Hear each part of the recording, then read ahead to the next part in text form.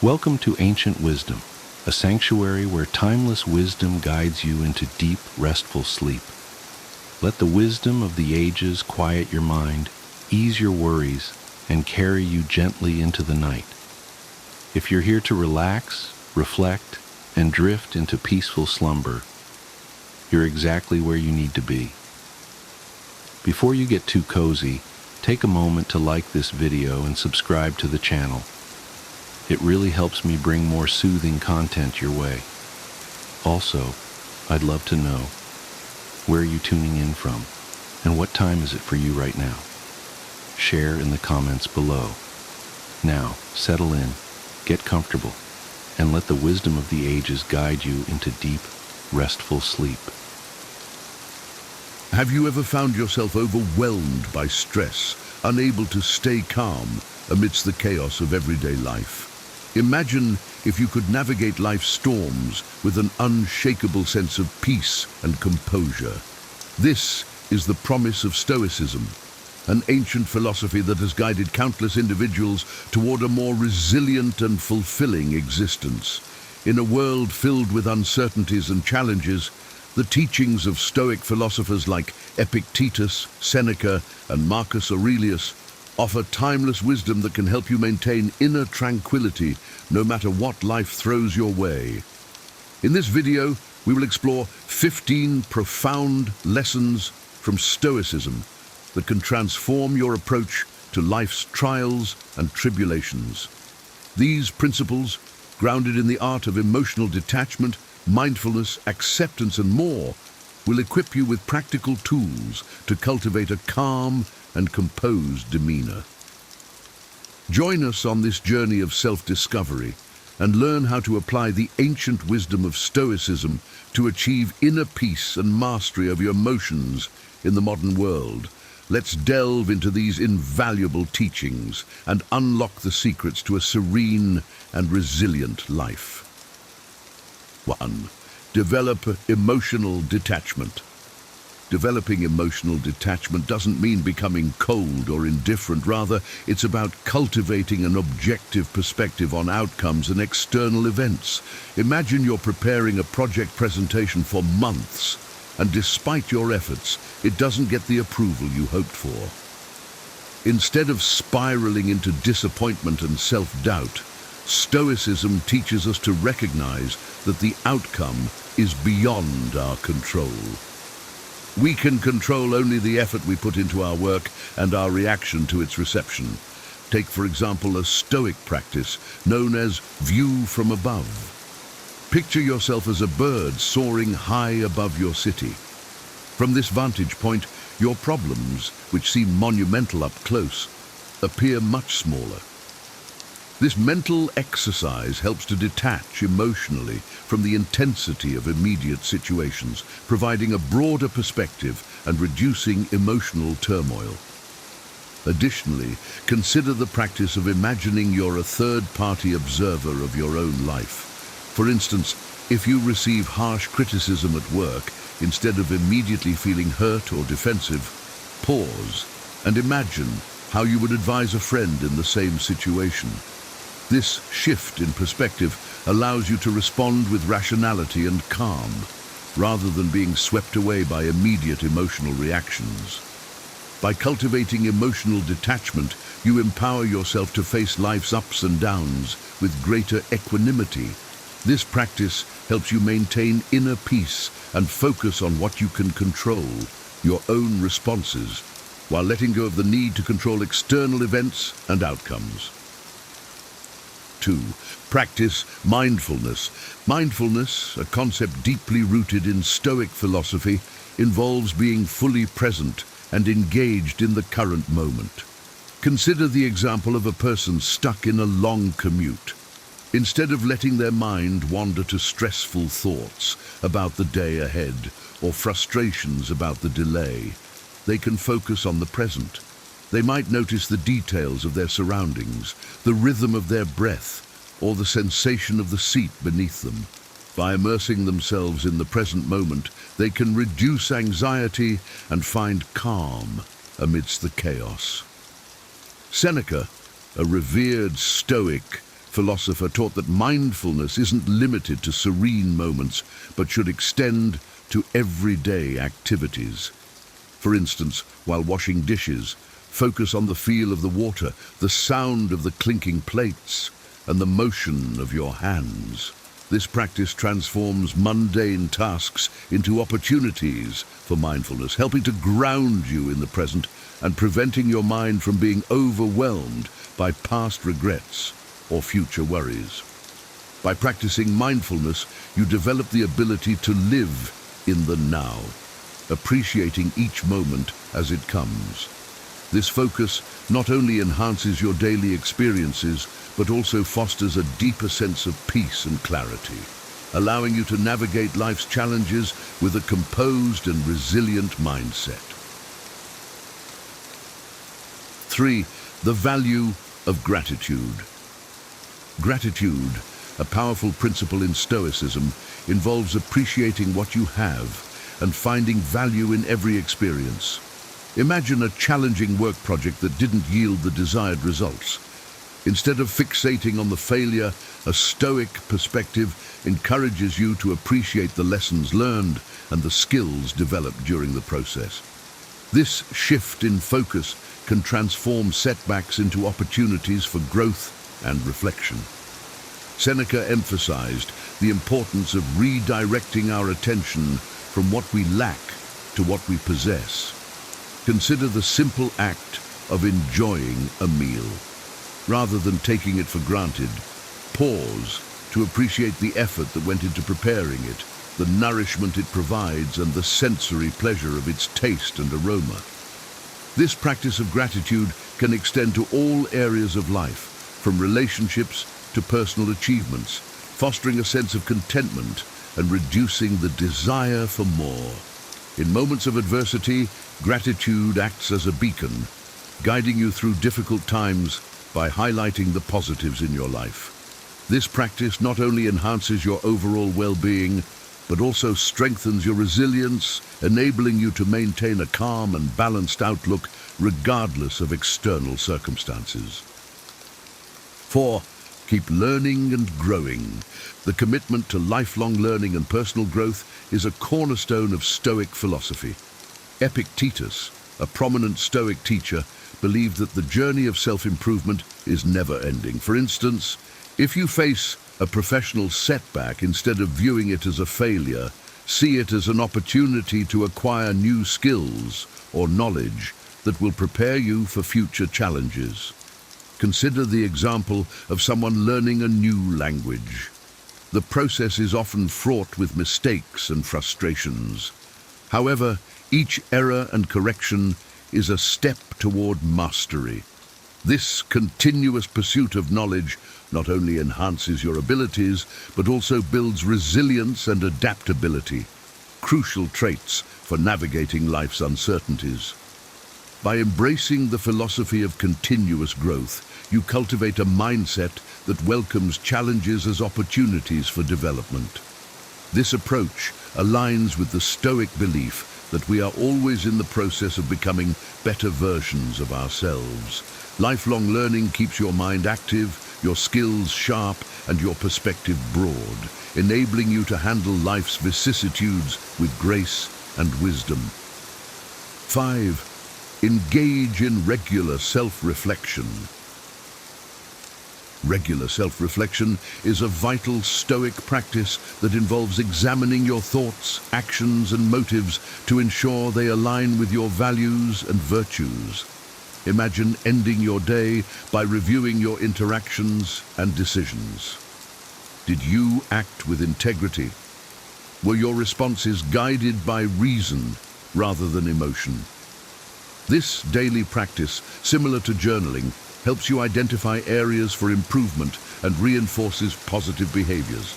Marcus Aurelius, the Roman emperor and Stoic philosopher, often engaged in self-reflection through his meditations.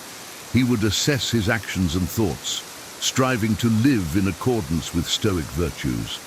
This habit of introspection allows you to learn from your experiences, correct mistakes, and cultivate a more virtuous and composed character. By dedicating time to self-reflection, you gain deeper insights into your behavior and motivations, fostering personal growth and self-awareness. This practice not only enhances your ability to live a virtuous life, but also equips you with the clarity and inner strength needed to face life's challenges with confidence and serenity. 6. Be virtuous. Living a virtuous life is at the heart of Stoic philosophy.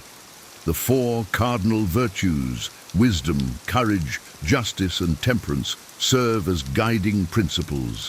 For example, wisdom helps you make sound decisions. Courage enables you to face fears and challenges. Justice ensures fair and ethical behavior, and temperance promotes self-control and moderation. Imagine a scenario where you must make a difficult decision at work. By applying wisdom, you consider the long-term consequences and ethical implications. Courage helps you take necessary actions despite potential backlash. Justice ensures that your decision is fair to all parties involved, and temperance prevents you from being swayed by extreme emotions. By embodying these virtues, you create a foundation for a balanced and harmonious life. Virtuous living not only enhances your personal integrity and relationships, but also fosters inner peace and stability. As you strive to align your actions with these virtues, you cultivate a resilient and composed character, capable of withstanding life's adversities with grace and dignity. 7. Embrace voluntary discomfort. Stoics believe in periodically exposing themselves to discomfort to build mental and physical resilience. Consider the practice of fasting. By choosing to go without food for a set period, you not only appreciate your meals more, but also strengthen your ability to endure hunger and discomfort. Another example is taking cold showers. This simple act trains your body and mind to handle physical stress, making you more resilient to everyday challenges. Voluntary discomfort can also involve refraining from certain pleasures like social media or luxury items to cultivate self-discipline and gratitude for the basics. By embracing voluntary discomfort, you prepare yourself for unforeseen hardships and reduce the impact of minor inconveniences. This practice builds a robust character, capable of maintaining composure and calm in the face of adversity. It teaches you to appreciate the comforts you have and to navigate life's challenges with greater strength and equanimity. 8. The power of acceptance. Acceptance is a central tenet of Stoicism, emphasizing the importance of embracing life as it unfolds. Marcus Aurelius taught that resisting the natural course of events leads to unnecessary suffering. Imagine you missed a flight due to unforeseen circumstances. Instead of dwelling on the frustration and inconvenience, Stoicism encourages you to accept the situation and adapt to the new circumstances. Consider the metaphor of a ship navigating a storm. The captain cannot control the weather, but can steer the ship to safety.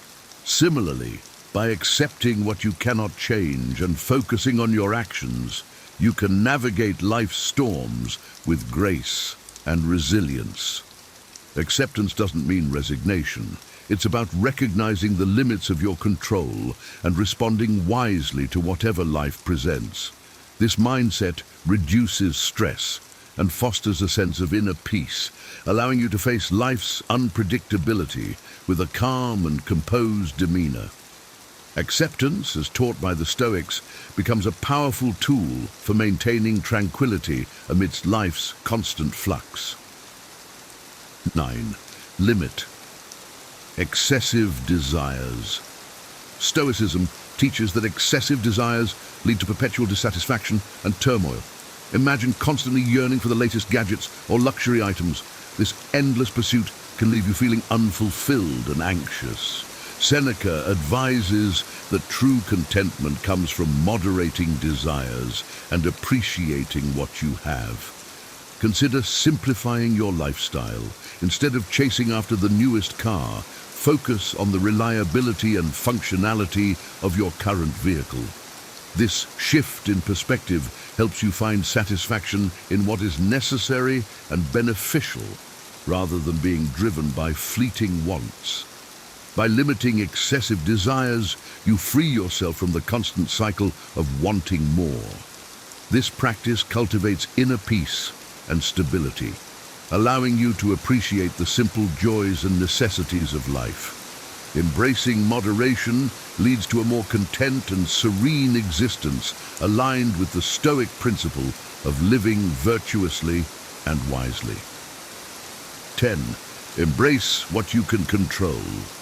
Focusing on what you can control is a fundamental Stoic practice. Imagine you're in a traffic jam. Instead of getting frustrated by the delay, concentrate on what you can control, your thoughts and reactions. You might use this time to listen to an informative podcast or practice deep breathing. Epictetus taught that our power lies in our thoughts and actions. For instance, if a colleague behaves rudely, you can't control their behavior, but can choose how to respond. Instead of reacting angrily, you might choose to remain calm and address the issue diplomatically later. By directing your energy towards what you can control, you reduce stress and enhance your ability to handle life's challenges. This practice empowers you to navigate situations with purpose and clarity, maintaining inner peace regardless of external circumstances. Embracing the Stoic dichotomy of control helps you focus on personal growth and resilience, fostering a balanced and composed outlook on life. 11. Practice negative visualization. Negative visualization involves imagining worst-case scenarios to build resilience and appreciation. Consider envisioning the loss of a valuable possession or a significant relationship.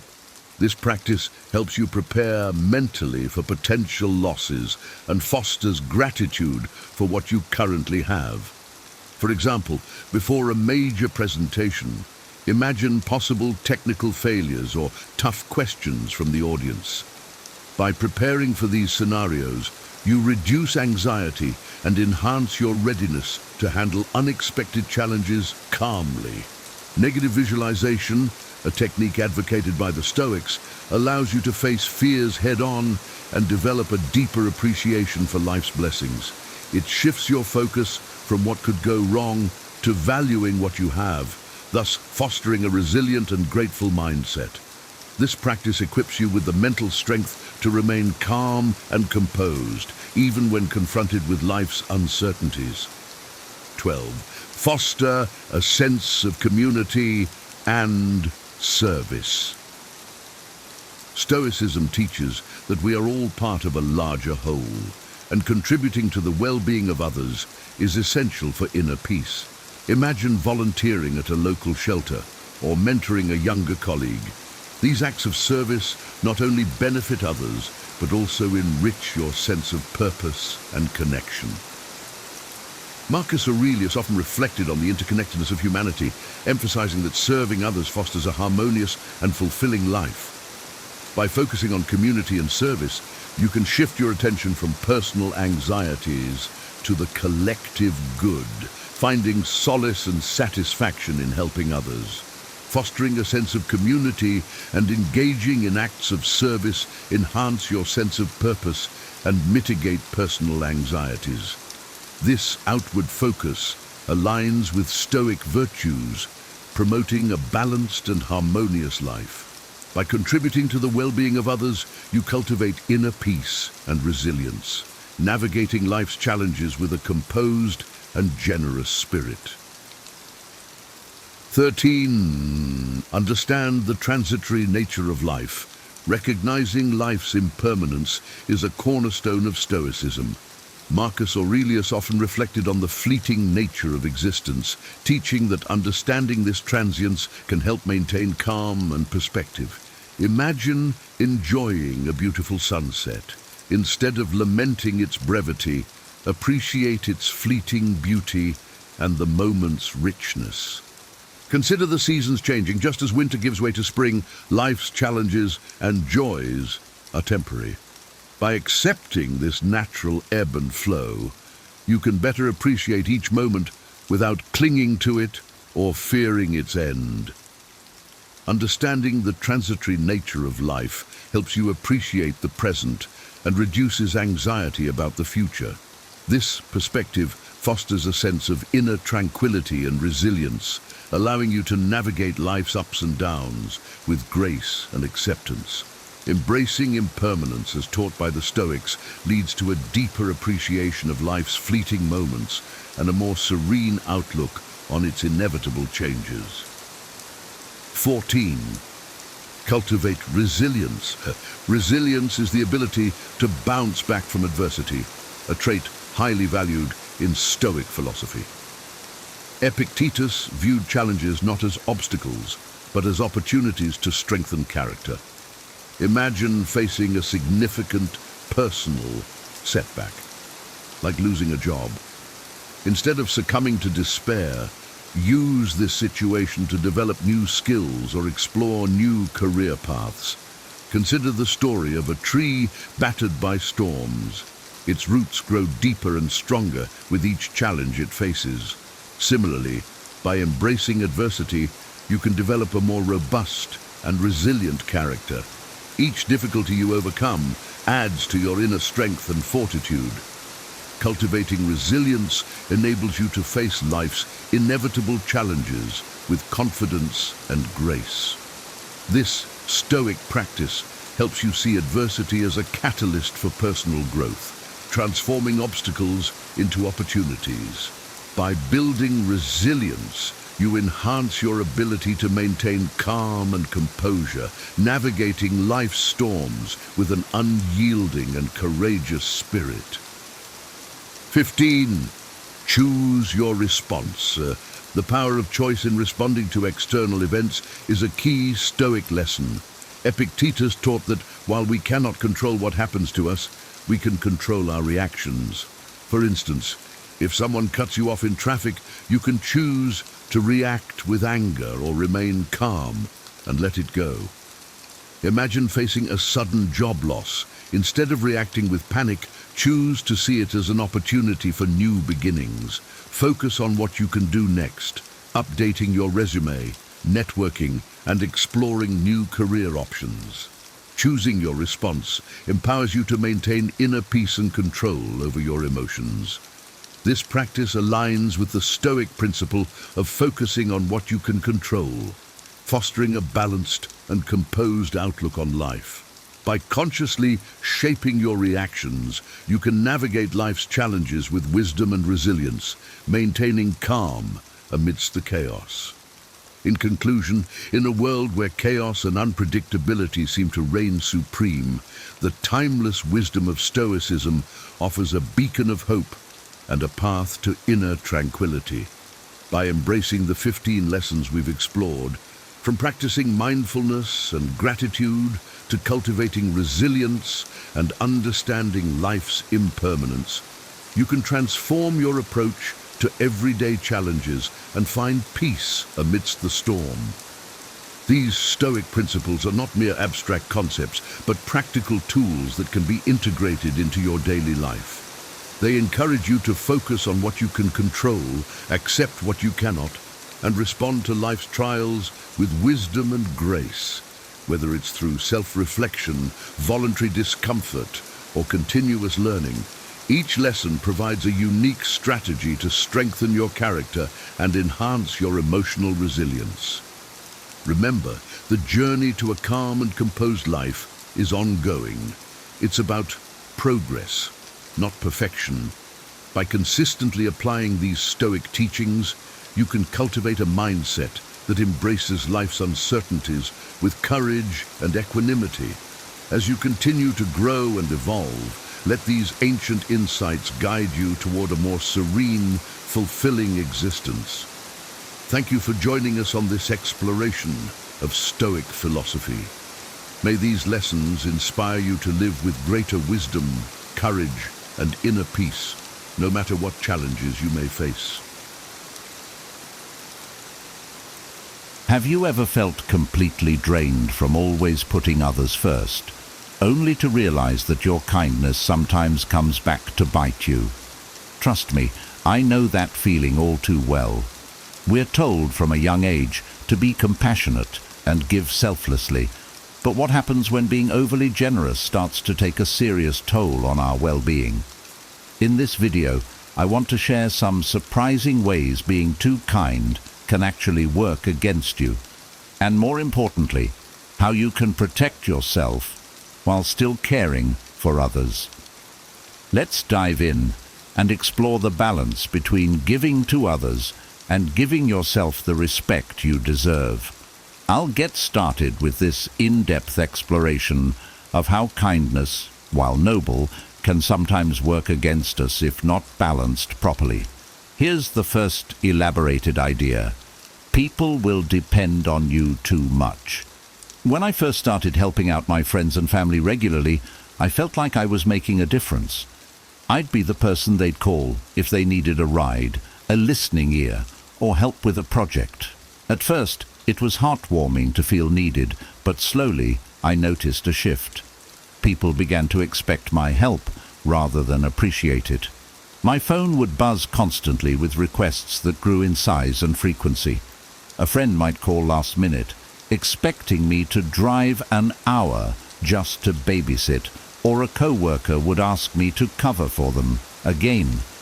Over time, this constant giving made me feel exhausted and unappreciated. Instead of focusing on my own tasks and goals, I'd be scrambling to fulfill others' needs. I barely had time to breathe, and what was worse, the people I helped rarely considered that I had responsibilities of my own. They had grown so accustomed to my assistance that they assumed I was always available. The more I gave, the less I felt seen, and eventually the imbalance began to affect my peace of mind and energy levels. The Stoic principle of self-care and knowing when to prioritize oneself became vital for me. I had to learn to say no, even though it felt uncomfortable. Setting boundaries didn't mean I stopped caring. It just meant recognizing that if I neglected my well-being, I wouldn't have much left to give. It was tough to accept that some people wouldn't take it well, but I had to put my health and peace first. These days I consciously choose when to offer my time, making sure my needs are met so I can show up fully for others without feeling overwhelmed. It's a balancing act, but one worth mastering. You'll attract opportunists. I used to think that being overly generous would naturally build stronger and deeper relationships. After all, I believed that helping others would create bonds rooted in gratitude and mutual support. But reality hit me hard when I noticed a pattern. Some people were only around when they needed something. I remember a particular friend from work who would always reach out when they needed help on a project or a favor. When I needed support or just wanted to hang out for fun, they were mysteriously unavailable. It started to feel like a one-sided transaction instead of a genuine friendship. I realized that my open-hearted generosity was like a beacon for opportunists. These people gravitated toward me, drawn by the idea that I'd always be there to lend a hand, share my resources, or offer emotional support. Instead of building connections that were mutually enriching, I found myself drained by interactions with people who only cared about what they could gain. They would soak up my energy, take what they needed, and vanish until the next time they were in need. There was no reciprocity, no sense of partnership, only depletion. It became clear to me that while kindness is a beautiful quality, it needs to be paired with discernment. Just because I had the ability to help didn't mean I was obligated to. The Stoics emphasize wisdom and the ability to judge situations wisely, and that wisdom became crucial. Now, I'm more intentional about where I invest my energy. I've learned to recognize when someone's presence in my life is opportunistic and to distance myself accordingly. It's not about withholding kindness. It's about protecting my spirit from those who don't value the relationship beyond what they can take from it. In the end, quality over quantity matters when it comes to who we let into our lives. You could miss out on self-care. Putting everyone else first feels noble at first, doesn't it? I remember thinking I was being the best version of myself when I made sacrifices to help others. Whether it was volunteering for a late-night project at work or spending an entire weekend helping a friend move, I was the person who would always say yes. But after a while, I noticed something concerning. I was neglecting my own needs. My physical and emotional health started to decline, and I was too drained to do anything about it. There was a day that really drove the point home. I had just spent hours running errands for my family, and by the time I got back home, I was completely spent. My muscles ached, and my mind was foggy. All I wanted was to rest, maybe take a hot bath or watch a movie, but another friend called asking for help. Despite being exhausted, I reluctantly agreed. I showed up for them, but internally I was resentful and angry. I realized that my selflessness was starting to feel more like a burden than a gift. Self-care isn't selfish, it's foundational. The Stoics teach that self-mastery and a well-ordered mind are crucial for a fulfilled life. I couldn't take care of anyone if I didn't first take care of myself. So, I started scheduling me time and protecting it fiercely. Whether it's a morning walk, a long bath, or just reading a book in peace, I prioritize those moments. If someone asks for my help during that time, I've learned to politely decline or reschedule. Now, I'm healthier, happier, and more genuinely present when I do choose to help others. It's not about doing less. It's about doing things from a place of abundance rather than exhaustion. People might think you're weak. It's hard to believe, but sometimes kindness can be interpreted as a lack of strength or confidence. I've experienced this firsthand. When I was younger, I thought being agreeable and accommodating would make me well-liked. I rarely spoke up for myself, rarely set boundaries, and always tried to make everyone happy. But instead of earning respect, I noticed people started treating me as if I couldn't stand up for myself. My peers at work began piling extra tasks onto me, assuming I wouldn't push back. Even friends would jokingly say, "Oh, you know they'll do it, they never say no." Deep down I felt frustrated and taken for granted, but I didn't want to risk disappointing anyone. This went on until a particularly eye-opening moment with a co-worker. I had just pulled an all-nighter finishing a report for them. And when I mentioned how tired I was, they shrugged and said, "You're too nice for your own good. You should have said no." It hit me. Even the people benefiting from my kindness saw me as a pushover. That stung, but it was the wake-up call I needed. The Stoic idea of self-discipline and asserting your boundaries became a guiding principle for me. I learned that being strong doesn't mean being harsh. It means valuing yourself enough to set limits. The first time I said no to an unreasonable request, I was terrified. But to my surprise, the world didn't end. In fact, people began respecting me more. They realized I had my own priorities and couldn't be guilted into overextending myself. It's about finding that balance, being kind, but not at the expense of your own dignity. Setting boundaries showed people I was not only kind, but also strong and self-respecting, and that changed everything. You might develop a habit of avoidance. Constantly focusing on others can sometimes be a way to run away from yourself. I used to fill my days with endless acts of service, staying busy to the point of exhaustion. It made me feel good on the surface, like I was doing something valuable. But when I was alone and things got quiet, a sense of discomfort would wash over me.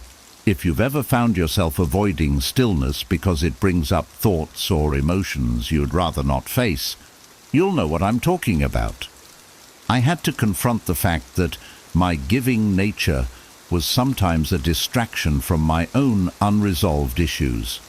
If I kept my calendar packed with commitments, I didn't have to think about my insecurities or the lingering fears I hadn't dealt with.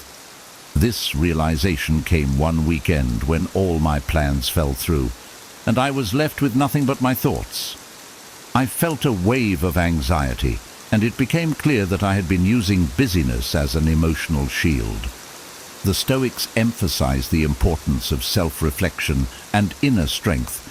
I realized that running away from myself wasn't sustainable, so I started to create space in my life for introspection. It was difficult at first, but gradually I learned to face my feelings head-on. I journaled, practiced mindfulness, and even took long walks by myself to get comfortable with my own company. This self-awareness not only helped me grow, but also made my acts of kindness more genuine, as they were no longer fueled by a desire to escape my own struggles. It's about being there for others, while also being brave enough to face your own inner world. Your goals will be ignored.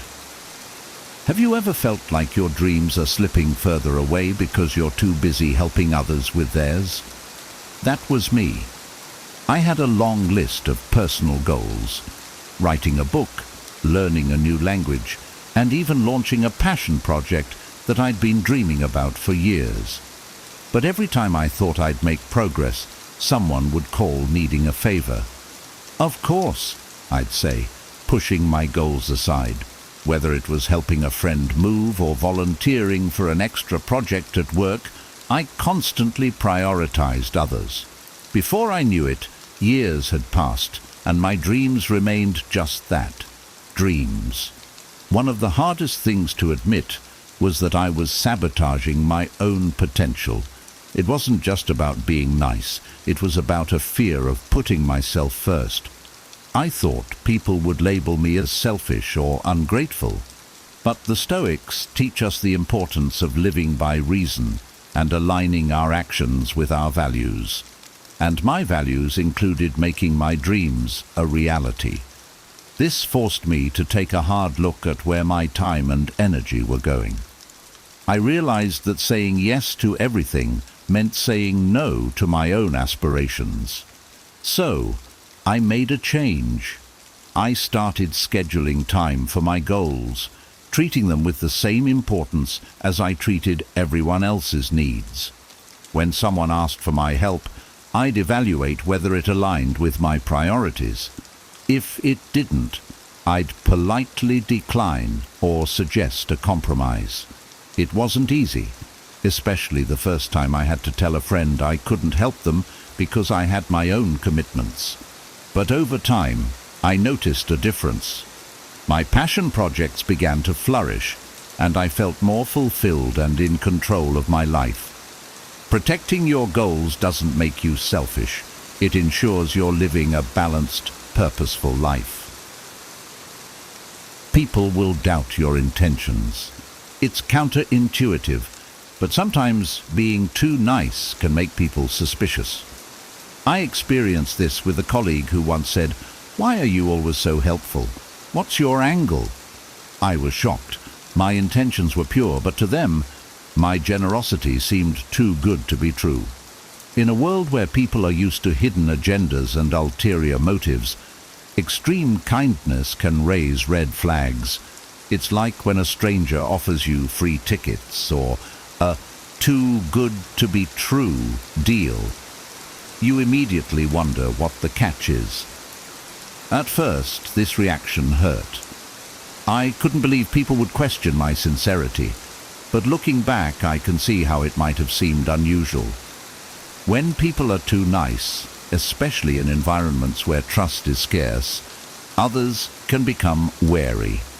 They wonder if you're trying to win favor or manipulate them in some way. It was a hard pill to swallow, but it made me realize that overextending myself might not be the best approach. The Stoics remind us to act in line with our values, regardless of how others perceive us. That wisdom helped me find a middle ground.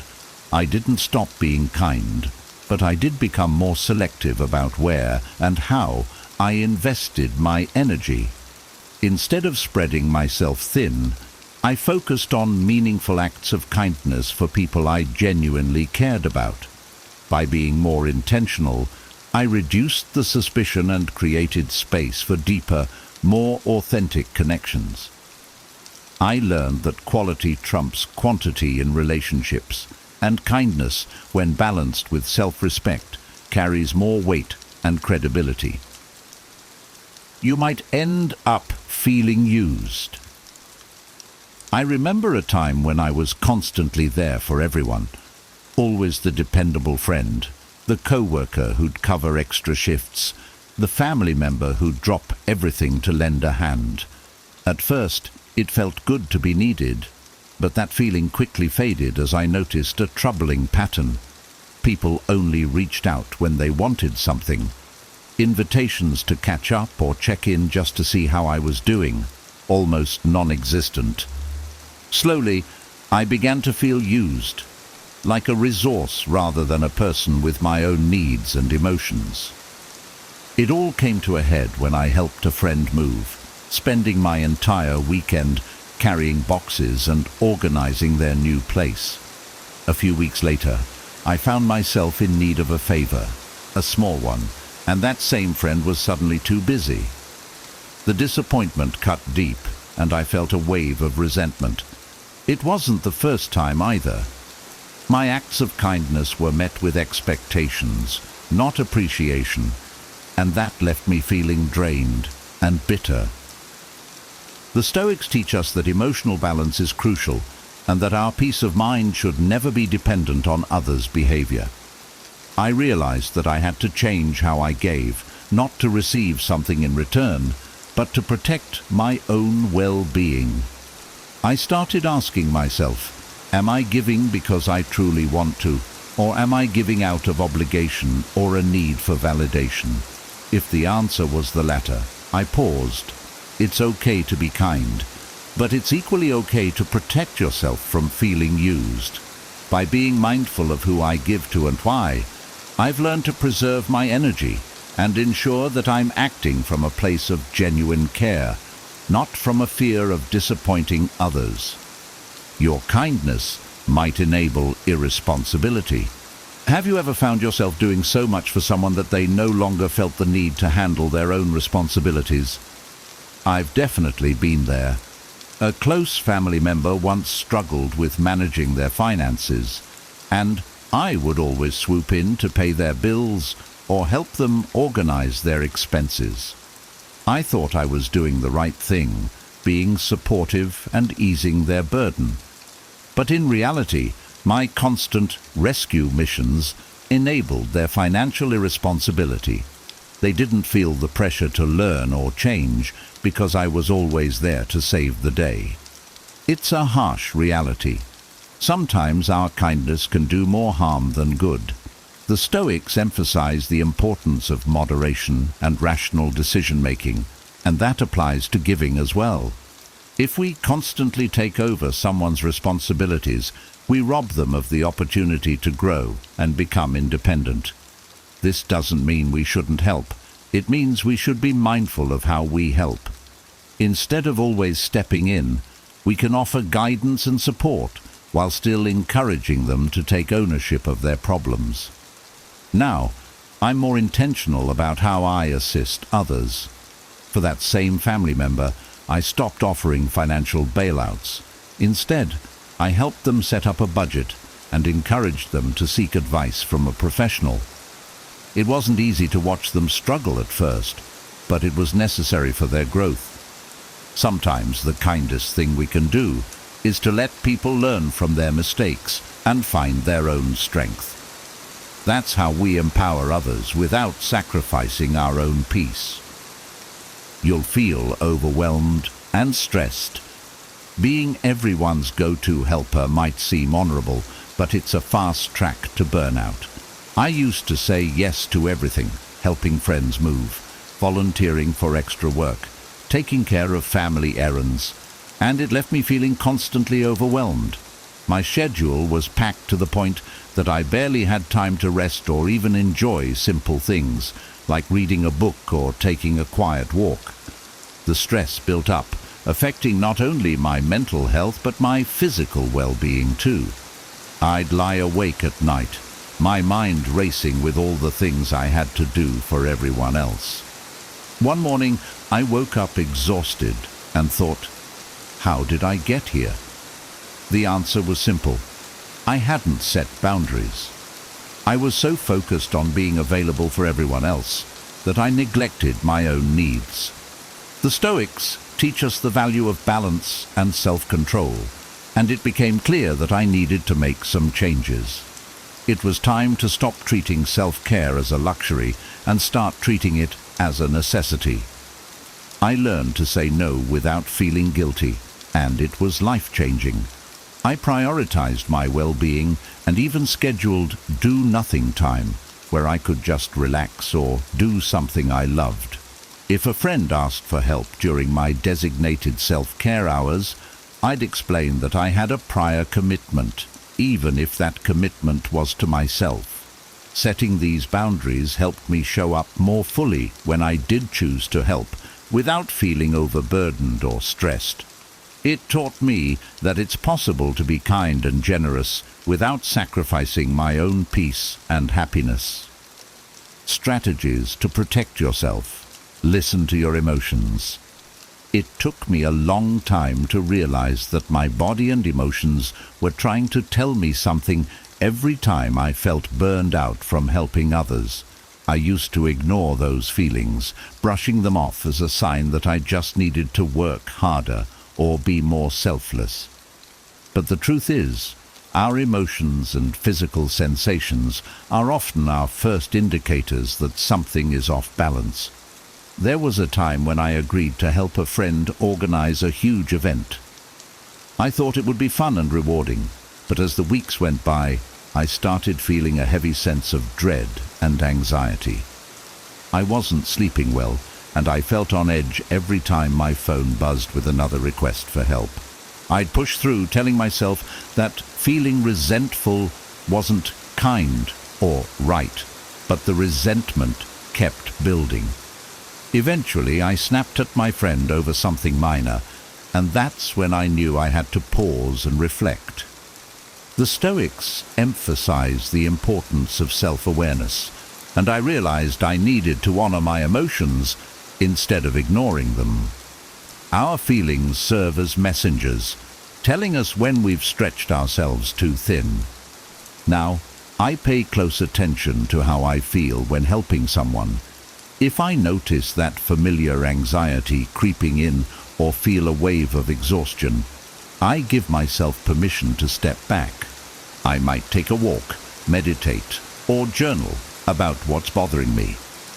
These moments of self-care allow me to reset and determine whether I'm giving from a place of genuine generosity or from obligation and burnout. By tuning into my emotions, I can make sure my kindness is sustainable and not at the cost of my own well-being.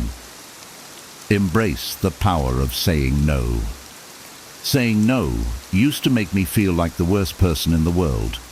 I'd imagine the disappointment in the other person's eyes, and guilt would eat me alive. But over the years, I've come to see that no is one of the most liberating and self-respecting words we can use. There was a time when I was juggling work, family commitments, and helping out at a community center. One evening, a friend asked if I could join a committee for a new project. My gut screamed, no. but I felt too guilty to say it. So I agreed, even though it meant giving up my one free evening for self-care. Fast forward a month, and I was exhausted, stressed, and frustrated. I hadn't taken a single moment for myself, and I was growing resentful. That's when I realized that saying no wasn't selfish. It was necessary. The Stoics teach us that we must respect our own time and energy. So I practiced in front of the mirror, telling myself, it's okay to say no. Your well-being matters. When I finally said no to the next request, I felt a mix of relief and fear. But to my surprise, the world didn't collapse. People adjusted, and some even respected me more for setting boundaries. Now, I remind myself that no is not a rejection of the person asking. It's an affirmation of my own limits. It allows me to say yes to things that truly matter, with energy and joy. And when I do say yes, I know it's coming from a place of genuine willingness, not out of guilt or obligation. Schedule time. Just for yourself. Carving out time for myself used to feel like an indulgence I couldn't afford. My schedule was always filled with commitments, whether it was work projects, family responsibilities, or friends needing a hand. But one day I had a wake-up call. I was so worn out from running around non-stop that I came down with a fever and had to spend a whole weekend in bed. That forced rest made me realize how much I'd neglected myself. The Stoics talk about living in harmony with our nature, and part of that is recognizing when we need rest and solitude to recharge. So I started blocking out time on my calendar for self-care. It could be as simple as an hour to read a book, go for a walk, or even just sit quietly with a cup of tea. At first, I felt guilty. I'd think, what if someone needs me during this time? But I knew I had to protect it. When a friend called during one of my designated self-care hours, I simply said, I'm not available right now. Can we catch up later? It felt strange at first, but also incredibly empowering. Scheduling time for myself has become a non-negotiable part of my life. It's not about being unavailable to others. It's about being fully present when I do show up. By guarding this time fiercely, I've become more grounded, energized, and able to help others from a place of abundance rather than depletion. Now, self-care isn't a luxury. It's an essential part of my routine, and I'm all the better for it. Set clear boundaries. Identifying and dealing with energy vampires was one of the hardest but most necessary changes I had to make. We all know those people who leave us feeling exhausted after every interaction, right? For me, it was a former co-worker who would constantly vent about her problems but never seemed interested in solving them.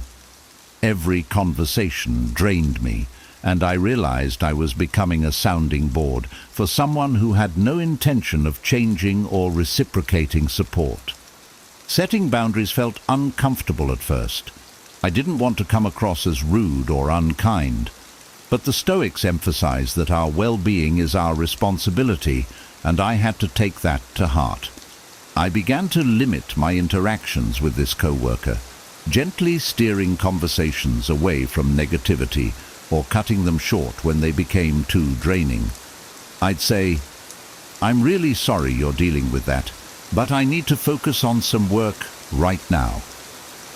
It wasn't easy, and I felt guilty for a while. But over time, I noticed how much lighter I felt when I prioritized my mental energy. It's not just about avoiding draining people, but also about nurturing relationships that uplift and inspire me. I've learned to protect my time and energy fiercely. If someone's presence consistently leaves me feeling worse, I limit my interactions or, in some cases, walk away entirely. It's about valuing my own well-being as much as I value others. And by doing so, I've made space for people who bring joy, wisdom, and balance into my life. Setting boundaries doesn't make me less kind. It makes me healthier and stronger, which ultimately allows me to give more authentically. Being kind is one of life's greatest virtues, but when taken to the extreme, it can backfire. The Stoic philosophy reminds us that everything should be done in moderation, including generosity. By setting boundaries, being intentional about where we direct our energy, and remembering to take care of ourselves, we can continue to be kind without feeling used, stressed, or depleted. It's all about finding that sweet spot, the balance between giving to others and honoring our own needs. Remember, you deserve the same kindness you show to everyone else, and sometimes the most compassionate thing you can do is to respect your own well-being. Thank you for joining me on this journey of self-discovery and balance. If this message resonated with you, don't forget to give this video a thumbs up and subscribe for more wisdom rooted in Stoic principles. Your support helps this channel grow, and I'm so grateful to have you here. Here are 12 habits that will make you silently magnetic, the kind of person others are naturally drawn to without even knowing why. Imagine walking into a room and commanding attention, not because you're loud, flashy, or over the top, but because your energy speaks volumes. These habits aren't about tricks or manipulation. They're rooted in timeless wisdom, principles used by the Stoics to cultivate strength, integrity, and influence. But here's the twist. Most people think attraction is about what you say or how you look. It's not. It's about who you are when no one's watching. Mastering these habits will not only change how others see you, but also how you see yourself. By the end of this video, you'll understand why quiet confidence is more powerful than loud charisma, and how small, consistent actions can create a presence that's impossible to ignore. Ready to unlock the power of silent attraction? Let's dive in. 1. Master emotional control. Imagine this. You're sitting in a meeting at work, and someone challenges your idea, rudely, even dismissively. Your pulse quickens, your face feels hot, and you're tempted to fire back. But instead, you pause, take a breath, and respond calmly, even thoughtfully. That's mastery over emotional control, and it's a skill that changes everything. The Stoics taught us that our emotions, while natural, should never control us. Marcus Aurelius said, "You have power over your mind, not outside events. Realize this, and you will find strength." The world is full of provocations, some intentional, others accidental, but how we respond is entirely up to us. When you master emotional control, you become a pillar of stability in a chaotic world. People are naturally drawn to those who don't flinch in the face of adversity, who can weather storms without becoming a storm themselves. It's not about suppressing your feelings, it's about acknowledging them without letting them dictate your actions. Think about someone you admire for their composure. They radiate an unshakable confidence, don't they? That's because emotional control signals strength. It shows you're grounded, self-assured, and dependable. And in a world starved for stability, those qualities make you magnetic. Mastering yourself is step 1 to mastering life. 2. Listen with intent. Picture this. You're having a conversation, and the other person isn't just waiting for their turn to talk. They're truly listening, nodding, making eye contact, asking thoughtful questions. How does that make you feel? Valued, seen, understood. Now imagine being that person for someone else. The Stoics, especially Epictetus, emphasized the importance of listening. He said, "We have 2 ears and 1 mouth so that we can listen twice as much as we speak." Listening with intent is not just a skill, it's a gift. It's how you tell others, without words, that they matter. When you truly listen, people feel an unspoken connection with you. They open up, trust grows, and relationships deepen. And here's the thing, it's rare. Most people are too consumed with their own thoughts to really hear someone else. By doing the opposite, you silently set yourself apart. Start small. In your next conversation, put down your phone.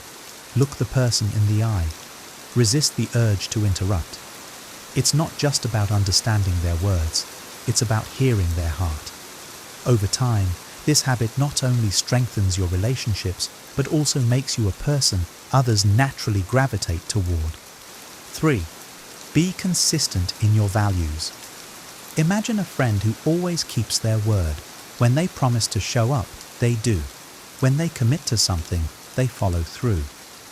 Doesn't that kind of reliability make them stand out in a world where flakiness is the norm?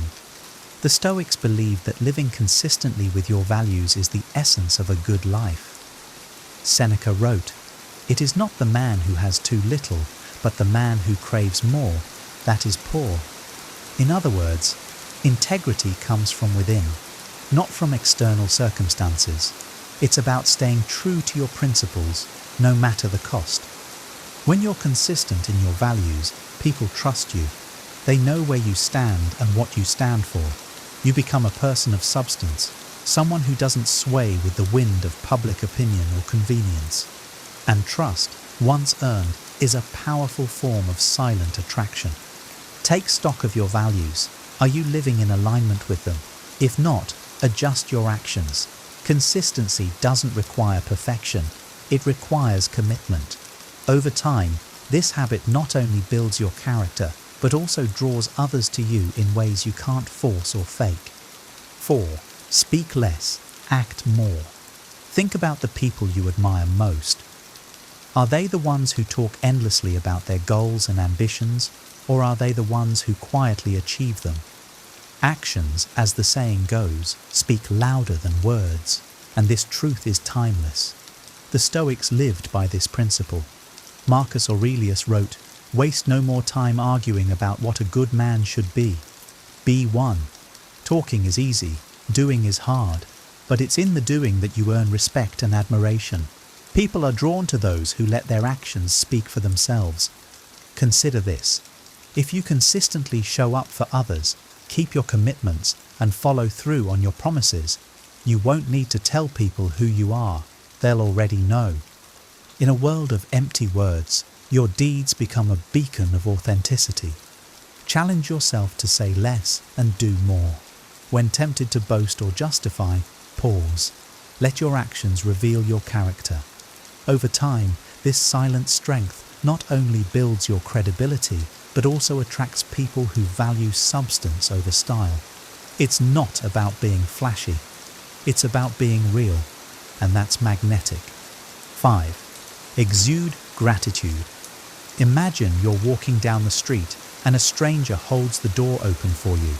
Instead of rushing past, you pause, smile and say, "Thank you." That small moment of gratitude not only lifts your mood, but also leaves a positive impression on the other person. Now imagine living every day with that mindset. The Stoics emphasized gratitude as a cornerstone of a fulfilling life. Seneca wrote, "It is not happiness that makes us grateful, but gratefulness that makes us happy."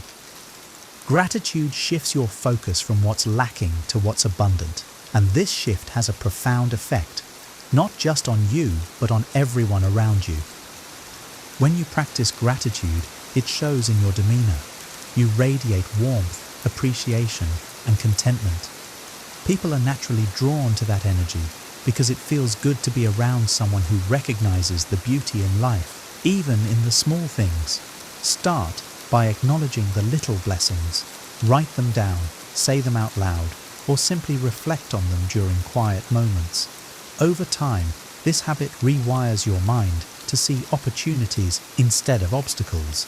And as you exude gratitude, you'll find that others are silently drawn to your uplifting presence.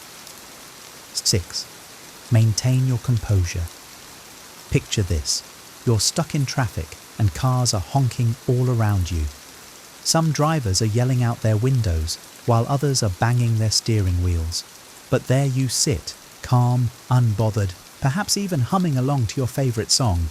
That's composure in action. The Stoics believe that composure is the hallmark of true strength. Marcus Aurelius advised, "You have power over your mind, not outside events. Realize this, and you will find strength." The world will test you with challenges, delays, and irritations, but your reaction is entirely within your control. When you maintain your composure, you signal to others that you're grounded and resilient. It's not about suppressing your emotions, but rather mastering them. In a world where many people are quick to anger or panic, your calmness becomes a rare and attractive quality. Practice composure in small moments, a rude comment, a delayed appointment, or a minor setback. Each time you remain steady, you're building the muscle of self-control. Over time, this quiet strength will not only improve your life, but also draw others who admire your unshakable demeanor. 7. Develop deep self-awareness. Think back to a time when you overreacted. Maybe you snapped at someone, only to realize later that it wasn't really about them, but about something you were struggling with internally. That realization is self-awareness, and it's a skill that transforms how you interact with the world. The Stoics urged self-awareness as a lifelong practice. Epictetus said, "Know, first, who you are, and then adorn yourself accordingly." Understanding your thoughts, emotions, and triggers allows you to navigate life with clarity and purpose. Without this awareness, you're at the mercy of your impulses. When you develop deep self-awareness, you exude a quiet confidence. You understand your strengths and weaknesses, and you don't need external validation to feel secure. This authenticity is magnetic because it shows you're comfortable in your own skin. Cultivate self-awareness by reflecting daily, through journaling, meditation, or simply asking yourself, "Why did I react that way?" Over time, this habit will help you grow emotionally and mentally. And as you deepen your understanding of yourself, you'll notice that others are naturally drawn to your genuine and grounded presence. 8. Live with purpose. Imagine waking up every day with a clear sense of direction. Your actions feel meaningful, and your time is spent on what truly matters. Now contrast that with drifting aimlessly, letting distractions dictate your days. The difference? Purpose. The Stoics placed immense value on living with intention. Marcus Aurelius wrote, "People who labor all their lives but have no purpose to direct every thought and impulse are wasting their time, even when hard at work." Purpose is the anchor that keeps you steady amidst life's chaos. When you live with purpose, it shows. People notice your focus, your drive, and your ability to prioritize what's meaningful over what's trivial. This quiet determination is irresistibly attractive because it's rare in a world filled with distractions. To cultivate purpose, reflect on your values and long-term goals. Ask yourself, what do I want my life to stand for? Then align your actions with your answers. Living with purpose not only enriches your life, but also inspires others to find and follow their own path. 9. Respect everyone. Expect nothing. Picture this: you hold the door open for someone, and they walk through without even a glance of acknowledgement. Most people would feel slighted, but what if you didn't? What if your act of kindness wasn't dependent on their response? That's true respect. Epictetus advised, "Do not expect events to turn out the way you want, but welcome events in whichever way they happen." When you respect others without demanding anything in return, you demonstrate strength of character. Respect given freely, without expectation, comes from a place of abundance. This habit is magnetic because it's so uncommon. Most people operate on a give-and-take basis. By breaking that pattern, you stand out as someone who values others for who they are, not for what they can do for you. Start by practicing small acts of kindness without seeking recognition. Smile at a stranger, lend a hand, or offer a kind word. Over time, you'll notice that this quiet respect not only makes others feel valued, but also makes you someone they respect in return. 10. Focus on your growth. Imagine watching someone dedicate themselves to learning a new skill, improving their health, or overcoming a personal challenge. It's inspiring, isn't it? Growth is contagious. It motivates others and makes them want to be around you. The Stoics believed in constant self-improvement. Seneca said, "As long as you live, keep learning how to live." Growth isn't about perfection, it's about progress. When you focus on bettering yourself, you silently communicate that you value your potential. Personal growth also creates a sense of quiet confidence. You don't need to brag about your achievements because they're evident in how you carry yourself. People are naturally drawn to someone who is on a journey of self-betterment. Identify one area of your life you'd like to improve: your health, your skills, or your mindset. Commit to small, consistent steps. As you grow, you'll not only enhance your own life, but also inspire and attract others who recognize and admire your dedication. 11. Hold strong boundaries. Picture someone who always says yes to every request, even when it's inconvenient or goes against their priorities. Over time, they become overwhelmed and resentful. Now imagine someone who can say no with kindness but firmness. Which one do you respect more? The Stoics understood the value of boundaries. Marcus Aurelius advised, "Be tolerant with others and strict with yourself." Boundaries are not walls, they're guidelines that protect your time, energy, and values. When you set and enforce them, you show others that you respect yourself. Holding strong boundaries makes you magnetic because it communicates self-worth. People are drawn to those who know their limits and prioritize what truly matters. It's not about being rigid, it's about being intentional. Practice saying no when something doesn't align with your priorities. Do it respectfully, but confidently. Over time, you'll notice that others respect you more, and you'll have more energy to invest in what's truly important. 12. Radiate calm confidence. Think of someone who enters a room without rushing, without fidgeting, and without needing to be the center of attention. They're not loud, but their presence is felt. That's calm confidence, and it's one of the most attractive qualities you can cultivate. The Stoics believed that true confidence comes from within. Epictetus taught, "He who is not a slave to external circumstances is truly free." When your sense of self isn't dependent on others' opinions or external achievements, you exude an unshakable calm. This kind of confidence isn't about arrogance or bravado. It's about being secure in who you are. People are drawn to this because it creates a sense of safety and trust.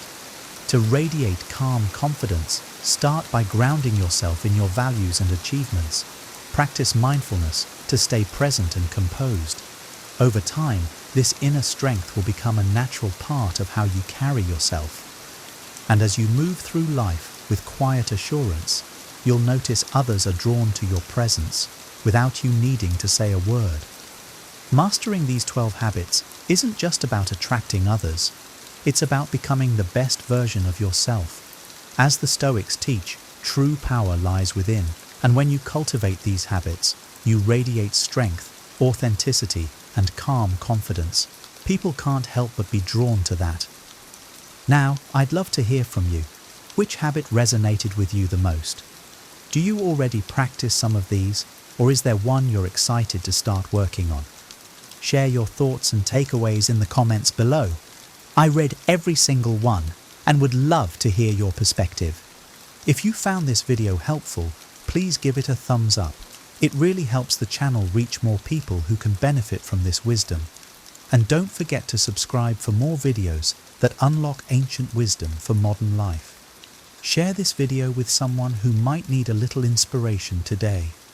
Thank you for watching, and remember, greatness is built in silence, one habit at a time. See you in the next video. 10. Hidden signs. Your boss doesn't value you, and how to deal with this problem. Have you ever felt invisible at work? You put in hours of effort, exceed expectations, and contribute meaningfully, yet the recognition you hope for never comes. Perhaps your ideas are dismissed, or worse, credited to someone else. This feeling of being overlooked can gnaw at your confidence and make you question your worth. But what if this isn't just a fleeting phase, but a reflection of how your boss truly values you? Recognizing the hidden signs of being undervalued isn't merely about ego or pride. It's about clarity and self-respect. In a Stoic sense, it's about understanding what's within your control. You can't force others to value you, but you can choose to see the signs, reflect on their meaning, and decide how to respond. Ignoring these signals can lead to stagnation, dissatisfaction, and a life where you remain a shadow of your potential. The purpose of this video is simple: to help you identify these hidden signs and take proactive steps toward a more fulfilling career. Each sign we'll explore is a subtle clue, often buried beneath day-to-day interactions, yet significant enough to guide your decisions. Let me offer a disclaimer. Context is vital. People act in ignorance or distraction more often than with malice. Before concluding that your boss doesn't value you, it's wise to pause and reflect. Have an honest conversation if needed, as clear communication can dispel assumptions and misunderstandings. As Marcus Aurelius once said, if you are distressed by anything external, the pain is not due to the thing itself, but to your estimate of it. With this wisdom in mind, let's examine these signs, not with bitterness, but with clarity and a focus on what truly matters: your growth and well-being. 1. Lack of acknowledgement for your work. Imagine this: you've stayed late, delivered a project ahead of schedule, or resolved a critical issue that saved the company time and money. Yet, when the team gathers, your boss showers praise on others, leaving your contribution unnoticed. Over time, this pattern erodes your confidence and creates a nagging question: do they even see what I bring to the table? From a Stoic perspective, acknowledgement isn't something we control. Epictetus reminds us, it is not what happens to you, but how you react to it that matters. However, repeated lack of recognition signals something deeper. If your efforts consistently go unnoticed, it may reflect not your worth, but your boss's priorities, or lack thereof. What can you do? Start by documenting your contributions. When the time is right, calmly present them to your boss in a review or one-on-one meeting. Speak not with frustration, but with confidence. For example, I wanted to highlight some projects I've taken the lead on this quarter and discuss how I can contribute further to the team's success. This approach anchors your worth in tangible evidence and invites collaboration. Remember, acknowledgement is a reflection of others, not a measure of your value. Don't let their neglect diminish your internal sense of accomplishment. Seek workplaces or leaders who align with your contributions, but above all, value yourself first. 2. No opportunities for growth. A stagnant role is a silent threat to your potential. If your boss overlooks you for training sessions, fails to mention promotion opportunities, or hesitates to assign challenging projects, it's a sign they don't see you as part of the bigger picture. Growth is not merely an ambition, it's a necessity for your professional well-being. Seneca advises, as long as you live, keep learning how to live. If your workplace denies you this fundamental right, ask yourself, is this the environment that aligns with my aspirations? To address this, take the initiative. Research growth opportunities within or outside your company. Ask for specific feedback on what skills you should develop to qualify for the next level. A direct conversation like, I'm eager to grow in my role. What steps can I take to better contribute to the team? Shows your dedication and makes your intentions clear. If no path forward emerges, consider whether staying aligns with your goals. Growth comes from environments that challenge and empower you. If this isn't available, moving on may be the most stoic and self-respecting decision you can make. 3. Micromanagement or overbearing oversight. Few things are more suffocating than a boss who constantly hovers over your work. Micromanagement often stems from distrust, which can make even the most capable employee feel inadequate. If your boss rewrites your emails, double-checks every minor detail, or overrides your decisions, it signals they don't trust your expertise. Or worse, they don't want you to shine independently. A Stoic approach reminds us to separate what we can control, our work ethic and attitude, from what we cannot, such as another's insecurities.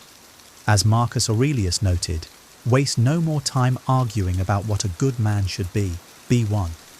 To counter micromanagement, focus on building trust. Communicate regularly about your progress and results before they ask. For instance, you might say, "Here's the status of the project and how I plan to move forward. Let me know if there's anything specific you'd like adjusted." This preemptive transparency can ease their fears and allow you more freedom over time. However, if their behavior persists despite your efforts, reflect on whether this is an environment conducive to growth. Being trusted to exercise your skills is essential for professional development. If that's not possible, it may be time to seek a role where your independence is valued. As the Stoics teach, protect your energy and focus on what propels you forward. 4.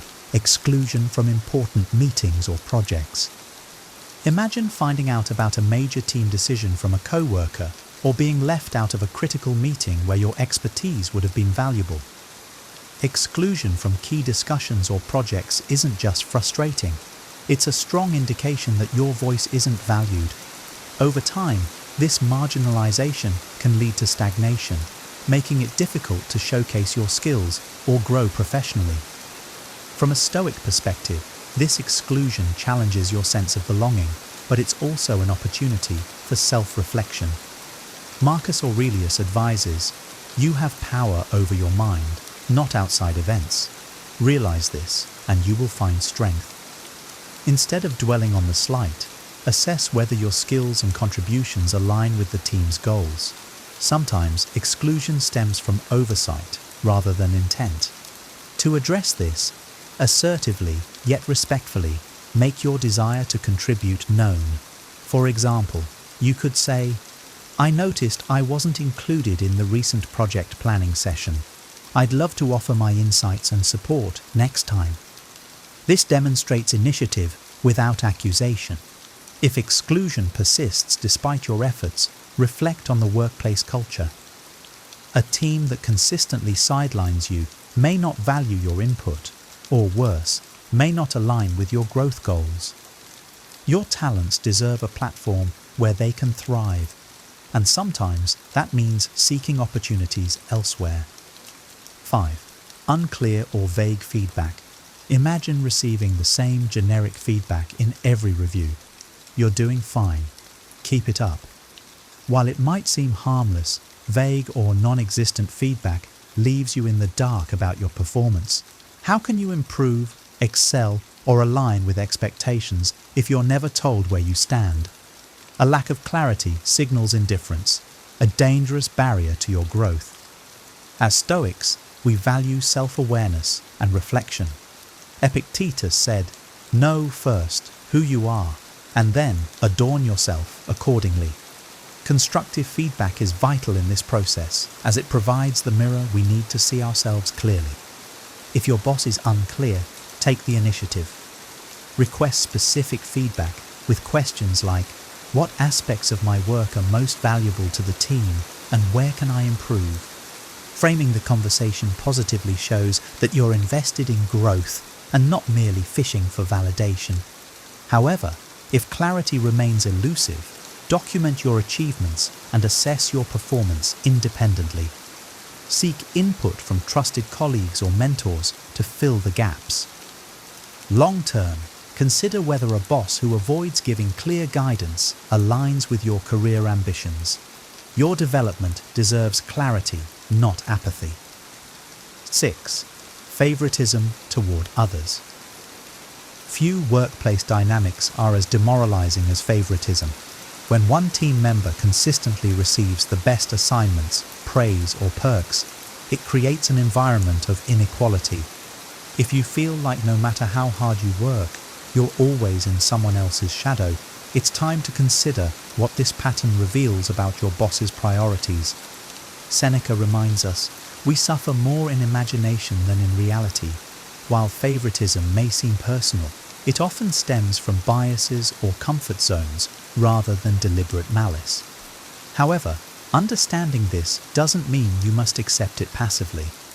To address favoritism, focus on what you can control, your own performance and contributions. Maintain a strong work ethic and document your achievements to ensure they're visible. You might also have a candid conversation with your boss, asking, are there additional opportunities where I could contribute and showcase my skills? This shifts the focus from comparison to collaboration. Yet, if favoritism continues unchecked and stifles your opportunities for growth, ask yourself if this is a team you want to invest in. A workplace built on fairness and merit will always provide a stronger foundation for your future. Do not let another's bias define your worth. Your value is determined by your actions, not their preferences. 7. Unfair workload distribution. Picture this. You're constantly assigned the most challenging tasks while others receive lighter workloads or avoid responsibility altogether. Despite your efforts, the extra work goes unnoticed or unappreciated. Over time, this imbalance can lead to burnout and resentment, making you question if you're being exploited rather than valued. From a Stoic lens, unfair treatment is a test of your resilience and perspective. As Marcus Aurelius wrote, "You have endured countless misfortunes, yet look, still you stand." However, enduring does not mean enabling. Recognizing when an unfair burden is placed on you is the first step toward change. To address this, communicate assertively but diplomatically. For example, you might say, "I've noticed that my workload is significantly heavier compared to others. I'd like to discuss how we can better balance tasks to ensure everyone contributes equally." By framing the issue as a team concern, you minimize defensiveness while advocating for yourself. If the imbalance persists, consider whether the organization aligns with your long-term goals. While hard work is commendable, a workplace that exploits rather than appreciates your efforts will stifle your growth. Remember, your time and energy are finite. Choose to invest them wisely. 8. Lack of personal interest. A boss who shows no curiosity about your well-being, career aspirations, or personal growth sends a clear message. You're seen as a cog in the machine rather than a valued individual. While professionalism doesn't demand friendship, it does require a basic level of respect and human connection. The Stoic philosopher Epictetus reminds us, "What concerns me is not the way things are, but the way people think things are." A lack of personal interest may stem from a boss who views employees purely in terms of productivity, not individuality. This mindset, while disappointing, reflects more on them than on you. To address this, initiate conversations about your goals and development. Share your aspirations with statements like, "I'm eager to grow in my role and would love your guidance on how I can contribute more effectively to the team." This proactive approach demonstrates your commitment and invites them to engage. However, if their indifference remains, remember that your worth isn't dependent on their recognition. Seek mentorship elsewhere and align yourself with leaders who see your potential. Value yourself as a whole person, not just a worker. This mindset is key to navigating such situations with dignity and strength. 9. Low compensation or no raises. You've delivered results, exceeded expectations, and consistently added value to your team, yet your paycheck remains the same. Low compensation or stagnant wages despite proven performance is one of the clearest signs your boss doesn't value your contributions. It's a financial and symbolic reminder that your efforts are being taken for granted. Seneca wisely stated, "It is not the man who has too little, but the man who craves more that is poor." While this encourages contentment with what we have, it doesn't mean accepting less than you deserve. Compensation reflects respect, both for your skills and the time you dedicate to your work. If you find yourself in this situation, start by researching industry standards for your role. With this information in hand, schedule a meeting with your boss and present a calm, factual case. Based on my contributions and market data, I'd like to discuss adjusting my compensation to reflect my value to the team. If raises are consistently denied or promises remain unfulfilled, consider whether staying aligns with your self-worth. As a professional, you deserve fair pay for your contributions. Pursue roles where your efforts are recognized, both financially and professionally. 10. Frequent criticism without constructive solutions. Criticism, when constructive, is a tool for growth. But when your boss frequently focuses on your flaws without offering guidance to improve, it becomes a source of demoralization rather than development. Over time, constant criticism without solutions can erode your confidence and sense of capability. Marcus Aurelius wrote, "Reject your sense of injury, and the injury itself disappears." While criticism may sting, your response determines its impact. Instead of internalizing harsh words, use them as an opportunity to reflect and refine. To navigate this dynamic, seek clarity. The next time you're criticized, ask respectfully, "Could you provide specific examples or guidance on how I can improve?" This shifts the conversation from blame to problem solving and demonstrates your willingness to grow. However, if the criticism remains vague or purely negative, it may reflect more on your boss's leadership than your performance. Surround yourself with mentors and colleagues who provide constructive feedback and encourage your development. A workplace that thrives on tearing others down is not a place for growth. It's a place to outgrow. Value your potential enough to seek an environment that nurtures it. Solutions and how to handle the situation. Identifying these signs is only the first step. What you do next determines whether you grow stronger or remain trapped in a cycle of frustration. As Stoics, we understand that while we cannot control external events, we have full power over how we respond. Here's how you can constructively address these situations. Self-assessment.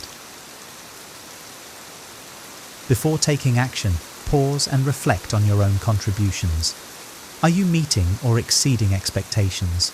Are there areas where you can improve? As Epictetus said, first, say to yourself what you would be, and then do what you have to do. Ensure you're fulfilling your role to the best of your ability, so you approach the issue with integrity. Open communication. The next step is direct but respectful dialogue. Schedule a meeting with your boss to discuss your concerns. For example, say, "I'd like to understand how I can contribute more effectively and align my goals with the team's objectives." Frame the conversation around growth and collaboration rather than confrontation. This Stoic approach focuses on solutions rather than dwelling on the problem. Document achievements.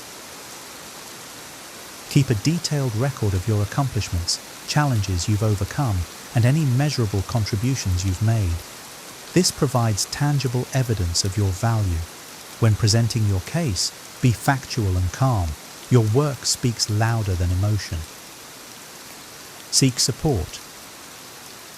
If the situation doesn't improve, consider seeking guidance from HR, a trusted mentor, or colleagues. Outside perspectives can provide clarity and solutions you might not have considered. Personal growth strategies. Ultimately, growth is in your control. Invest in learning new skills, networking, or exploring lateral moves. If the current environment doesn't align with your aspirations, it's not failure. It's wisdom to seek a place where you can flourish. As Seneca wisely noted, as is a tale, so is life. Not how long it is, but how good it is what matters. Recognizing the hidden signs that your boss doesn't value you is an act of self-respect. It's not about bitterness or resentment, but about clarity and growth.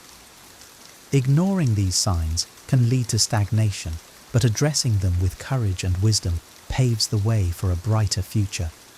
The Stoics remind us to focus on what we can control, our actions, our responses, and our decisions.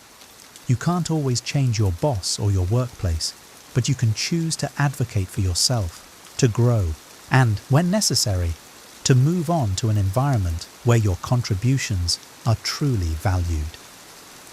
Ultimately, your worth isn't determined by others' recognition.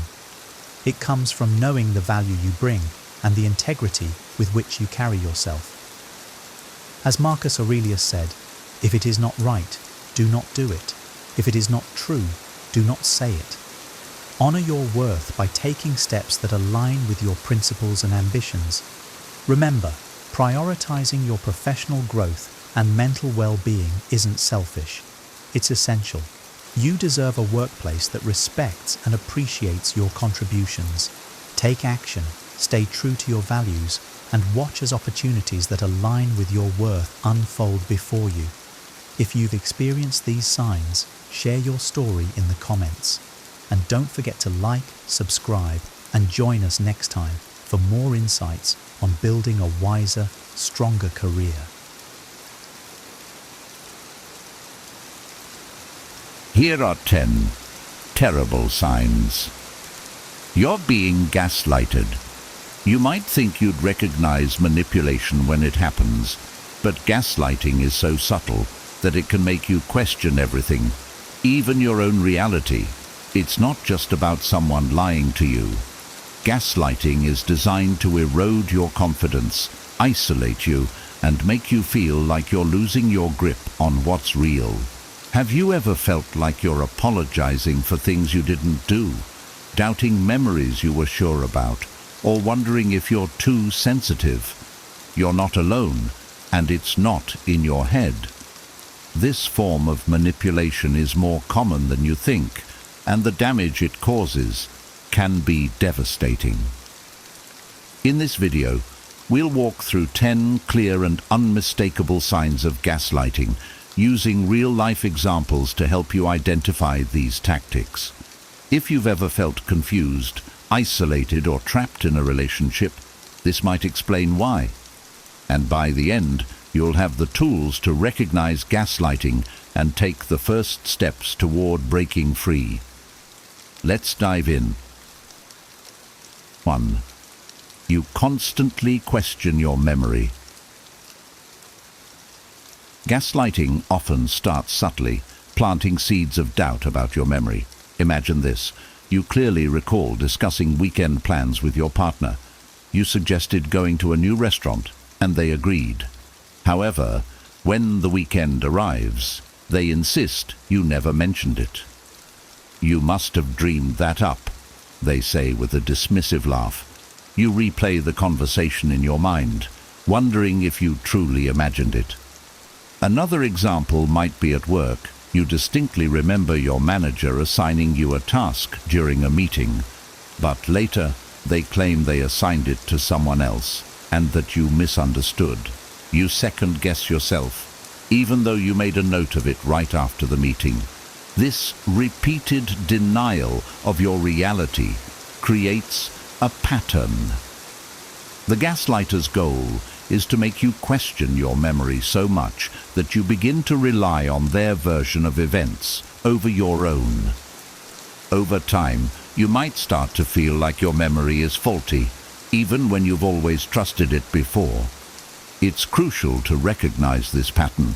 A healthy relationship, whether with a partner, friend, or colleague, doesn't involve dismissing or rewriting your reality. If you're being told you're imagining things or that never happened, ask yourself, does this happen often? Does it make you feel confused or doubtful about things you know to be true? Keeping a journal can help. Write down key conversations and events as they happen. If someone later tries to tell you it didn't happen that way, you'll have a record to validate your memory. Gaslighting thrives on confusion and self-doubt, but with awareness and self-trust, you can start to see through the manipulation. Recognizing the signs is the first step toward reclaiming your confidence. 2. You find yourself apologizing too often. One of the clearest signs of gaslighting is the growing compulsion to apologize for things you didn't even do. The gaslighter manipulates situations to make you feel at fault, even when they're the one causing harm. For example, let's say you planned a dinner party and spent hours preparing. The gaslighter shows up late without explanation, and when you express frustration, they turn the tables. You're always so dramatic about these things.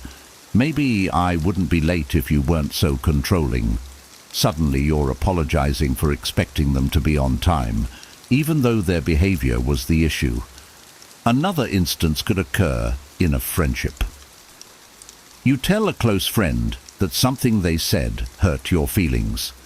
Instead of apologizing, they respond with, "You're way too sensitive. I was just joking." Now, instead of feeling validated, you're apologizing for taking offense. Over time, this pattern erodes your sense of self-worth. You start to internalize the idea that you're overly emotional, overly demanding, or just not good enough.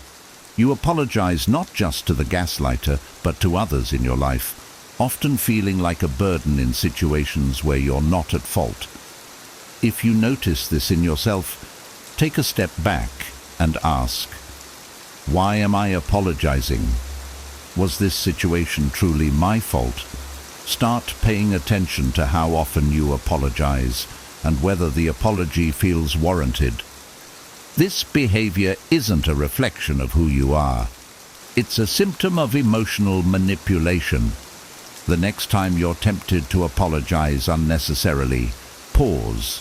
Instead, express your feelings assertively. I feel hurt when this happens, and I need us to address it. Reclaiming your voice is a powerful step in breaking free from the gaslighter's grip. 3. You feel isolated. Gaslighting often involves subtle tactics to isolate you from friends, family, or anyone who might validate your experiences or challenge the gaslighter's control. This isolation creates dependency, leaving you more vulnerable to their manipulation. For instance, imagine you're excited to meet a close friend after a long time, but your partner begins making comments like, "Why do you even hang out with them? They don't really care about you." Or they might say, "I don't trust them. They're a bad influence on you." Over time, these remarks may cause you to second-guess your friendships, leading you to withdraw from people who could offer support. At work, this can happen when a manipulative colleague tells you, "The team doesn't really think you're contributing much." They might discourage you from seeking feedback from others, subtly driving a wedge between you and the rest of your team. This isolates you professionally, making you rely solely on their distorted version of reality. Gaslighters also use this tactic with family. They may make offhand comments like, "Your parents never really understood you, did they?" Or, "Your sibling always seemed jealous of you." These remarks plant doubts about your closest relationships, pushing you further into isolation. When you're cut off from external support, the gaslighter's influence becomes stronger. You may start to feel like they're the only person you can rely on, even as they undermine your sense of self. To combat this, actively seek connection with those who uplift and support you. Reach out to friends or family you've drifted from, even if it feels difficult. Sharing your experiences with a trusted person can help break the cycle of isolation.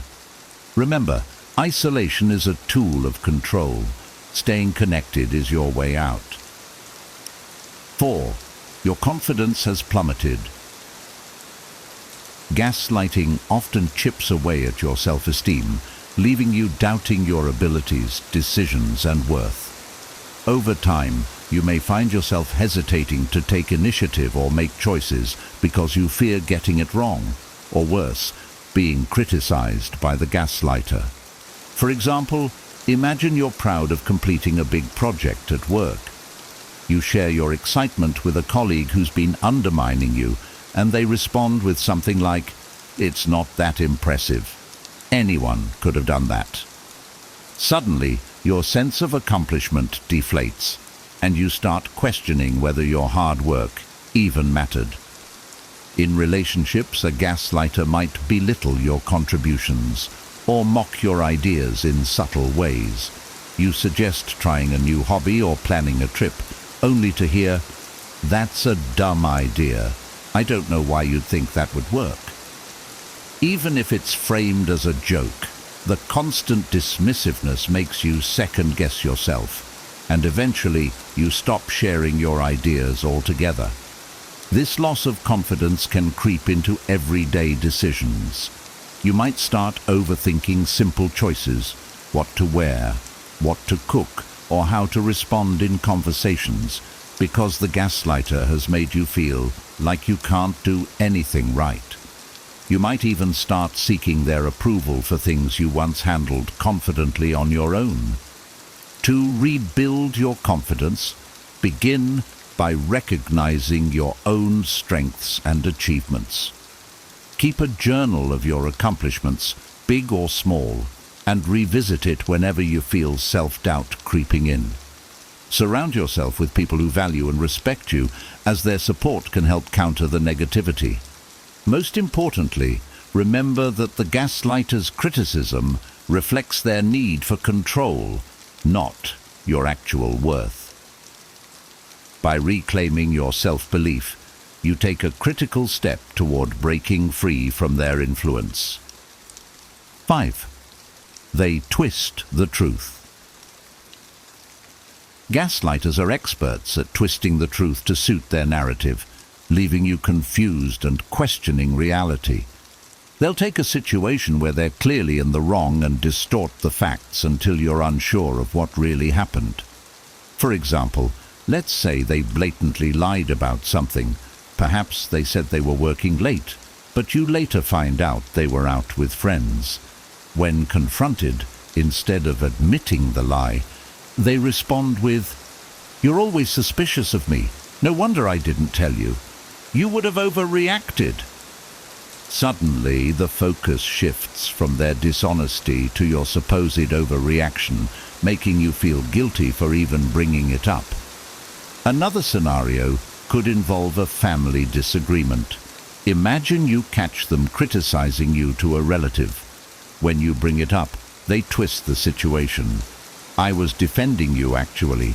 They were saying much worse things about you, but of course, you only hear what you want to hear." By distorting the truth, they create a reality where they appear as the victim or hero, and you're left feeling confused and even apologetic. Over time, this constant manipulation erodes your ability to trust your own perceptions. You might start second-guessing yourself, thinking, "Did I really misunderstand? Am I being too sensitive?" This confusion gives the gaslighter even more power over you. To counter this, document specific events or conversations as they happen. Keep a record of what was said or done, so when the gaslighter tries to twist the truth, you have clear evidence to ground yourself. Trust your instincts. If something feels off, it probably is. By recognizing and challenging these manipulations, you can begin to reclaim your sense of clarity and truth. They dismiss your feelings. Gaslighters are quick to invalidate your emotions, making you feel as though your feelings are irrational or unimportant. Over time, this dismissal can lead you to suppress your emotions altogether, convinced they aren't valid. For example, imagine you share that you're upset because they forgot an important date, like your anniversary.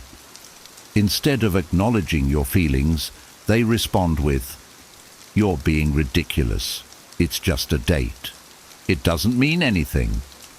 This not only minimizes your emotions, but shifts the blame onto you for caring in the first place. Another instance might occur when you express frustration over being ignored in conversations. You say, "I feel like you don't listen to me," and they counter with, "You're always exaggerating. You're so needy." Instead of addressing your concerns, they make you feel guilty for even having them. This repeated invalidation teaches you to doubt your emotional responses. You might start thinking, maybe I am too sensitive. Maybe I'm overreacting. Over time, you suppress your feelings to avoid criticism, which only deepens the gaslighter's control over you. Healthy relationships involve mutual respect for each other's emotions. Even if someone doesn't fully understand your feelings, they acknowledge and respect them. Gaslighters, on the other hand, use dismissal as a tool to maintain power, ensuring you feel isolated and unsupported. To combat this, remind yourself that your emotions are valid, regardless of whether the gaslighter acknowledges them. Practice naming and owning your feelings without apology. I feel hurt, and that's important. Seek out friends, family, or a therapist who will listen and affirm your experiences. Validation from a trusted source can help you rebuild your confidence and resist the urge to suppress your emotions. You deserve to be heard and respected.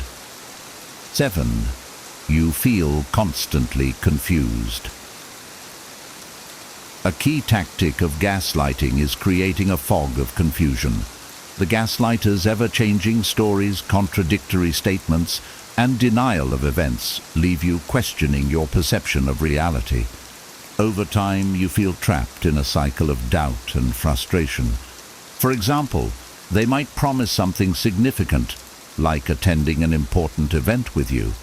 When they fail to show up, you confront them, only to hear, "I never said I'd go to that. You must have misunderstood." You're left wondering if you misremembered the entire conversation, even though you were sure of it just moments ago. Another example is when they contradict themselves. They might criticize you for spending too much time with friends, but when you stay home, they accuse you of being boring or antisocial.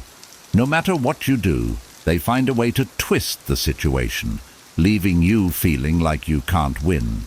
This constant uncertainty affects your mental well-being. You may start questioning even simple things. Did I really hear them correctly? Am I making things worse? This confusion is exactly what the gaslighter wants. It keeps you off balance and more likely to depend on their version of reality. To regain clarity, write things down as they happen. Document important conversations and decisions so you can revisit them if they try to rewrite history. Sharing your experiences with a trusted friend or therapist can also help validate your perceptions and break the cycle of confusion. Most importantly, trust your instincts. If something feels off, it probably is. Gaslighters thrive on making you doubt yourself, but by recognizing their tactics and reinforcing your own sense of reality, you can begin to see through the manipulation and regain your confidence. 8. They use your insecurities against you. Gaslighters are skilled at identifying your vulnerabilities and exploiting them to maintain control. They subtly or overtly weaponize your insecurities, using them to manipulate your emotions and actions. For example, if you've shared that you're self-conscious about your appearance, a gaslighter might make backhanded compliments like, "You look nice, but that outfit would be better if you lost a little weight." On the surface, it sounds like a helpful suggestion, but it's designed to deepen your insecurity and make you feel inadequate. In a work setting, a manipulative colleague might say, "You're great at what you do, but you're not really leadership material." This preys on any doubts you may have about your abilities and subtly undermines your confidence. You might start avoiding opportunities for growth, believing you're not good enough. In relationships, they might exploit your desire for connection. For instance, if you've shared a fear of being abandoned, they might say, "No one else would put up with you the way I do," making you feel like you're lucky to have them, even as they treat you poorly.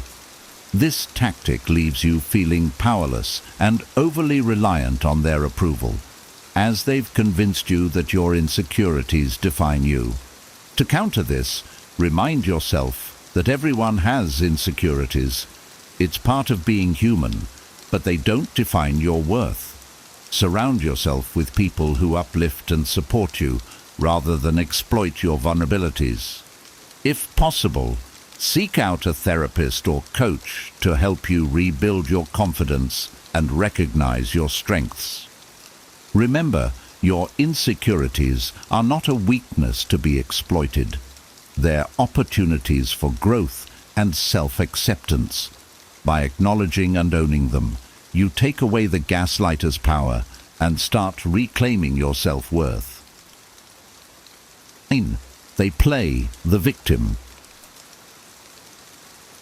Gaslighters often deflect accountability by portraying themselves as the victim, even when they're the ones at fault. This tactic shifts the focus away from their behavior, making you feel guilty for even bringing up an issue. For instance, let's say you confront them about breaking a promise, like not showing up to an event you planned together. Instead of addressing the broken promise, they respond with something like, "Do you know how hard my week has been? I can't believe you'd attack me over something so small when I'm already under so much stress." Suddenly, you're comforting them instead of addressing your own hurt. In another example, you might point out a pattern of disrespectful behavior, such as frequent interruptions during conversations. Instead of taking responsibility, they turn the tables. "I only interrupt because you never listen to me. Do you know how frustrating that is for me?"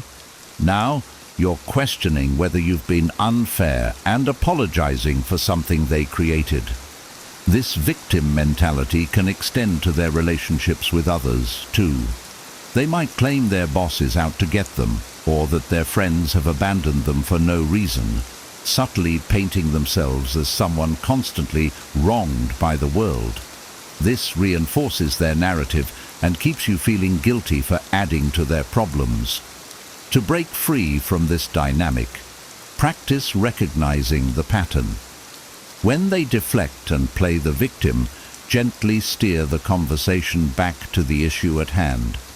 For example, you could say, "I understand you've been stressed, but I need us to focus on how this situation made me feel." It's crucial to remember that everyone has challenges, but genuine victims don't manipulate others with their struggles. By staying grounded in your feelings and refusing to accept misplaced blame, you take a step toward regaining control. 10. You feel trapped in the relationship. One of the most painful signs of gaslighting is the feeling of being stuck, as though there's no way out of the relationship or situation. The gaslighter's manipulation has created a dependency that makes leaving seem impossible, even when you recognize the harm. For example, the gaslighter might convince you that you're incapable of managing without them.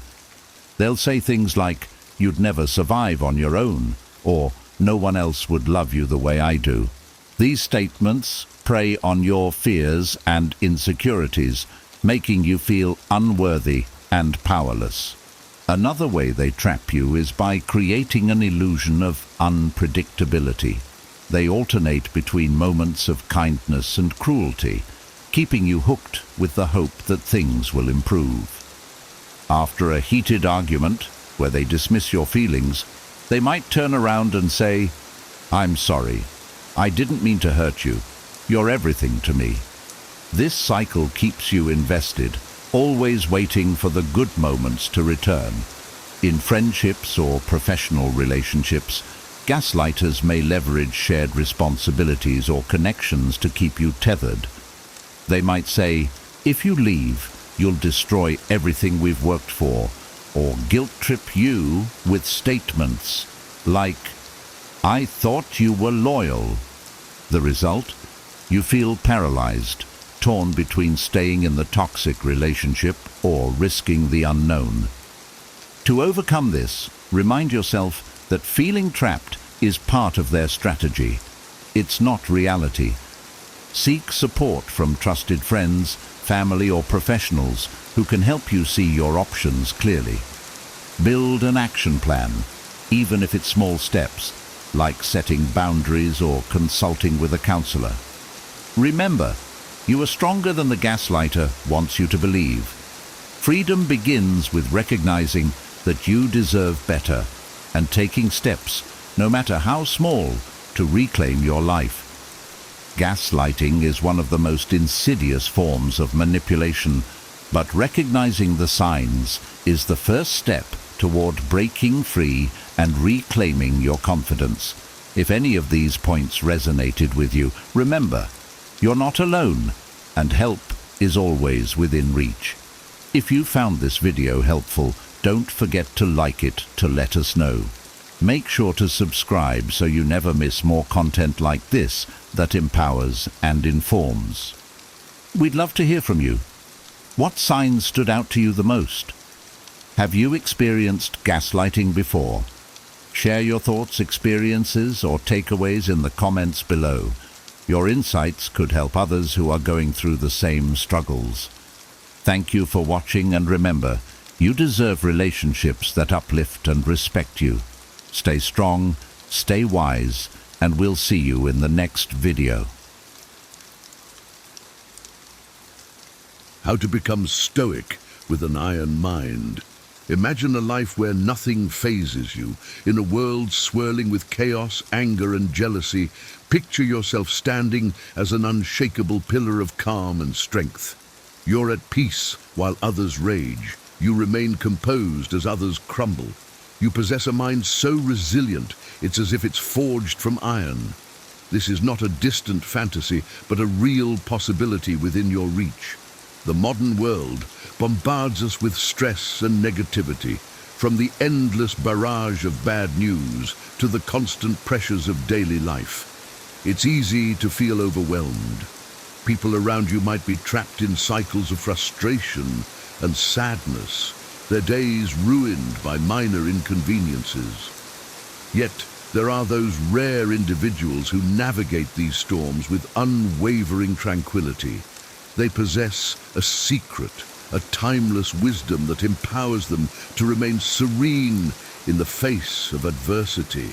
They are Stoics, the masters of an iron mind. In this video, you will embark on a transformative journey to cultivate the same indomitable mental fortitude. Drawing from ancient Stoic philosophy, you will learn practical steps to develop a mindset that remains steady and unyielding, no matter what life throws at you. Each principle we explore will bring you closer to becoming the person who doesn't just survive chaos, but thrives in it. Are you ready to unlock the secrets of Stoicism and forge your own iron mind? Let's dive in and discover how to turn life's challenges into your greatest strengths, starting with the fundamental principle of accepting what you cannot control. Number 1. Accept what you cannot control. One of the core principles of Stoicism is learning to accept what you cannot control. In life, countless events and circumstances are beyond our influence. Dwelling on these uncontrollable aspects only drains our energy and fosters frustration. Instead, a Stoic focuses on what they can change, their actions and responses. Imagine a flight cancellation due to bad weather. You can't alter the weather or the airline's decision. Getting angry won't make the plane take off. Instead, a Stoic accepts the situation and uses their energy constructively. Perhaps you could use the extra time to catch up on reading, work, or even meditate. By accepting what you cannot control, you preserve your energy for productive pursuits. This principle extends to all areas of life, whether it's a traffic jam, an unexpected expense, or someone else's behavior. Recognizing that these are beyond your control allows you to maintain inner peace.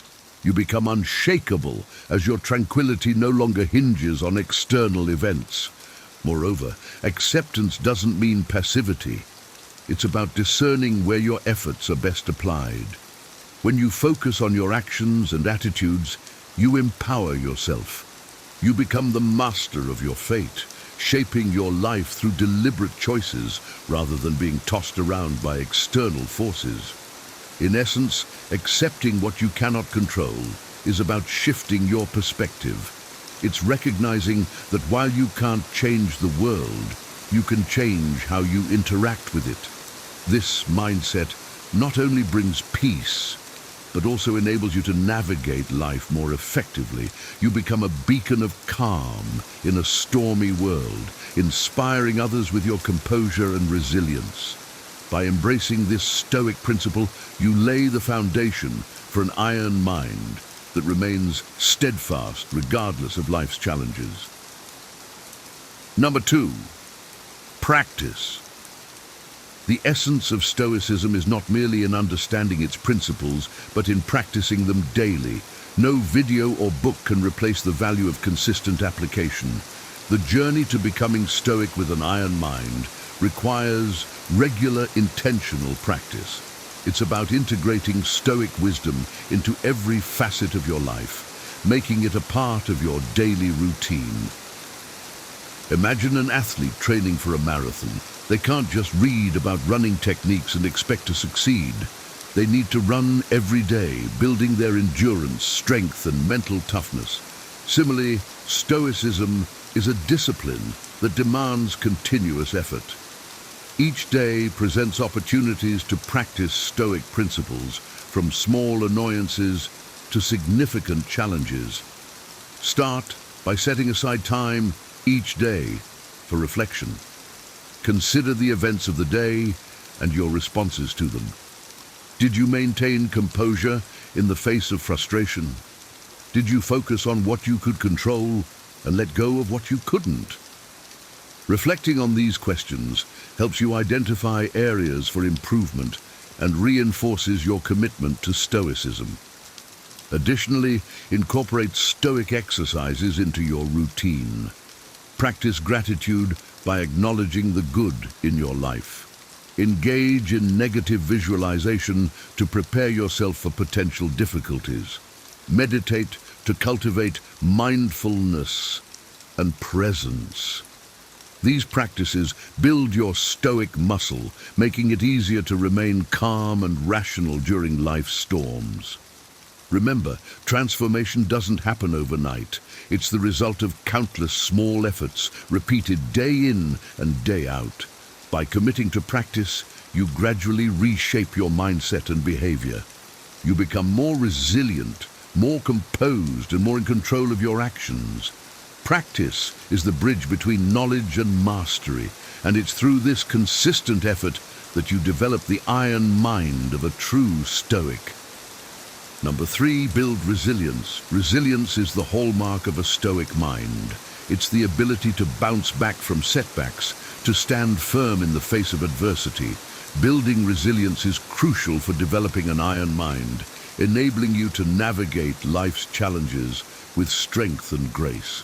Resilience starts with a mindset shift. Understand that setbacks are a natural part of life, not a reflection of your worth or abilities. Embrace challenges as opportunities for growth rather than obstacles. Each difficulty you encounter is a chance to strengthen your resilience and refine your character. One way to build resilience is to face your fears. Avoiding challenges may provide temporary comfort, but it undermines your long-term growth. Confronting fears head-on, however daunting, fortifies your mental and emotional muscles. Over time, you become less intimidated by difficulties, viewing them as manageable and conquerable. Another key to resilience is maintaining perspective. In moments of crisis, it's easy to feel overwhelmed. But remember, most problems are temporary. By keeping the bigger picture in mind, you can maintain your composure and navigate through tough times. Reflect on past challenges you've overcome and remind yourself of your capacity to endure and triumph. Self-care also plays a vital role in building resilience.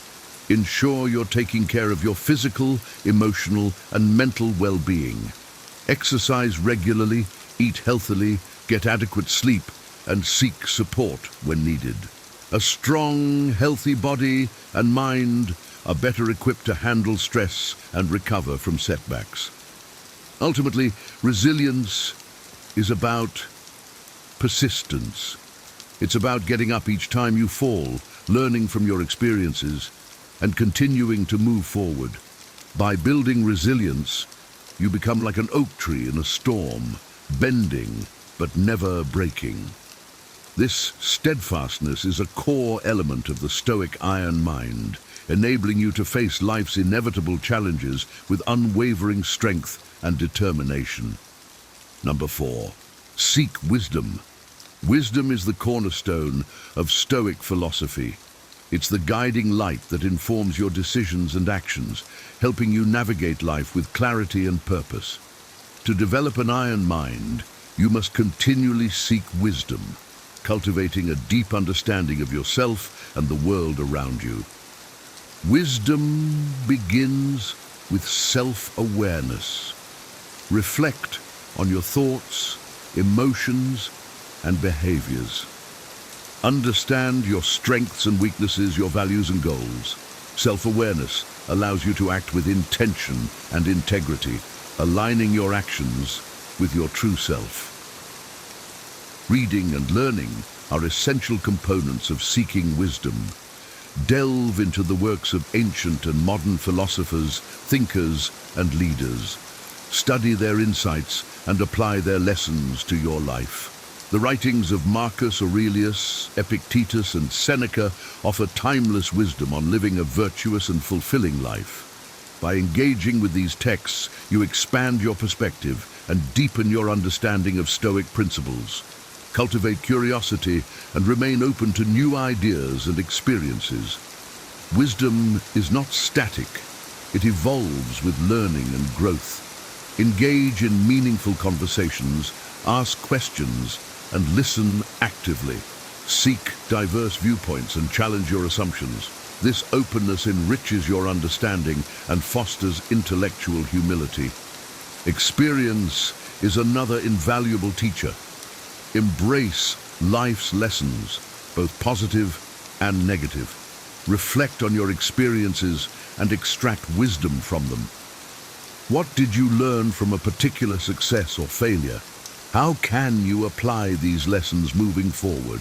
By learning from your experiences, you transform them into valuable insights that guide your future actions.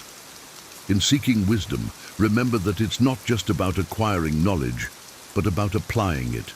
Wisdom is practical and actionable. It's about making wise choices that lead to a good and meaningful life. By continually seeking wisdom, you equip yourself with the tools to navigate life's complexities with grace and confidence, embodying the Stoic iron mind. Number 5, use bad feelings for good. Emotions like anger, sadness, and heartbreak are often seen as negative, but a Stoic recognizes their potential for good. These feelings can be powerful motivators, driving you to achieve your goals and improve your life. By harnessing these emotions constructively, you transform them from obstacles into allies. Consider anger, for example. While uncontrolled anger can lead to destructive behavior, channeled anger can fuel determination and resilience. When you face injustice or frustration, let that anger propel you into action. Use it to push yourself harder in your endeavors, to advocate for change, and to stand up for yourself and others. Sadness, too, has its place. It can deepen your empathy and understanding of the human condition. When you experience loss or disappointment, allow yourself to feel the sadness, but also use it as a reminder of what truly matters to you. This reflection can lead to greater appreciation for the good in your life and motivate you to pursue meaningful goals. Heartbreak, perhaps the most challenging of emotions, can also be transformative. It teaches you about vulnerability, love, and the impermanence of life. Use heartbreak as a catalyst for personal growth. Let it inspire you to strengthen your relationships, pursue your passions, and live more fully. The key is to control your emotions rather than being controlled by them. This requires discipline and self-awareness. When you feel a strong emotion, pause and reflect. Ask yourself how you can use this feeling to your advantage. Redirect your emotional energy towards positive actions and goals. By using bad feelings for good, you not only manage your emotions, but also leverage them to enhance your life. This approach is a testament to the Stoic principle of transforming challenges into opportunities. It enables you to maintain your composure and purpose even in the face of adversity, embodying the strength and resilience of an iron mind. Number 6, take responsibility. A fundamental tenet of Stoicism is taking responsibility for your life and actions. While you may not be responsible for everything that happens to you, you are responsible for how you respond and for finding solutions. This mindset empowers you to take control of your destiny, transforming obstacles into opportunities for growth. Taking responsibility means owning your actions and their consequences. It requires honesty and self-reflection. When faced with a problem, avoid the temptation to blame others or external circumstances. Instead, ask yourself what you can do to address the situation. This proactive approach fosters resilience and self-efficacy. Consider the example of a car breaking down on the highway. If you stand there waving for help, you might wait a long time. But if you start pushing your car, others are more likely to stop and assist you. By taking the first step to help yourself, you inspire others to support you. This principle applies to all areas of life. When you take responsibility, you attract opportunities and assistance. Responsibility also involves making informed and ethical decisions. It means considering the impact of your actions on yourself and others. Strive to act with integrity even when it's challenging. This builds trust and respect, both crucial for personal and professional relationships. Moreover, taking responsibility enhances your personal growth. It forces you to confront your weaknesses and areas for improvement. By acknowledging and addressing these, you become a stronger and more capable individual. Responsibility is not about perfection, but about continuous improvement and learning from your experiences. In essence, taking responsibility is about embracing your role as the author of your life. It's about recognizing your power to shape your reality through your actions and choices.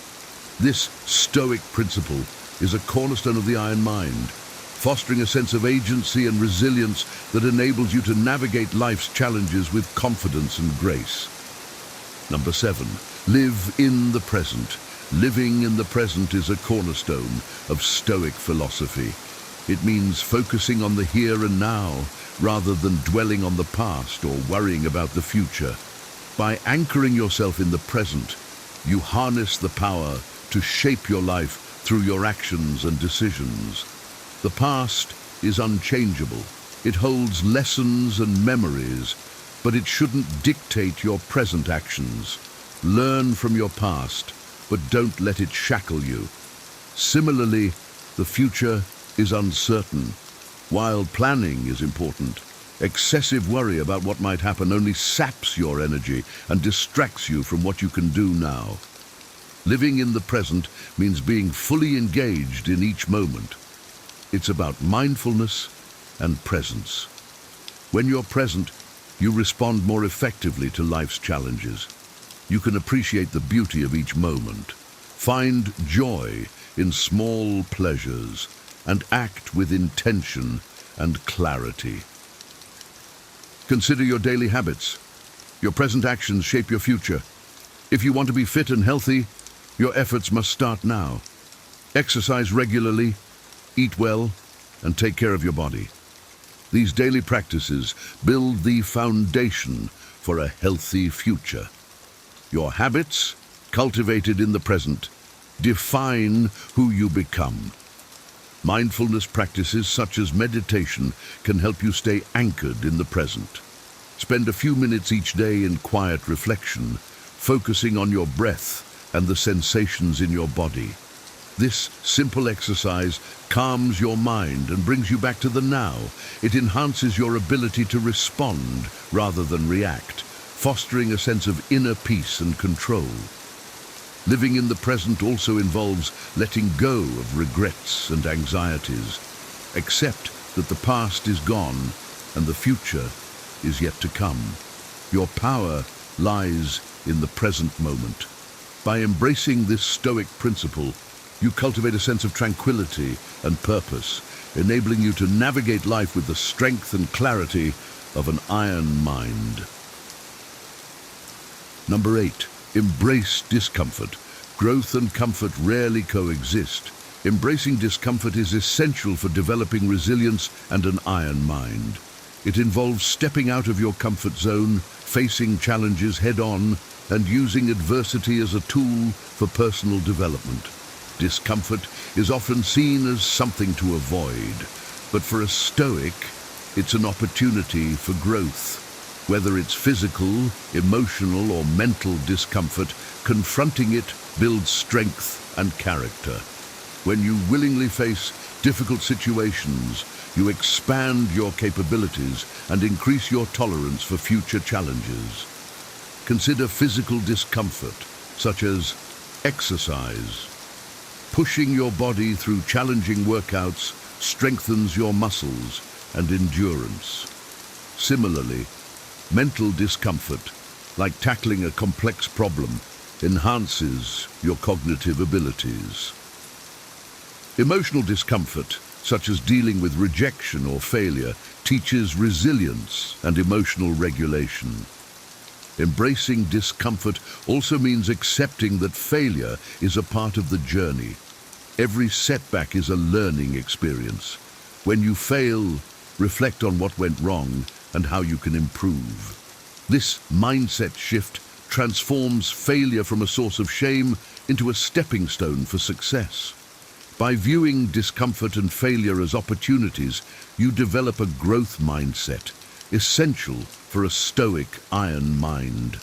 Moreover, seek out challenges that push your limits. Whether it's learning a new skill, taking on a demanding project, or stepping into a leadership role, these experiences force you to grow. They require you to adapt, persevere, and find solutions, all of which build your resilience and confidence. In daily life, practice small acts of discomfort. Take cold showers, wake up early, or engage in difficult conversations.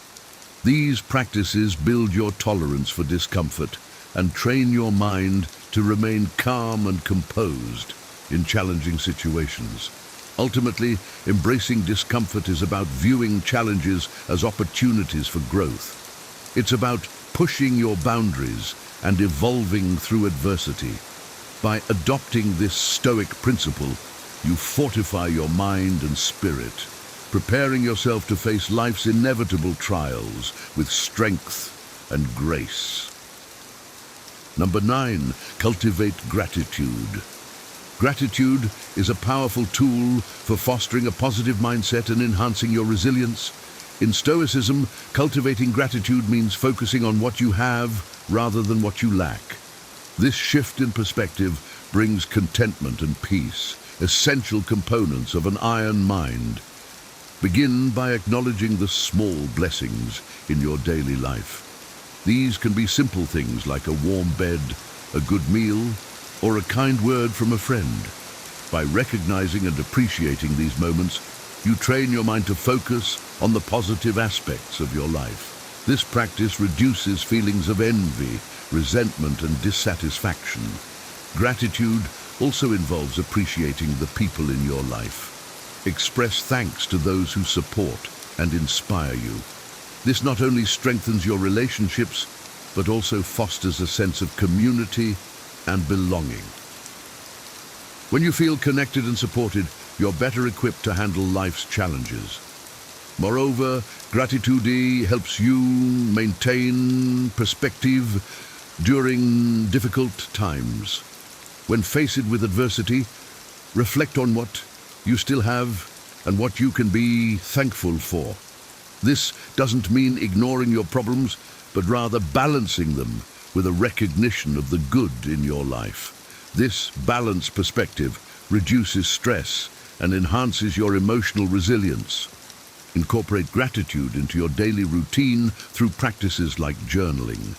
Spend a few minutes each day writing down things you're grateful for. This habit reinforces a positive outlook and trains your brain to seek out the good in every situation. Over time, this practice can significantly improve your overall well-being and mental health. Gratitude also aligns with the Stoic principle of focusing on what you can control. While you can't control all external events, you can control your attitude and perspective. By choosing to focus on gratitude, you take control of your emotional state and enhance your resilience. Ultimately, cultivating gratitude transforms your outlook on life. It helps you find joy in the present moment and builds a foundation of positivity and resilience. This Stoic principle fortifies your mind, enabling you to navigate life's ups and downs with grace and equanimity. Number 10, practice mindfulness. Mindfulness is the practice of being fully present and engaged in the current moment. For a Stoic, mindfulness is a crucial tool for maintaining inner peace and composure. By cultivating mindfulness, you enhance your ability to respond to life's challenges with clarity and calmness. Mindfulness begins with awareness. Pay attention to your thoughts, emotions, and physical sensations. Notice how your body feels, the rhythm of your breath, and the flow of your thoughts. This awareness anchors you in the present moment, reducing stress and anxiety about the past or future. Incorporate mindfulness into your daily activities. When you're eating, savor each bite. When you're walking, feel the ground beneath your feet. When you're listening, give your full attention to the speaker. These practices ground you in the present and enhance your appreciation of each moment. Meditation is a powerful way to cultivate mindfulness. Spend a few minutes each day sitting quietly, focusing on your breath. If your mind wanders, gently bring your attention back to your breath. This practice trains your mind to stay present and builds your capacity for sustained attention and calmness. Mindfulness also enhances your emotional regulation. By observing your emotions without judgment, you create space between stimulus and response. This allows you to choose your reactions thoughtfully rather than reacting impulsively. For example, when you feel anger rising, mindfulness helps you pause, recognize the emotion, and respond in a calm and constructive manner. Moreover, mindfulness fosters a sense of inner peace and contentment. By fully engaging with the present moment, you reduce the mental clutter and distractions that often cause stress. This clarity and focus enable you to tackle challenges more effectively and maintain a sense of balance and equanimity. In essence, mindfulness is about living fully and deeply in the present moment. It's a practice that enhances your awareness, emotional regulation, and overall well-being. By cultivating mindfulness, you embody the Stoic iron mind, navigating life's complexities with grace and wisdom. You've now been equipped with the timeless wisdom and practical steps to cultivate an iron mind, just like the Stoics of old.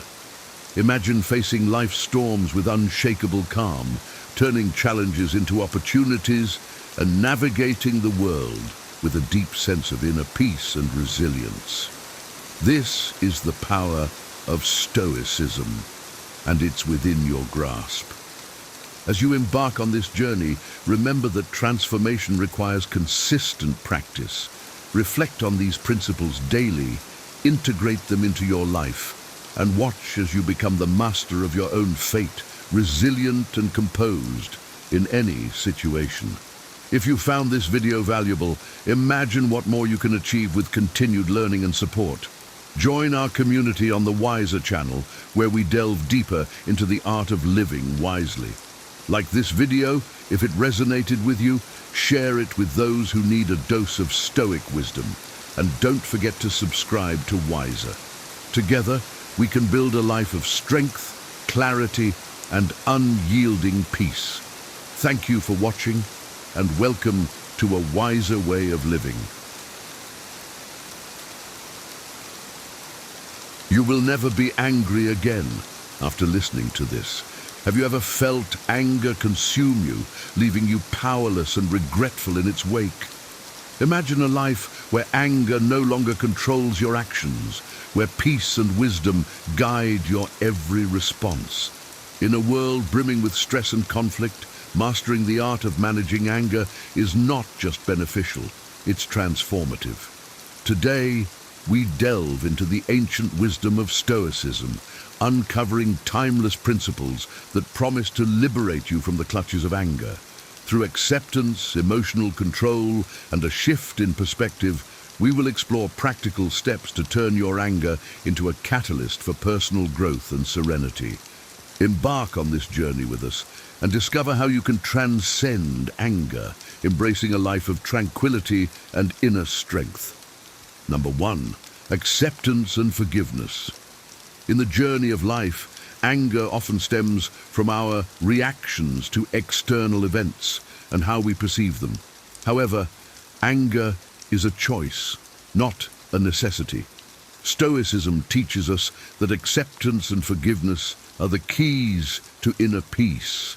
Acceptance involves acknowledging that we cannot control everything that happens to us, but we can control how we respond.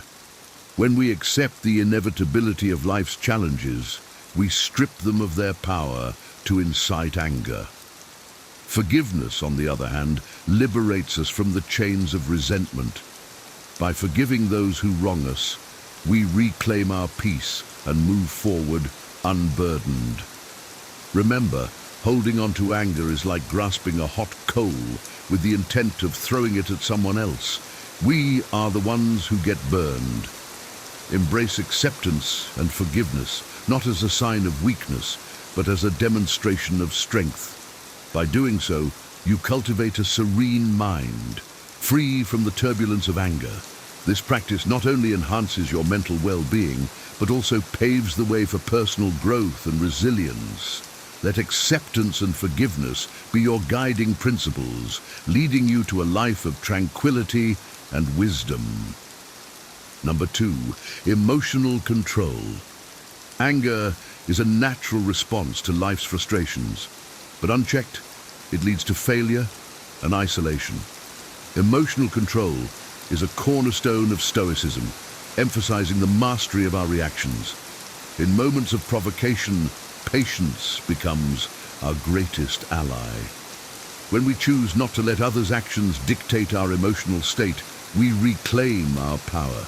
Reacting in anger often results in regrettable outcomes and strained relationships. Instead, by exercising self-control, we navigate through challenges with clarity and composure.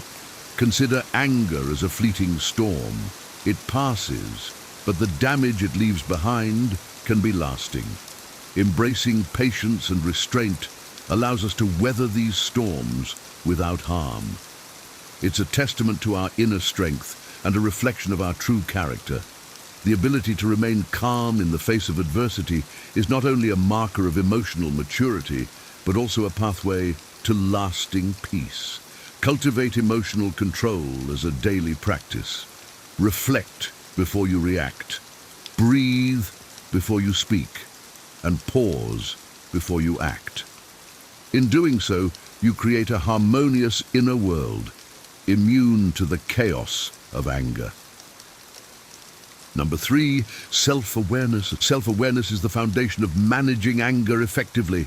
Recognizing our emotional triggers and understanding our reactions is crucial for personal growth. Stoicism encourages us to reflect on our inner lives, to observe our thoughts and feelings with a detached perspective. This practice of introspection allows us to identify the roots of our anger and address them proactively. When we are aware of our emotions, we gain the power to control them. Instead of being swept away by the tide of anger, we can choose to respond thoughtfully. Self-awareness transforms our impulsive reactions into deliberate actions, grounded in wisdom and understanding. It's through this process that we learn to navigate life's challenges with grace and resilience. Embrace self-awareness as a daily habit. Set aside moments to reflect on your experiences, to question your assumptions, and to understand your emotional landscape. By doing so, you cultivate a deeper connection with yourself and develop the emotional intelligence needed to handle anger constructively. Self-awareness is not just a tool for managing anger, it is a pathway to self-mastery and enduring peace. Number 4, perspective. Changing your perspective on what causes anger can significantly diminish its impact. Stoicism teaches us that our interpretations of events, rather than the events themselves, often trigger our anger. By shifting our viewpoint, we can transform our emotional response. Life's challenges are inevitable, but our perspective shapes how we experience them. Viewing obstacles as opportunities for growth rather than threats helps us maintain our composure. This mindset encourages resilience and fosters a positive outlook, even in the face of adversity. When we see difficulties as a natural part of the human experience, we are less likely to react with anger. Instead, we approach them with a calm and rational mind, ready to learn and adapt. Perspective is a powerful tool. It can turn setbacks into lessons and frustrations into stepping stones. Practice reframing your thoughts. When faced with a challenging situation, ask yourself how you can grow from it. By changing your perspective, you not only reduce the power of anger, but also enhance your overall well-being. Adopting this Stoic approach leads to a more balanced and fulfilling life, rooted in wisdom and understanding. Number 5, practical steps. Implementing practical steps to manage anger is essential for maintaining emotional balance. Techniques such as deep breathing, counting to 10, and avoiding immediate reactions are simple yet effective strategies. These methods create a pause between stimulus and response, allowing us to choose a more measured reaction. Deep breathing helps calm the mind and reduce physiological arousal, making it easier to think clearly. Counting to 10 provides a moment of reflection, preventing impulsive outbursts. By delaying our response, we give ourselves the opportunity to consider the consequences of our actions. Another practical step is to engage in physical activity, which can dissipate the energy that fuels anger. Additionally, journaling can be a valuable tool for processing emotions and gaining insight into our triggers. Writing down our thoughts and feelings helps us to see them more objectively and find constructive ways to address them. Remember, these techniques are not about suppressing anger, but about managing it wisely. By incorporating these practical steps into our daily routine, we build resilience and foster a calm and composed demeanor. This Stoic approach empowers us to navigate life's challenges with grace and poise. Number 6, positive Actions. Replacing anger with positive actions is a transformative practice rooted in Stoic wisdom. Instead of reacting with hostility, choose to respond with love and kindness. This shift not only diffuses tension, but also fosters a more harmonious environment. Positive actions have the power to change our emotional state and influence those around us. When faced with provocation, take a moment to consider how you can respond constructively. Acts of kindness, even towards those who have wronged us, demonstrate strength and emotional maturity. By choosing to act with compassion, we break the cycle of anger and create opportunities for reconciliation. Gratitude is another powerful tool in this regard. Reflecting on what we are thankful for can shift our focus from what's wrong to what's right in our lives. This change in perspective helps to diminish feelings of anger and fosters a sense of peace. Embrace positive actions as a way of life. Let your responses be guided by love and understanding rather than anger and resentment.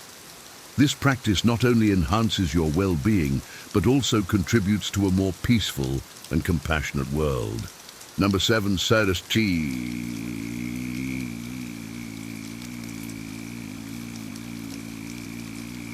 Stoic detachment. Practicing Stoic detachment is a powerful way to manage anger. Detachment does not mean indifference, but rather a deliberate separation of our emotions from external events. By recognizing that we cannot control what happens to us, only how we respond, we can maintain inner peace. Stoic detachment involves accepting that life is unpredictable and that setbacks are a natural part of the human experience. This acceptance allows us to view challenges with a calm and rational mind, rather than reacting with anger. When we detach from the need for specific outcomes, we free ourselves from the frustration that arises when things don't go as planned. Instead, we focus on our actions and attitudes, which are within our control.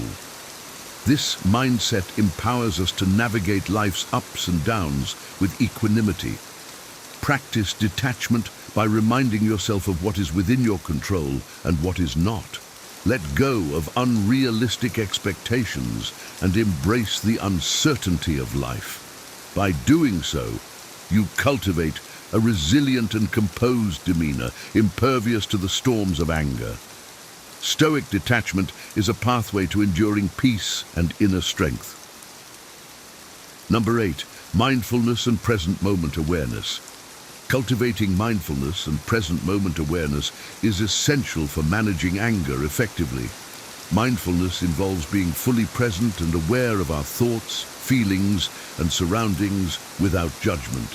This practice helps us stay grounded and reduces the likelihood of reacting impulsively to anger-inducing situations.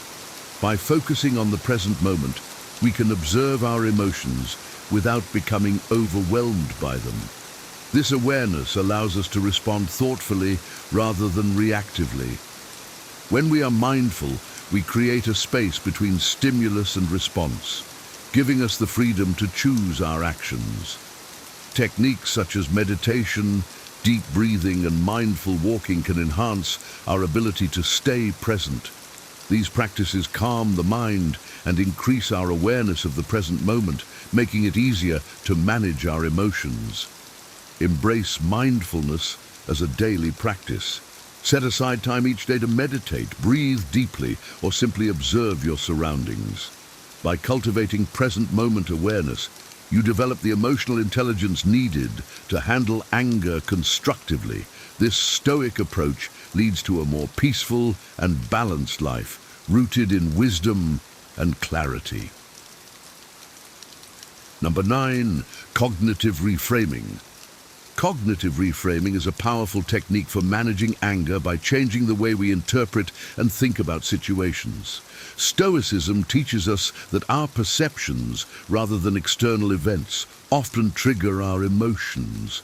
By consciously altering our perspective, we can transform our emotional response.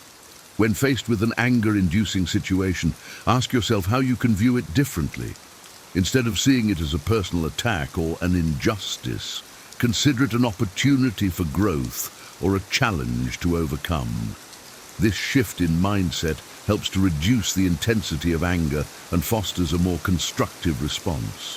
Reframing allows us to see the positive aspects of difficult situations and to focus on solutions rather than problems. It encourages us to adopt a more flexible and adaptive approach to life's challenges. Practice cognitive reframing by questioning your initial reactions and looking for alternative interpretations. By doing so, you gain control over your emotions and develop a more resilient and balanced mindset. This Stoic practice not only diminishes the power of anger, but also enhances your overall well-being and personal growth. Number 10. Virtuous living. Embracing the Stoic principle of living in accordance with virtue leads to a more fulfilling and harmonious life. Virtuous living involves prioritizing qualities such as wisdom, courage, justice, and temperance in all our actions and decisions. When we align our lives with these virtues, we cultivate a sense of inner peace and integrity that helps us navigate life's challenges. Wisdom guides us to make thoughtful and informed decisions, reducing the likelihood of reacting with anger. Courage empowers us to face difficulties with resilience and grace, while justice ensures that we treat others fairly and with respect. Temperance helps us maintain self-control and balance in our emotions and desires. By living virtuously, we create a foundation of stability and strength that shields us from the destructive effects of anger. This approach fosters a deep sense of fulfillment and contentment. As we know, we are living in alignment with our highest values. Make virtuous living a daily practice by reflecting on your actions and striving to embody these qualities in all aspects of your life. This Stoic path leads to enduring peace and happiness, rooted in wisdom and moral integrity. In conclusion, in a world often dominated by stress and conflict, the ability to master anger through the wisdom of Stoicism is a powerful tool for personal transformation. By embracing acceptance, practicing emotional control, and shifting your perspective, you can turn moments of anger into opportunities for growth and serenity. Remember, the journey to inner peace begins with a single step. Implement these Stoic principles in your daily life, and watch as your mind becomes a haven of calm and resilience. If you found value in this exploration of Stoic wisdom, don't let it stop here. Like this video, subscribe to our channel, and join our community of seekers striving for a wiser, more peaceful existence. Together we can cultivate a world where tranquility and strength prevail over anger. Share your thoughts and experiences in the comments below. We'd love to hear how Stoicism is helping you on your journey to inner peace. Stay wise, stay serene, and thank you for watching. Most people avoid directly telling you they dislike you, instead hiding behind polite gestures and surface-level friendliness. They might appear supportive, but subtle actions often reveal the truth. Recognizing these signs early allows you to protect your energy and prioritize relationships that genuinely bring value to your life. Here are 10 signs that someone may be harboring hidden resentment toward you, with personal examples for relatability. First sign: they disappear when you need support. You know the saying, "A friend in need is a friend indeed." Well, some people seem to disappear the moment you actually need them. I remember a time when I was going through a really tough breakup. I reached out to a friend I thought would be there, but every call went to voicemail. Every text got a short "busy right now" response. Meanwhile, I'd see them active on social media, posting about weekend adventures. It hit hard because I had been there for this friend through their dark times, and seeing that they couldn't do the same made me realize something.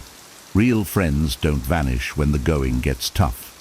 If someone only sticks around for the good times, it's a sign they might not genuinely care about you. You deserve people who show up when it matters most, even if it's just a call to check in.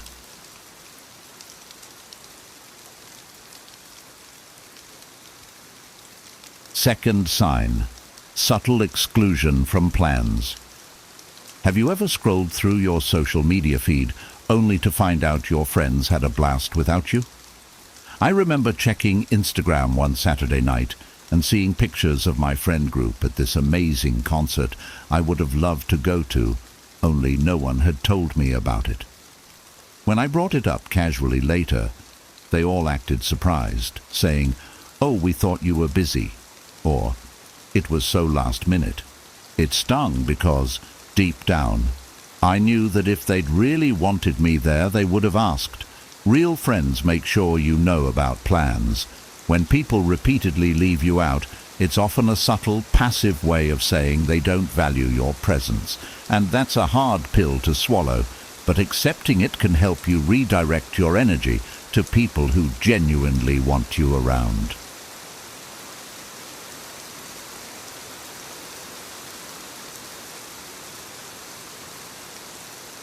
Third sign: their jokes are always at your expense.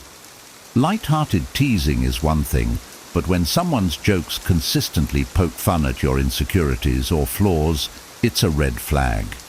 I used to laugh along with a friend who'd constantly make jokes about my quirky work habits or the way I'd dress, thinking it was harmless. But over time, those jokes started chipping away at my confidence. I'd second-guess what I wore or feel self-conscious about speaking up at work. If someone's jokes leave you feeling small or hurt, it's often a way of masking deeper resentment or disrespect. A real friend doesn't need to mock your quirks to have a laugh. They support you as you are. Learning to say, "That's not funny to me," and setting boundaries with so-called jokes can make a huge difference in how you see yourself and how others treat you. Fourth sign: they avoid physical contact. Have you ever gone to give someone a high five, a hug, or even just a casual touch on the shoulder, only for them to pull away like you're contagious?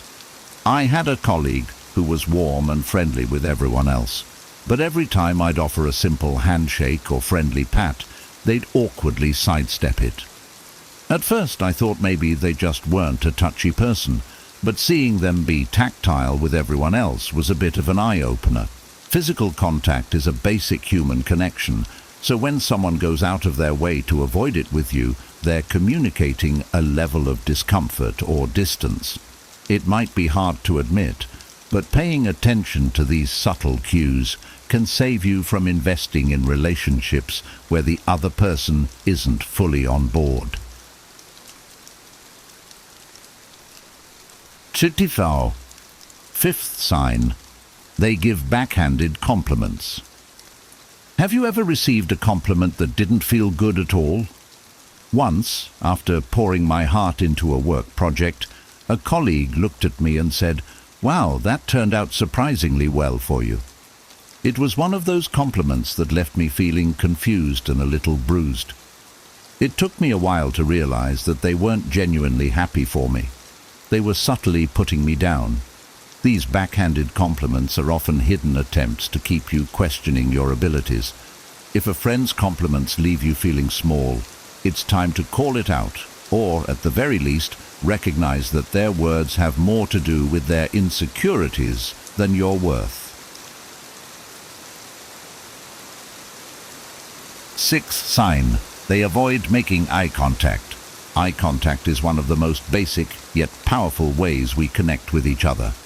I had a friend who, after a small disagreement, started looking everywhere but at me during conversations. They'd glance at their phone, look at the wall, anywhere but my eyes. It made everything feel awkward and distant. When someone consistently avoids eye contact, it's often because they're uncomfortable or hiding something. I learned that rather than ignoring these signs, it's best to address them. If you're sensing that someone feels uneasy around you, bring it up gently. It might clear the air or help you realize they're not worth the emotional energy.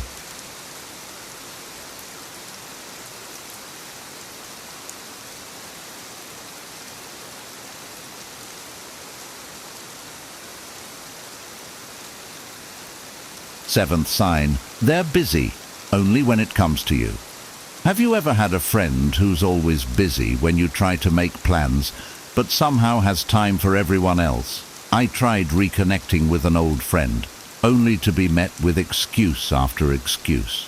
Meanwhile, I'd see them hanging out with mutual friends. It's hard to admit, but the truth is, if someone really wants to spend time with you, they'll find a way.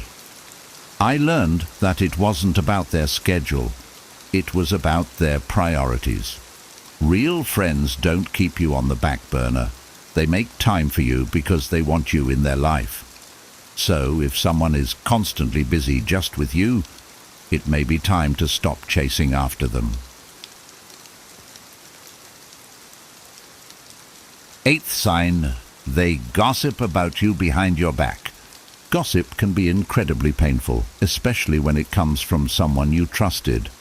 I once confided in a friend about a personal issue, only to hear a distorted version of my story come back to me from mutual friends. When I confronted them, they acted like it was no big deal. But gossip is never harmless. It's a betrayal that erodes trust.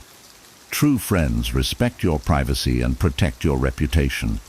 I learned that if someone is eager to share your personal matters with others, they're showing you they're not worthy of your trust.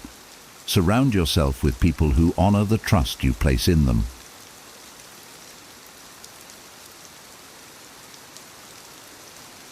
Ninth sign, they regularly undermine your opinions. When someone constantly shoots down your ideas or always corrects your opinions, they're subtly showing they don't value your perspective. I remember sharing my opinion in a group setting, only for one person to jump in with, "Well, actually," every time. It wasn't that they disagreed, it was that they seemed determined to undermine me. It felt like they enjoyed making me second-guess myself. Real friends don't need to assert dominance over you. They respect your opinions even when they differ. When you notice this pattern, remind yourself that your voice matters and don't let someone else diminish it.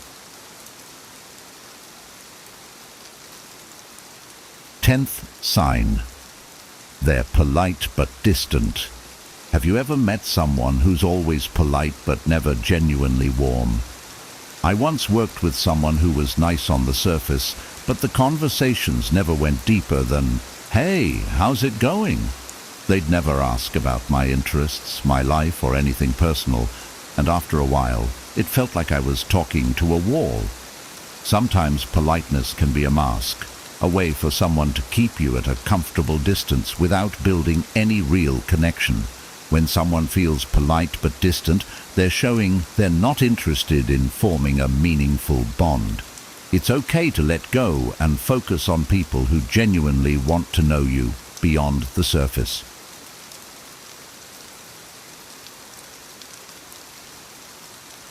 Recognizing these signs isn't always easy, especially when you want to see the best in people, but taking a step back and observing how others treat you allows you to invest your energy in relationships that are authentic and fulfilling.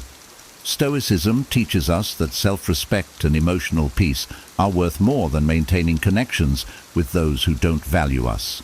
By paying attention to these signs, you can create space for people who genuinely support, celebrate, and uplift you, enriching your life in ways that truly matter.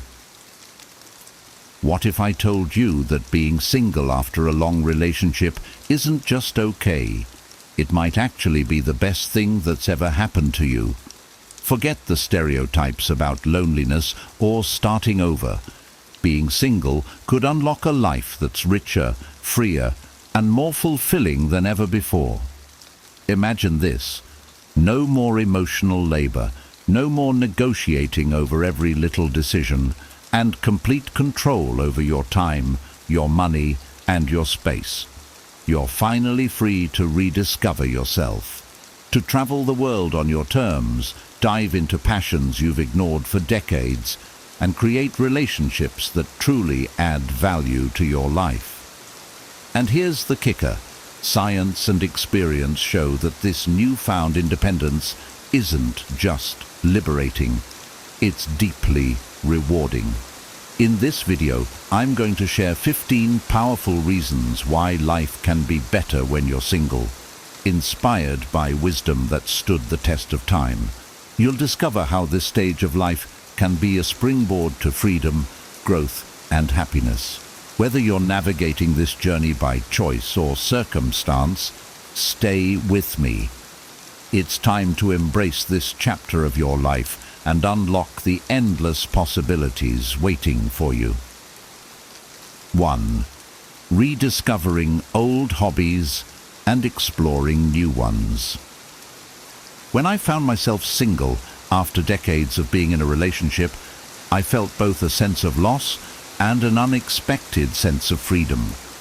At first, I didn't know what to do with all the time I suddenly had. But then I remembered something Marcus Aurelius once wrote. You have power over your mind, not outside events. Realize this, and you will find strength. That wisdom helped me shift my focus inward to the things I could control, like how I spent my time. I started thinking about the hobbies I used to love but had set aside.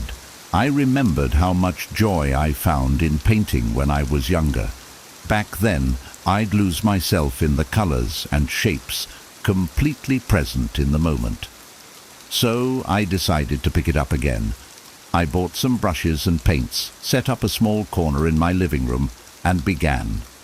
The strokes on the canvas became a form of meditation, a reminder that life's beauty is often found in simplicity. I also gave myself permission to try something completely new. I'd always been curious about yoga, so I joined a beginner's class. It wasn't just about flexibility. It became a lesson in mindfulness and gratitude for what my body could still do. Seneca's words echoed in my mind. As long as you live, keep learning how to live. Rediscovering hobbies and exploring new interests has been one of the most liberating aspects of being single. It reminded me that life isn't about what I've lost, but about what I can still create and experience.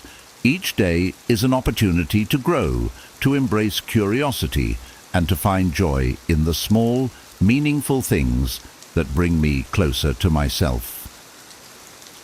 2. Opportunity to travel freely. When I became single, I realized how much freedom I had to finally travel the way I wanted. In the past, trips were always a negotiation, destinations, schedules, even where to eat. But now, I could explore places I'd dreamed of without compromise. Epictetus's reminder came to mind. Freedom is the only worthy goal in life. It is won by disregarding things that lie beyond our control. I decided to plan a solo trip, something I had never done before. My first destination was a quiet coastal town I'd always wanted to visit. Without needing to align plans with someone else's preferences, I could spend hours wandering through local markets, sitting on the beach with a good book, or simply enjoying the stillness. The solitude wasn't lonely, it was empowering. One of the most enlightening parts of traveling alone was discovering how resourceful I could be. I navigated unfamiliar streets, figured out new public transit systems, and even made friends with locals. Seneca's words resonated deeply. Everywhere is nowhere. When a person spends all their time in foreign travel, they end by having many acquaintances, but no friends. I realized that true travel isn't just about seeing new places. It's about forming meaningful connections with others and with yourself. Traveling freely helped me reconnect with my inner compass. It reminded me that life's richness comes not from what others plan for you, but from the paths you choose for yourself. Each trip became not just a journey to a new place, but a step toward becoming the person I wanted to be: curious, independent, and grateful for the world's endless possibilities. 3. Living life on your own terms. When you're in a long-term relationship, life often becomes a series of compromises. What to watch, where to live, how to spend your weekends, all of it involves negotiation. But when I became single, I realized I could finally design my life around my own desires. It was exhilarating and a little daunting. The words of Marcus Aurelius grounded me. Waste no more time arguing about what a good man should be. Be one. I began to ask myself what truly made me happy. I found that I loved slow mornings with coffee and journaling, weekends spent hiking, and nights diving into books I'd always meant to read. No one else's schedule dictated mine. I didn't have to justify my choices or feel guilty for indulging in what brought me joy. This freedom extended to my larger goals as well. For years I'd wanted to start a small garden, but I always deferred to what my partner wanted for our shared space. Now I had a patch of earth entirely my own. Tending to it became a metaphor for my new life. I was finally planting seeds for myself, nurturing my own growth. Living on my own terms taught me the power of self-reliance. As Seneca said, "The greatest wealth is a poverty of desires." By stripping away the need to conform to someone else's expectations, I found clarity in what truly mattered to me. Life wasn't just simpler, it was fuller, richer, and deeply aligned with my own values. For the first time, I was living entirely for myself, and it felt incredible. 4. Your home, your sanctuary.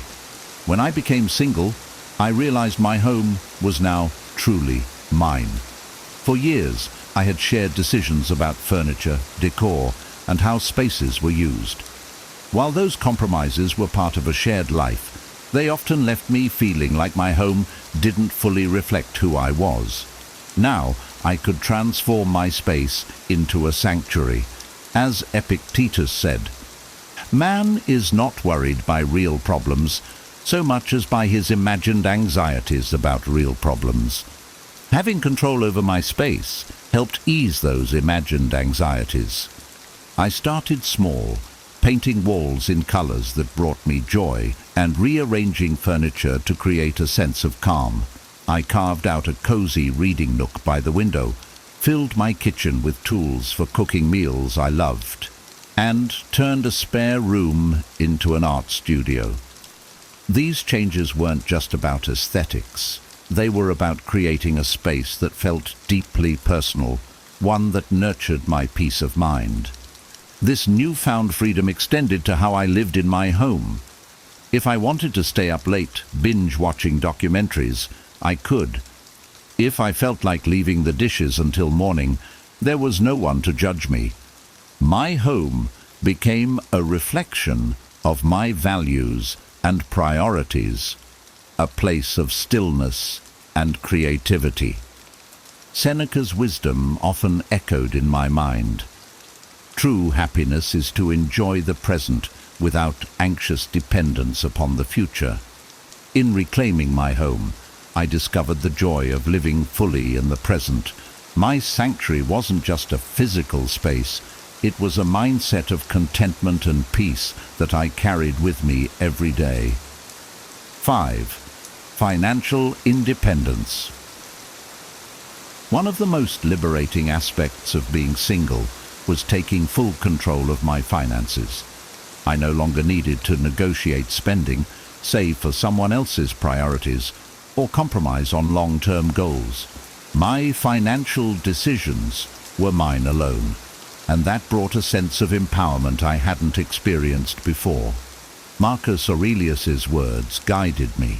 The happiness of your life depends upon the quality of your thoughts. With financial freedom, I could focus my energy on what truly mattered to me. I started by re-evaluating my budget and making deliberate choices about how I spent my money. I invested in experiences that enriched my life, like travel, classes and hobbies.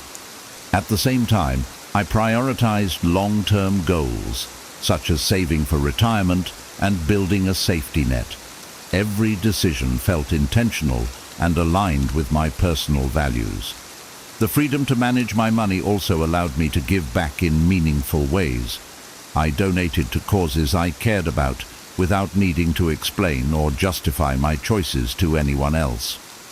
As Seneca said, "It is not the man who has too little, but the man who craves more that is poor." Financial independence gave me the clarity to see that I didn't need more.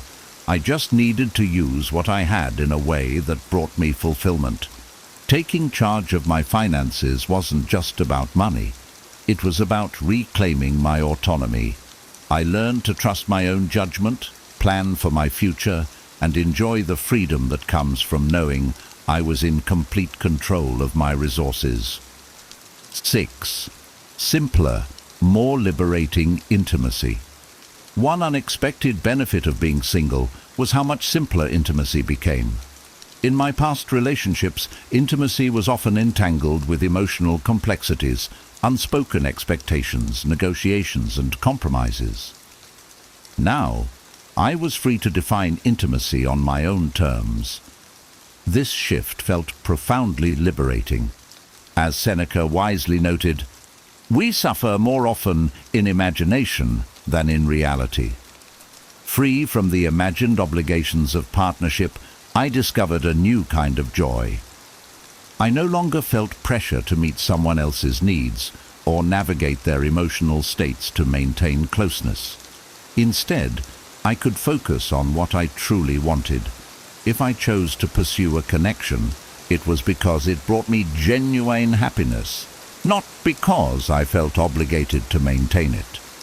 For the first time, I understood the value of intimacy as a choice, not a duty.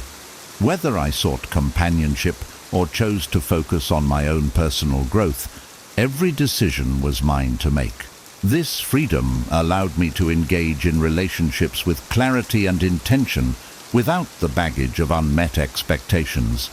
Living without the weight of those emotional entanglements gave me more energy to invest in myself. I learned to find fulfillment in the things I loved, writing, painting, and simply enjoying the peace of my own company.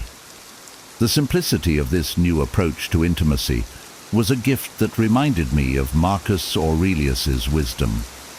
If you are distressed by anything external, the pain is not due to the thing itself, but to your estimate of it. By redefining intimacy, I removed unnecessary distress and embraced a life of greater clarity and joy. 7. No more emotional labor. One of the most significant changes I experienced after becoming single was the relief of no longer being responsible for someone else's emotional well-being. In relationships, I often found myself managing not only my own emotions, but also soothing my partner's anxieties, resolving conflicts, and maintaining harmony in the household. While I once accepted this as part of love, I realized how draining it could be. Epictetus's advice came to mind. First say to yourself what you would be, and then do what you have to do. Being single allowed me to redirect all that emotional energy inward. I began to focus on my mental health, practicing mindfulness, and exploring what brought me peace and joy. Without the constant need to manage someone else's emotions, I discovered a lighter, freer version of myself. This freedom also improved the quality of my relationships with friends and family. When I wasn't weighed down by emotional labor, I could engage more authentically and give from a place of abundance rather than obligation. As Seneca said, "He who is brave is free." Letting go of emotional caretaking wasn't just brave, it was transformative. The absence of this invisible burden gave me space to build healthier relationships, ones based on mutual respect and support rather than caretaking. I learned that true love, whether romantic or platonic, doesn't require sacrificing your peace for someone else's. Instead, it thrives when both people take responsibility for their own emotions. 8. A stronger sense of self. After years of being in a relationship, I realized I had lost touch with who I was.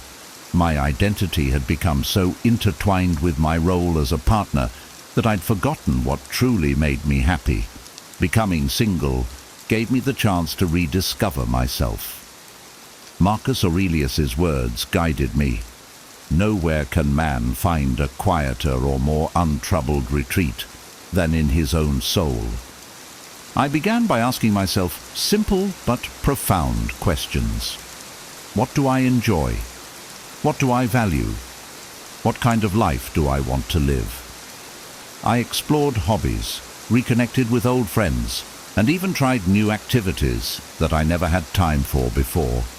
Slowly but surely, I started to feel more like myself. Being single also taught me to trust my own decisions. Without someone else's input or validation, I learned to rely on my instincts and preferences. This built a deeper confidence in myself and my ability to create a life that felt fulfilling. Seneca's words became a mantra. As is a tale, so is life. Not how long it is, but how good it is what matters. Through this process, I developed a stronger sense of self. I no longer felt defined by external roles or relationships. Instead, I felt grounded in my own identity, living a life that reflected my values and passions. The journey wasn't always easy, but it was deeply rewarding, and it reminded me that the most important relationship is the one you have with yourself. 9. The gift of peace and quiet. One of the greatest blessings of being single was discovering the power of peace and quiet. When I was in a relationship, my home was always filled with activity, whether it was conversations, TV noise, or just the hum of shared living. While companionship was meaningful, I often longed for moments of stillness. Becoming single gave me exactly that. At first, the quiet felt strange, almost unsettling. But as I adjusted, I began to savor it. I could wake up in the morning and enjoy my coffee without interruptions. I could sit by the window and listen to the rain, or take long solitary walks in the park. These moments of solitude became opportunities to reflect, recharge, and simply be. Epictetus's wisdom resonated with me. People are not disturbed by things, but by the views they take of them. I realized that my initial discomfort with silence wasn't about the quiet itself. It was about my perception of it. Once I embraced it, peace and quiet became a source of immense joy. This stillness also allowed me to cultivate mindfulness. I could focus entirely on the present moment, free from the distractions of a shared life. Over time, I discovered that these quiet moments were some of the most fulfilling parts of my day. They reminded me that happiness isn't always about doing, it's often about simply being. 10. Building a social life on your terms.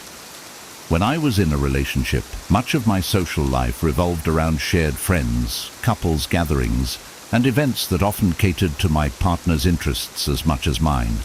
Becoming single gave me the opportunity to redefine how, when, and with whom I spent my time.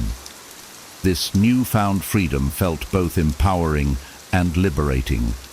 As Marcus Aurelius advised, the happiness of your life depends upon the quality of your thoughts. I applied this to my relationships, choosing to surround myself with people who uplifted and inspired me. I reconnected with old friends and sought out new ones who shared my interests and values. Whether it was joining a book club, attending community events, or taking a cooking class, I prioritized connections that felt meaningful. For the first time in years, I didn't have to attend events or engage with people out of obligation.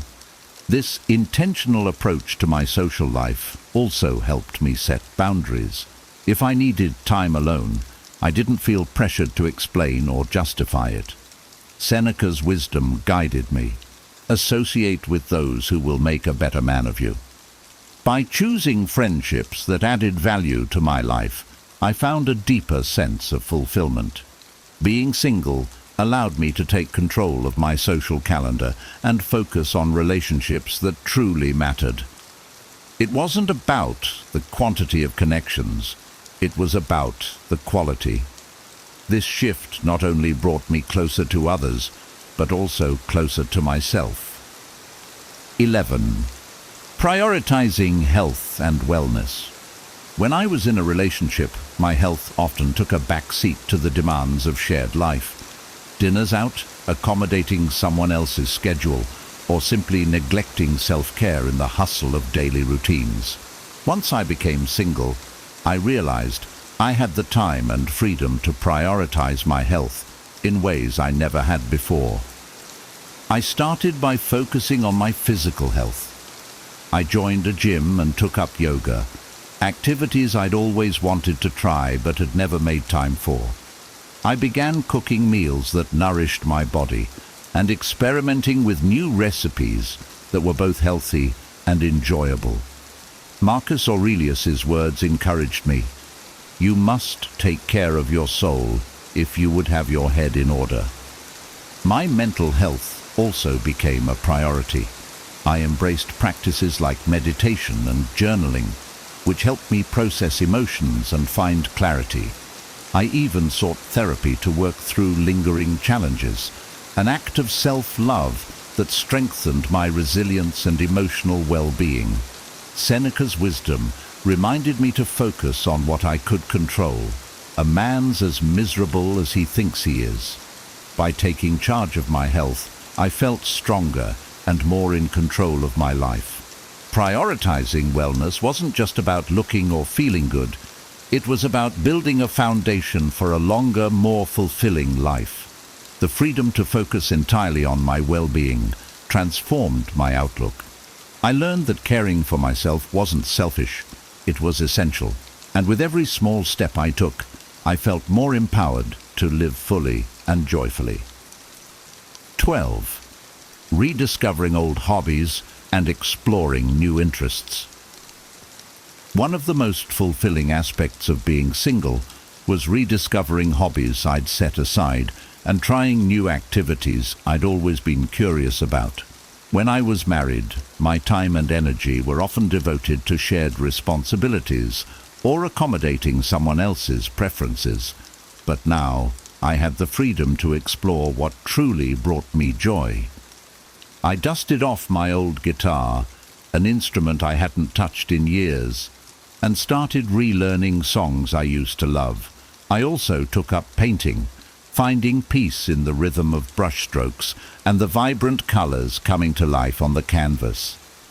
As Seneca wrote, "It is not that we have a short time to live, but that we waste a lot of it." With this new chapter, I committed to using my time intentionally. I also embraced the opportunity to try new things. I signed up for a photography workshop and joined a hiking group, discovering passions I didn't know I had. These activities weren't just about passing time, they were about reconnecting with myself and cultivating a sense of purpose.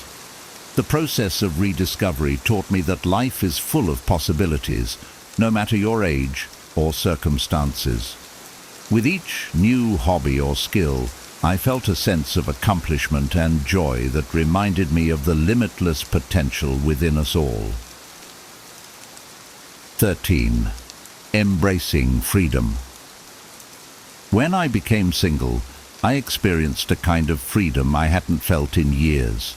It wasn't just about being able to make decisions on my own. It was about rediscovering the ability to live life exactly how I wanted. This shift reminded me of Marcus Aurelius's wisdom.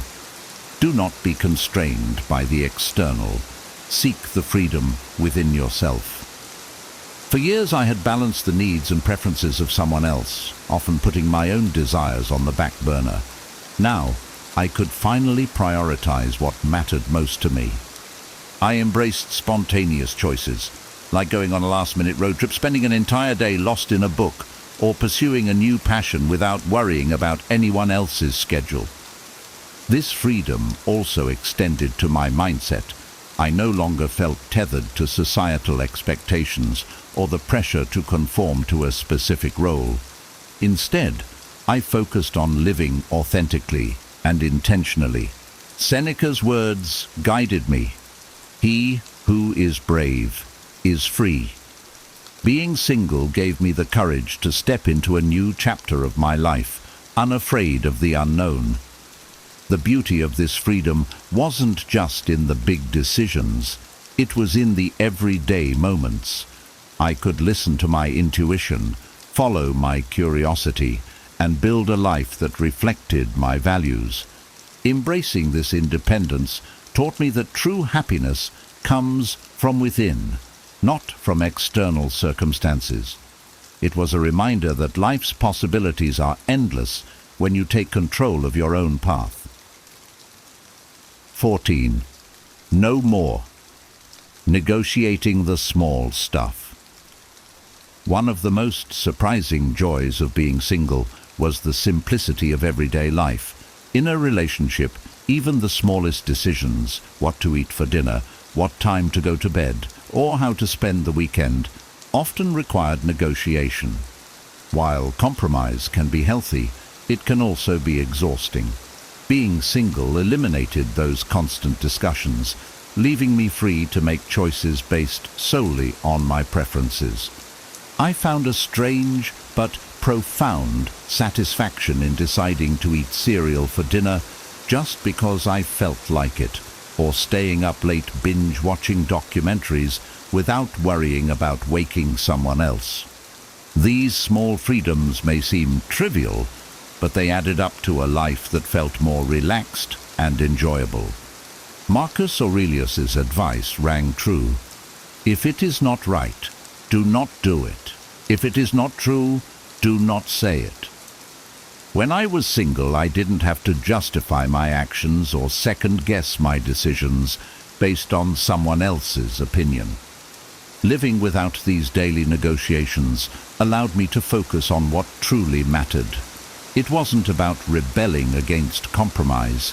It was about honoring my own needs and desires. Over time, I realized how much energy I had saved by not constantly accommodating someone else, and I was able to channel that energy into my passions and personal growth. 15. The gift of peace and quiet. One of the greatest, most unexpected gifts of being single was the ability to enjoy peace and quiet whenever I wanted. In a relationship, there was always background noise, conversations, shared activities, or the hum of daily life together. While I valued companionship, I often found myself craving stillness. When I became single, I finally had the space to enjoy moments of true solitude. I'd wake up to quiet mornings, sip my coffee slowly, and watch the sunrise without a single interruption. I could spend afternoons reading, journaling, or simply sitting in silence. These moments weren't lonely. They were deeply rejuvenating. Seneca's wisdom guided me. The greatest blessings of mankind are within us and within our reach. A wise man is content with his lot, whatever it may be, without wishing for what he has not. I realized that peace wasn't something I needed to seek outside myself. It was already there, waiting for me to embrace it. This quiet time became a way to reflect and recharge, helping me cultivate mindfulness and gratitude for the simplicity of life. It also deepened my appreciation for the beauty of the present moment. The gift of peace and quiet wasn't just about having less noise. It was about finding clarity and calm in the stillness of my own company. So, there you have it. 15 powerful reasons why being single again isn't just a new chapter. It's an opportunity to create a life that's truly your own. Whether it's embracing freedom, rediscovering old passions, or building deeper connections, this stage of life is filled with possibilities you might not have imagined. Now, I'd love to hear from you. Which of these reasons resonated most with you? Are you currently embracing the single life, or is it something you're considering? Share your thoughts and takeaways in the comments below. I read every one and can't wait to hear your stories. If you found this video inspiring or helpful, make sure to give it a thumbs up. And don't forget to subscribe for more content about living a life full of freedom, growth, and wisdom. And if you think someone else might benefit from hearing this message, share this video with them. It might just change their perspective. Thank you so much for watching, and I'll see you in the next video. 20 Stoic rules to conquer the day. Imagine waking up each morning with a profound sense of purpose, ready to conquer the day with unwavering strength and clarity. What if every challenge you faced became an opportunity to grow, and every decision you made was guided by timeless wisdom? Welcome to the world of Stoicism, where ancient principles empower you to lead an extraordinary life. In this guide, we unveil 20 Stoic rules that will transform your daily routine and mindset. These principles, rooted in the teachings of great philosophers like Seneca and Marcus Aurelius, offer a roadmap to mastering your inner world and thriving in the face of adversity. Each rule is a beacon of wisdom, designed to help you navigate the complexities of modern life with grace and resilience. Join us as we delve into the heart of Stoic philosophy, exploring how you can harness its power to live a life of purpose, virtue, and excellence. Whether you're seeking to improve your personal growth, manage stress, or simply find a deeper sense of fulfillment, these Stoic rules will equip you with the tools to conquer each day. Let's embark on this transformative journey together. Number 1, remember that your response to situations is within your control. The Stoics taught that while we cannot control external events, we can control how we respond to them. This principle is the cornerstone of Stoic philosophy, empowering you to maintain inner peace and resilience regardless of circumstances. When faced with challenges, focus on your reaction rather than the situation itself. Choose responses that align with your values and virtues. By exercising this control, you transform potential stresses into opportunities for growth. This mindset shift reduces anxiety and fosters a sense of empowerment. Instead of feeling helpless in the face of adversity, you realize that your attitude and actions are always within your control. Practice patience, compassion, and rationality in your responses. Reflect on how your reactions influence your well-being and the well-being of others. Cultivate a habit of responding thoughtfully rather than reacting impulsively. This practice not only enhances your personal resilience, but also sets a positive example for others. By focusing on what you can control, your responses, you navigate life with greater clarity and composure. This Stoic wisdom empowers you to face any situation with grace, and strength. Number 2, consistently strive to improve yourself and your circumstances. The journey of self-improvement is a lifelong commitment, a daily practice of honing your skills, expanding your knowledge, and refining your character. The Stoic philosopher Seneca reminds us that while we teach, we learn, emphasizing the reciprocal nature of growth. Improvement is not about drastic changes overnight, but about making small, deliberate steps every day. Embrace the power of incremental progress. Each day offers a new opportunity to be better than you were yesterday. Reflect on your actions, learn from your mistakes, and seek wisdom in every experience. Cultivate resilience and adaptability, for life is full of unexpected challenges. View these challenges as opportunities to grow stronger and wiser. Do not become complacent with your current achievements. There is always room for growth. Strive to enhance your physical, mental, and emotional well-being. Read, meditate, exercise, and engage in meaningful conversations. Surround yourself with people who inspire and challenge you. Remember, the pursuit of excellence is a noble endeavor, one that brings fulfillment and a sense of purpose. By committing to continuous self-improvement, you not only elevate your own life, but also contribute positively to the lives of others. Number 3, handle difficult people with serenity, kindness, and grace. The Stoics teach us that we cannot control the actions of others, but we can control our reactions. Encounters with difficult individuals are inevitable, yet they present valuable opportunities to practice virtue. When faced with negativity, respond with calmness and composure. Do not allow others to disrupt your inner peace. Instead, treat them with kindness, even when it is undeserved. This is not a sign of weakness, but of strength. By maintaining your serenity, you demonstrate control over your emotions and set a positive example. Kindness disarms hostility and often transforms adversaries into allies. Approach every interaction with grace, recognizing that everyone is fighting their own battles. Show empathy and understanding, even when it is challenging. Remember, the way you treat others is a reflection of your character, not theirs.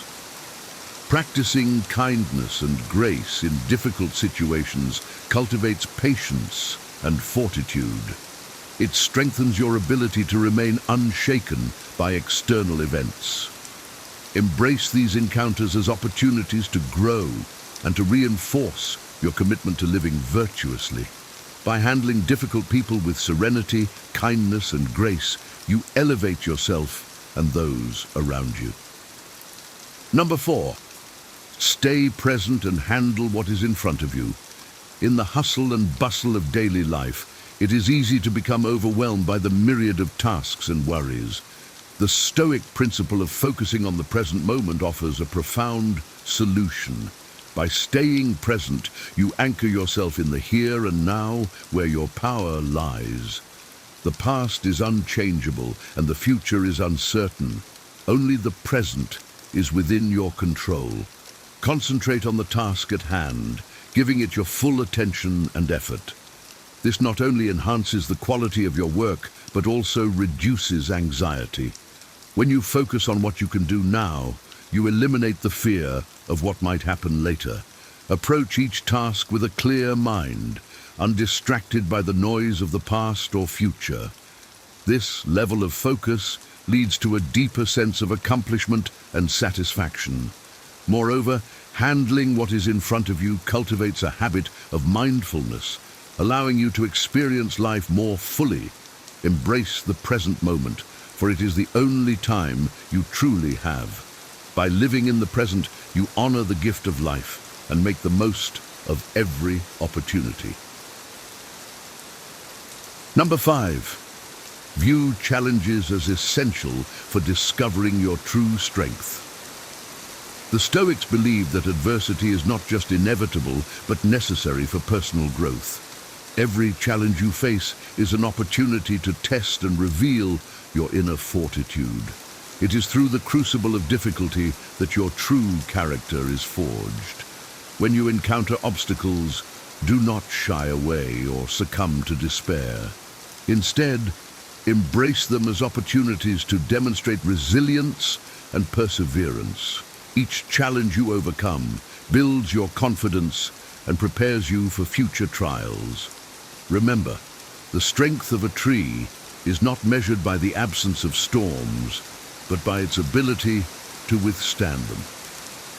Similarly, your strength is revealed through your capacity to endure and overcome hardships. View each challenge as a stepping stone towards greater wisdom and strength. Adopt a mindset that welcomes difficulties as teachers, guiding you towards self-improvement. By facing challenges head-on, you cultivate courage and resilience, essential virtues for a fulfilling life. Do not seek a life of ease and comfort. Instead, seek a life of purpose and growth. Through challenges, you discover the depth of your capabilities and the true extent of your strength. Number 6, embrace challenges as opportunities for growth, with greater rewards from difficult undertakings. The Stoics taught that the path to excellence is paved with trials and tribulations. Each challenge you face is a chance to hone your skills, deepen your wisdom, and strengthen your character. When you encounter a difficult task, see it not as a burden, but as a valuable opportunity for personal development. Embracing challenges with a positive mindset transforms obstacles into stepping stones for success. The more difficult the undertaking, the greater the rewards you will reap. These rewards are not just external achievements, but also internal growth. By pushing your limits, you expand your potential and discover new strengths. Challenges test your resilience and determination, qualities that are essential for a fulfilling life. They teach you patience, perseverance, and the value of hard work. Embrace every challenge with the confidence that you will emerge stronger and wiser. Do not shy away from difficulties. Instead, seek them out as opportunities to prove your mettle. Remember, a smooth sea never made a skilled sailor. It is through the storms of life that you become truly capable and strong. Embrace challenges and unlock your true potential. Number 7, choose strength over weakness, courage over cowardice, and virtue over vice. The Stoics believe that true freedom comes from within, from the ability to choose our responses to life's events. In every situation, you have the power to choose how you will act. Will you give in to weakness, or will you rise with strength? Will you be ruled by fear, or will you act with courage? The path of virtue is often the harder path, but it is also the most rewarding. By choosing strength, you build resilience. By choosing courage, you face your fears and grow stronger. By choosing virtue, you align yourself with your highest ideals and live a life of integrity. These choices define your character and shape your destiny. Each decision you make is an opportunity to reinforce your commitment to living a good and meaningful life. Do not be swayed by external circumstances. Instead, focus on what is within your control. Choose to respond with strength, courage, and virtue, no matter what challenges you face. By making these choices consistently, you build a foundation of character that will support you through all of life's trials. Number 8, begin each day by envisioning how you want to feel at the end of it. The Stoics emphasize the importance of intentionality and foresight. Starting your day with a clear vision sets the tone for everything that follows. Take a moment each morning to reflect on your goals and the kind of person you aspire to be. Envision the emotions you want to experience at the end of the day: satisfaction, peace, accomplishment. This practice aligns your actions with your values and priorities, guiding you through the day with purpose. When challenges arise, this vision serves as a compass, reminding you of what truly matters. By focusing on the desired end state, you are more likely to make choices that lead to a fulfilling and meaningful day. This proactive approach reduces the likelihood of regret and increases your sense of control over your life. It is a powerful exercise in mindfulness and self-discipline. Envisioning your desired feelings at the end of each day helps you stay committed to your goals and maintain a positive, productive mindset. Make this practice a daily habit and watch how it transforms your life, one day at a time. Number 9, accept and extract good from your fate.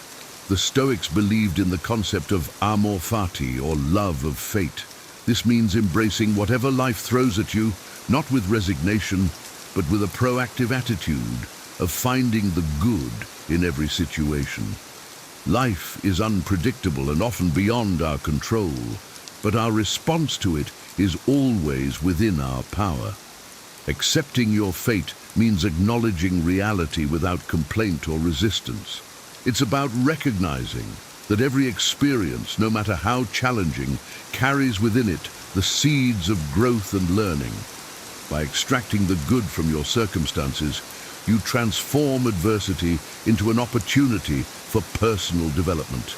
This mindset fosters resilience as you learn to see obstacles as stepping stones rather than barriers. It also cultivates gratitude as you become more aware of the hidden blessings in every experience. Accepting your fate with grace and wisdom allows you to live in harmony with the world, free from the turmoil of resistance and regret. Embrace each moment fully, trust in the unfolding of your life, and find peace in the knowledge that everything has a purpose. By loving your fate, you turn every situation to your advantage. Number 10. Focus on today's tasks to alleviate anxiety about the future. The Stoics taught that worrying about the future is futile and distracts from the present moment, where our true power lies. By concentrating on what you can do today, you harness your energy and attention effectively. The future is uncertain and beyond your direct control, but the actions you take now can shape it positively. Break down your goals into manageable tasks and tackle them one by one. This approach not only reduces anxiety, but also enhances productivity and a sense of accomplishment. When you focus on today's tasks, you are fully engaged in the present, making each moment count.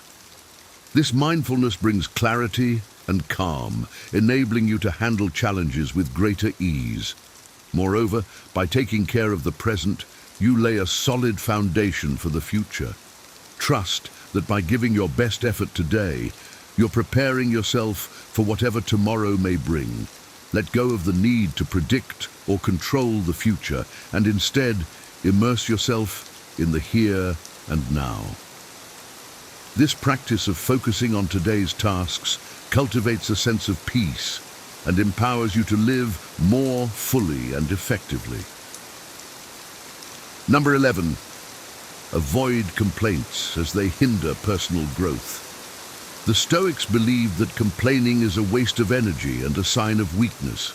It focuses attention on what is wrong rather than what can be improved. Complaints create a negative mindset, fostering dissatisfaction and helplessness. Instead of complaining, take constructive action. When faced with a problem, seek solutions and opportunities for learning. Every challenge is a chance to develop resilience and resourcefulness. By reframing difficulties as growth opportunities, you shift your focus from what is lacking to what can be gained. This proactive approach empowers you and fosters a positive outlook. Complaining also affects those around you, spreading negativity and lowering morale. Cultivate a habit of gratitude and positivity. Focus on the aspects of your life that are within your control and take responsibility for your actions. When you feel the urge to complain, pause and reflect on how you can address the situation constructively. This mindset not only enhances your personal growth, but also sets a positive example for others. By avoiding complaints and embracing a proactive attitude, you build a stronger, more resilient character and contribute to a more positive and productive environment. Number 12. Time is fleeting, so postpone nothing and stay present. The Stoics remind us that life is short and uncertain. The only moment we truly have is the present. Procrastination is the thief of time, robbing us of the opportunity to live fully and meaningfully. Each moment wasted is a moment lost forever. Embrace the urgency of now and commit to living each day with purpose and intention. Prioritize your tasks and focus on what truly matters. Do not defer your dreams and goals to a future that is not guaranteed. Take decisive action today, for tomorrow is uncertain. Staying present means fully engaging in each moment, appreciating its value and potential. It means letting go of regrets about the past and anxieties about the future. By living in the present, you maximize your effectiveness and enrich your life. This mindfulness enhances your experiences, deepens your relationships, and brings a sense of fulfillment. Time is the most precious resource we have. Once it is gone, it cannot be reclaimed. Cherish it, use it wisely, and make the most of every moment. By staying present and postponing nothing, you honor the gift of life and create a legacy of purpose and action. Number 13. Manage time wisely, understanding that time spent is life spent. The Stoics valued the mindful use of time, recognizing it as our most precious resource. Every moment you spend is a part of your life you can never get back. Therefore, it is essential to use your time wisely and intentionally. Prioritize activities that align with your values and contribute to your personal growth and well-being. Avoid distractions and time-wasting habits that do not serve your goals. Plan your days thoughtfully, setting clear priorities and boundaries. Remember that each day is an opportunity to move closer to your aspirations. Treat time as a valuable currency, spending it on things that matter most to you. This mindset not only enhances productivity, but also brings a deeper sense of fulfillment and purpose. Reflect regularly on how you spend your time and make adjustments as needed to stay aligned with your goals. By managing your time wisely, you take control of your life and make the most of the limited time you have. The mindful use of time leads to a more focused, intentional, and meaningful life, allowing you to achieve your fullest potential. Number 14, have a clear direction and purpose to succeed. The Stoics believed that a well-defined sense of purpose is crucial for a fulfilling life. Without direction, we drift aimlessly, easily swayed by external circumstances and distractions. To succeed, you must know where you are going and why. Clarify your goals and values and align your actions with them. This clarity provides a roadmap for your life, guiding your decisions and actions. It instills a sense of purpose and motivation, driving you to persevere even in the face of obstacles. A clear direction helps you stay focused and resilient, reducing the likelihood of being derailed by setbacks. Reflect on your passions and strengths and consider how they can contribute to your overall purpose. Set specific, achievable goals that move you closer to your vision. Regularly review and adjust your goals to ensure they remain aligned with your evolving values and circumstances.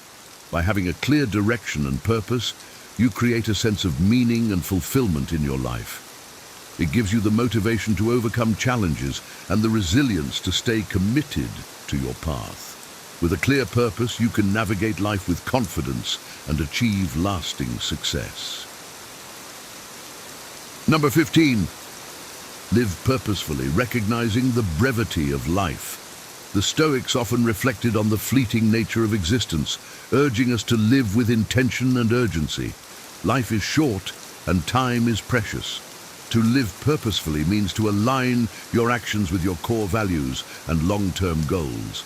It involves making deliberate choices that contribute to a meaningful and fulfilling life. Avoid distractions and superficial pursuits that do not serve your deeper purpose.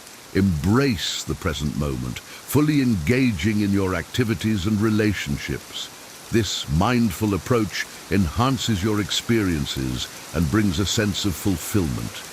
Reflect regularly on your priorities and ensure that your daily actions align with them. By living purposefully, you make the most of the limited time you have. You focus on what truly matters and let go of what does not. This practice not only enriches your own life, but also positively impacts those around you. Recognizing the brevity of life instills a sense of urgency and motivation to live fully and authentically. Embrace this Stoic wisdom and commit to living each day with purpose and intention, making your life a reflection of your highest values and aspirations. Number 16, focus on tasks with minimal distractions to maximize effectiveness. The Stoics emphasize the importance of concentration and discipline. In our fast-paced, distraction-filled world, maintaining focus can be challenging, but is crucial for productivity and success. Identify the tasks that are most important and dedicate your full attention to them. Eliminate or minimize distractions, whether they are digital notifications, unnecessary meetings, or cluttered environments. Create a conducive workspace that fosters concentration and clarity. Practice mindfulness techniques to enhance your ability to stay present and focused. This disciplined approach not only improves the quality of your work, but also reduces stress and increases satisfaction. By giving your full attention to one task at a time, you enhance your efficiency and achieve better results. This practice also fosters a sense of accomplishment and progress, motivating you to continue striving for excellence. Prioritize deep work and avoid multitasking, which can dilute your efforts and reduce overall productivity. Remember, the quality of your work is directly related to the quality of your attention.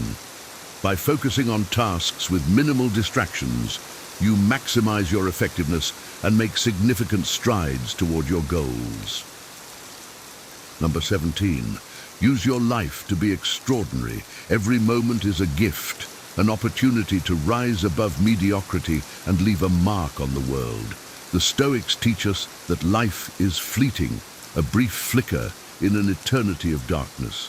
Why waste it on trivialities? Channel your inner potential, strive for greatness, and aim to be a person of value. Extraordinary lives are not the result of extraordinary circumstances, but of extraordinary efforts. Choose to be extraordinary in your thoughts, actions, and character. Set high standards for yourself and pursue them relentlessly. Remember, it is not the external achievements that define an extraordinary life, but the inner virtues cultivated along the way. Live with purpose, integrity, and a commitment to excellence. Your legacy is built one decision at a time, one action at a time. Be the person who inspires others, who makes a difference, and who lives with intention. Do not settle for a life of quiet desperation. Instead, embrace the challenge of becoming the best version of yourself. The world needs extraordinary people, and you have the power to be one of them. Seize the day and make your life a testament to the greatness within you. Number 18, recognize the importance of working together. The Stoics valued community and cooperation, understanding that human beings thrive in collaboration. In a world that often emphasizes individual achievement, it is essential to remember the power of working together. Collective efforts amplify individual strengths and compensate for weaknesses. When you collaborate with others, you gain diverse perspectives and skills that enhance your own capabilities. Embrace opportunities to work as part of a team, whether in personal, professional, or community settings. Practice active listening, empathy, and open communication to build strong, trusting relationships. By valuing the contributions of others, you foster a spirit of cooperation and mutual respect. This approach not only improves outcomes, but also enriches your experiences and connections. Recognize that we are stronger together than apart. Working collaboratively teaches humility, patience, and the value of shared goals. It creates a sense of belonging and purpose, enhancing overall well-being. By prioritizing teamwork and collaboration, you contribute to a more cohesive, supportive, and successful environment. This Stoic principle reminds us that our individual actions impact the larger community and that we thrive best when we work together. Number 19. Treat each day and hour as a precious gift. The Stoics believed in the sanctity of time, urging us to live each moment fully and mindfully. Every day presents a new opportunity to grow, learn, and make a positive impact. Approach each day with gratitude and intention, recognizing its inherent value. Avoid wasting time on trivial pursuits or idle distractions. Instead, focus on activities that align with your values and contribute to your goals. Reflect on the transient nature of life and let this awareness motivate you to make the most of every hour.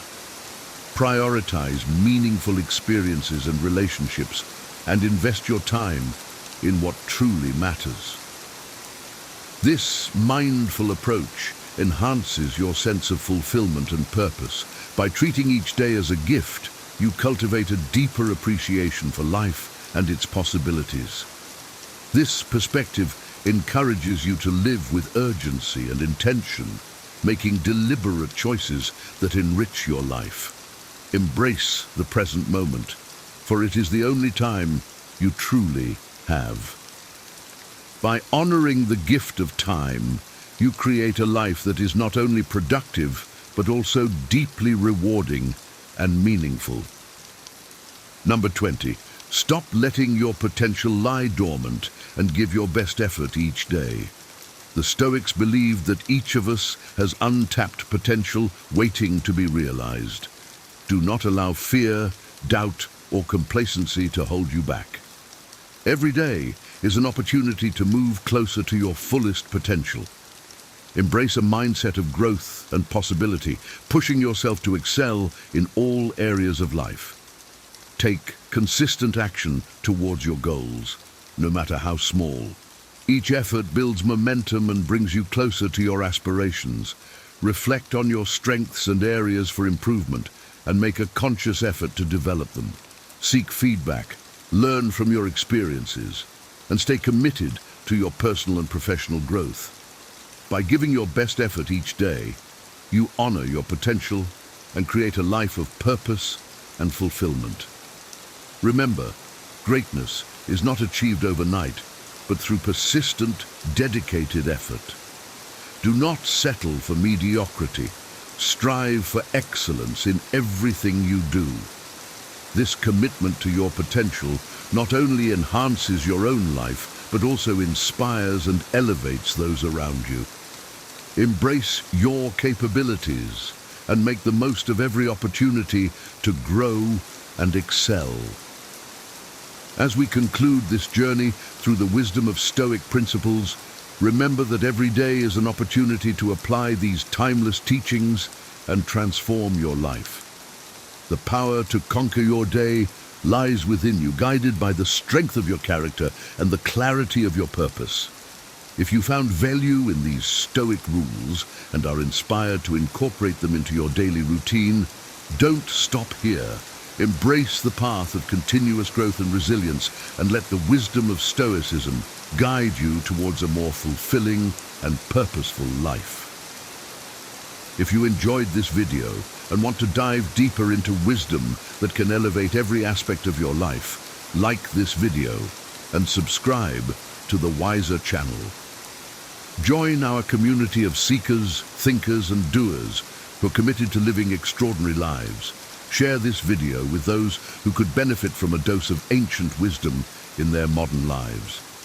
Thank you for watching, and remember, every day is a new chance to live with intention, strength, and virtue. Stay wise, stay resilient, and stay tuned for more powerful insights on the Wiser Channel.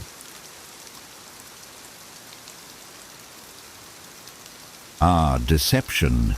It's such a peculiar thing, isn't it? The subtle art of concealing the truth, of twisting reality ever so slightly. We humans are strange creatures. We long for truth, yet we hide behind our own masks. And here's the paradox. Sometimes the ones we trust the most, the people who are closest to us, are the ones who engage in these little deceptions. It's not always out of malice, but often out of fear or insecurity.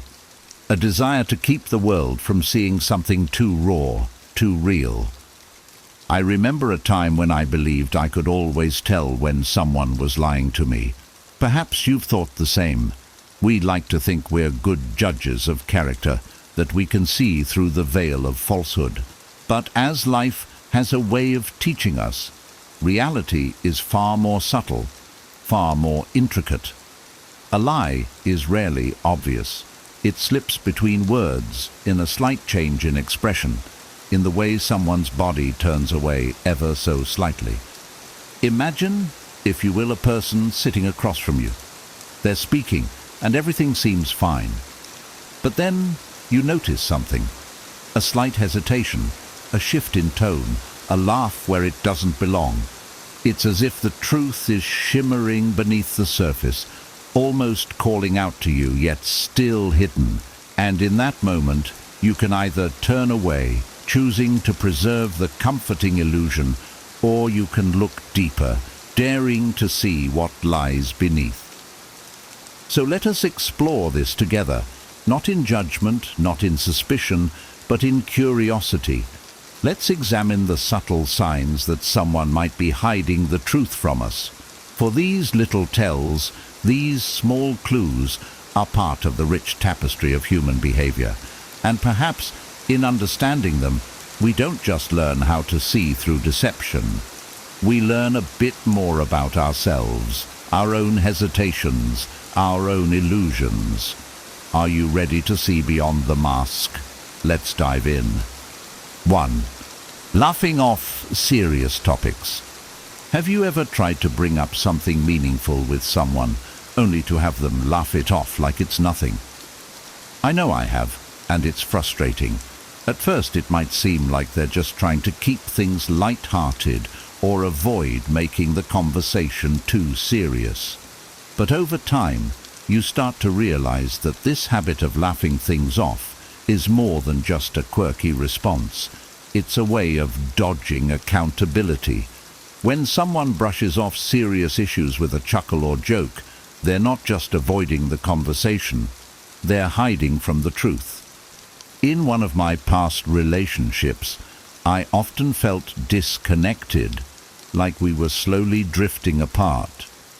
I'd try to bring it up, hoping we could talk it through, but every time I'd get that same awkward chuckle and a dismissive, "Oh, you're just overthinking it.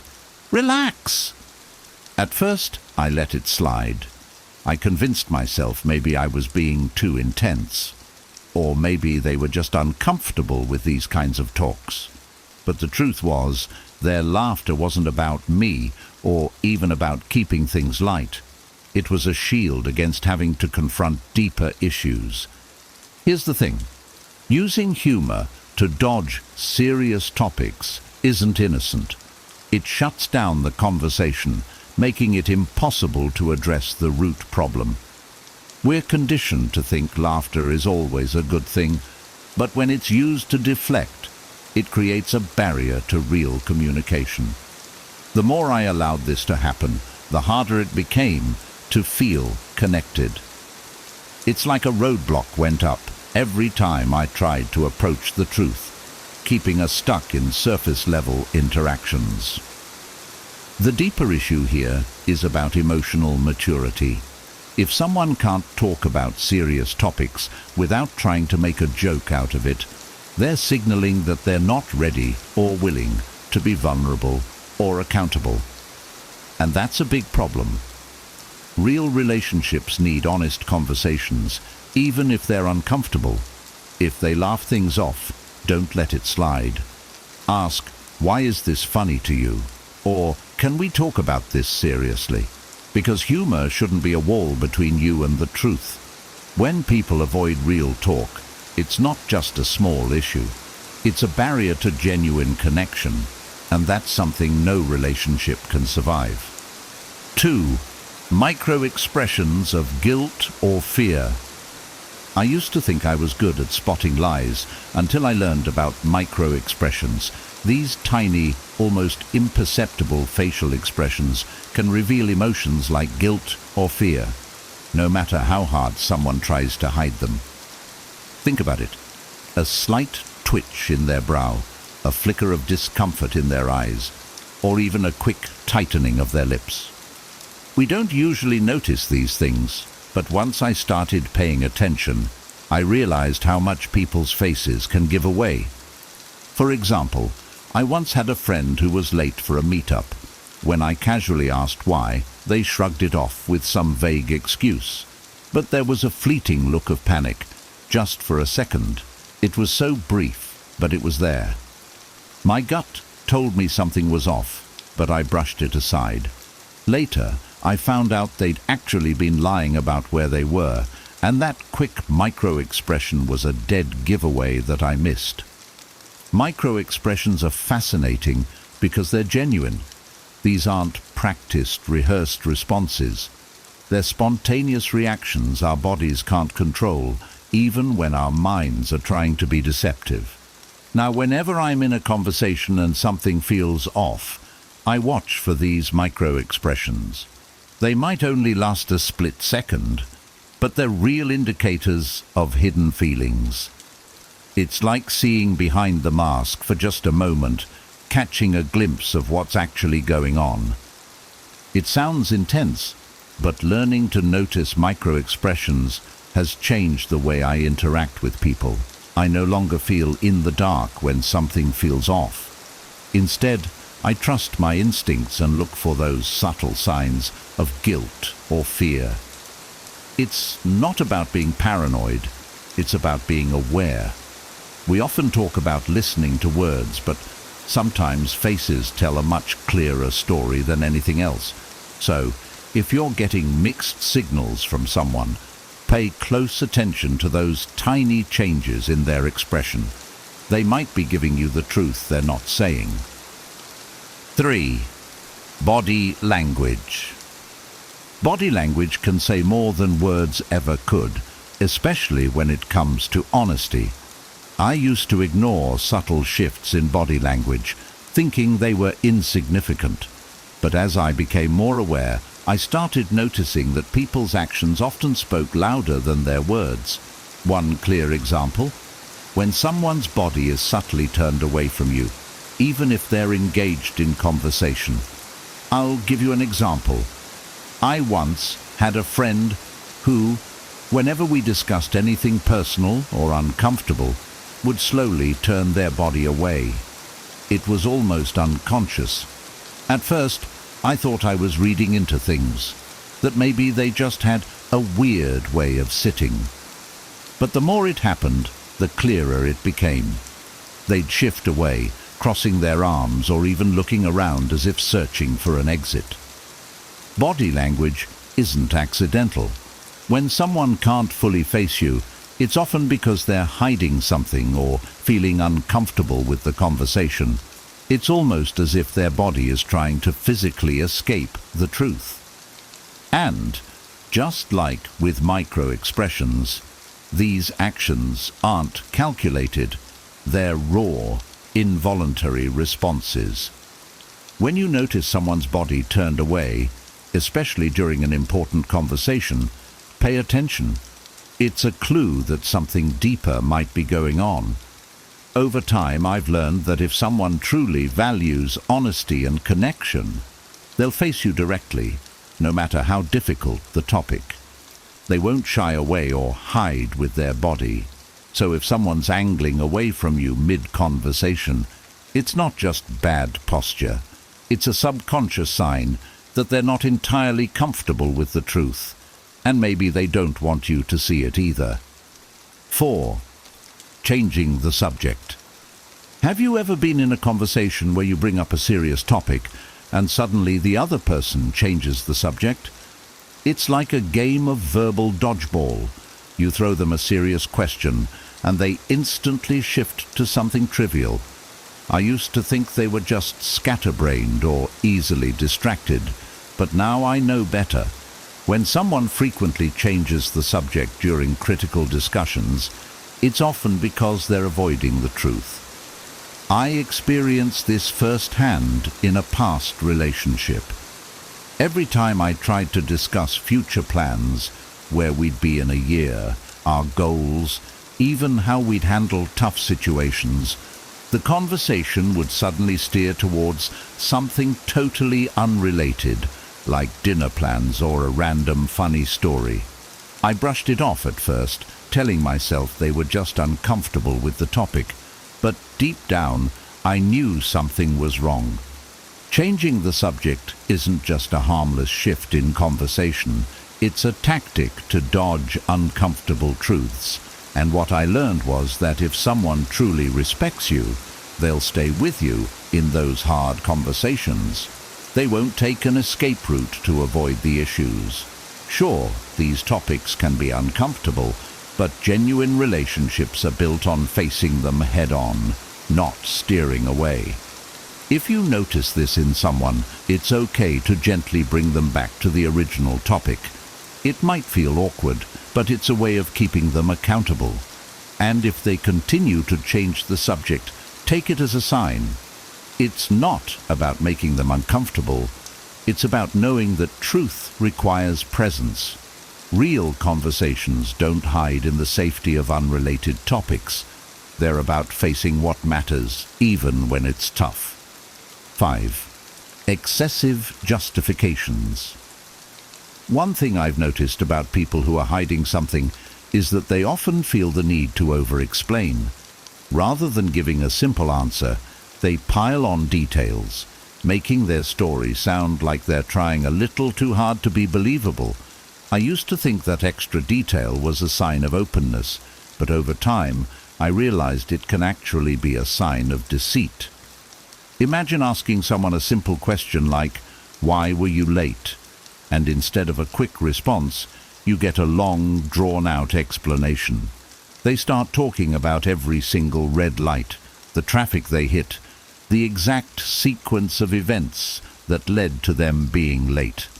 It's like they're building a wall of words to cover something up. Now, I'm not saying everyone who over-explains is lying, but when explanations feel overly polished and rehearsed, it's worth paying attention. I once had a friend who did this constantly. Every time I asked them something small, they'd go into a monologue of justifications. At first, I thought they were just detail-oriented, but after a while, I started wondering why they felt the need to justify everything so thoroughly. It turned out they were hiding other things, using these justifications as a smokescreen to avoid suspicion. If you find someone excessively justifying their actions, ask yourself why. Honesty usually doesn't need a lot of padding. A straightforward answer is often enough. So if someone gives you an overly elaborate story, consider that it might be covering something up. Sometimes, the more people explain, the less they're actually telling you. Trust your gut on this one. 6. Vagueness when pressed for specifics.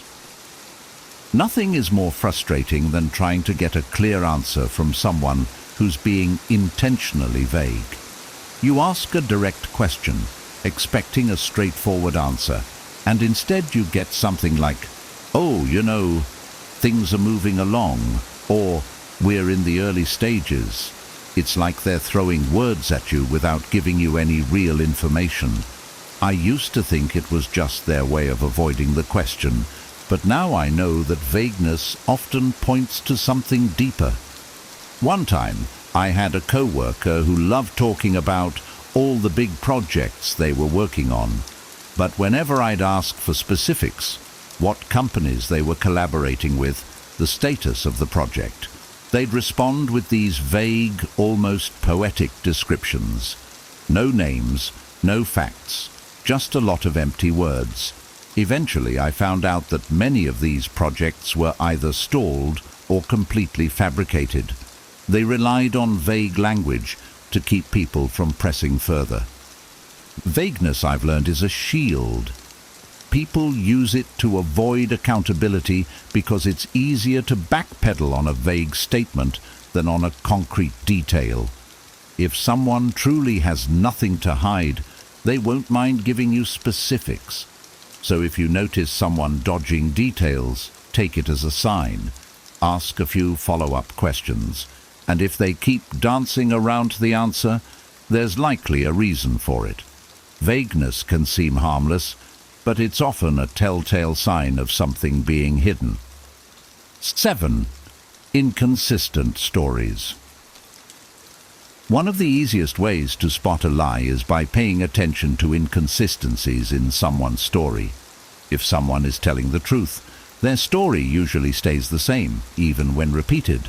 But when someone's lying, they tend to forget details or change parts of their story without realizing it. I've learned to notice these small changes because they often signal something bigger. Once, a friend told me about an amazing job offer they received, with all the perks and benefits. But the next time they brought it up, a few details had shifted. They mentioned a different job title, a new location, and even changed who had interviewed them. These were minor discrepancies, but they added up, making me question the entire story. Eventually, I found out they'd exaggerated parts of the offer, trying to make it sound better than it actually was.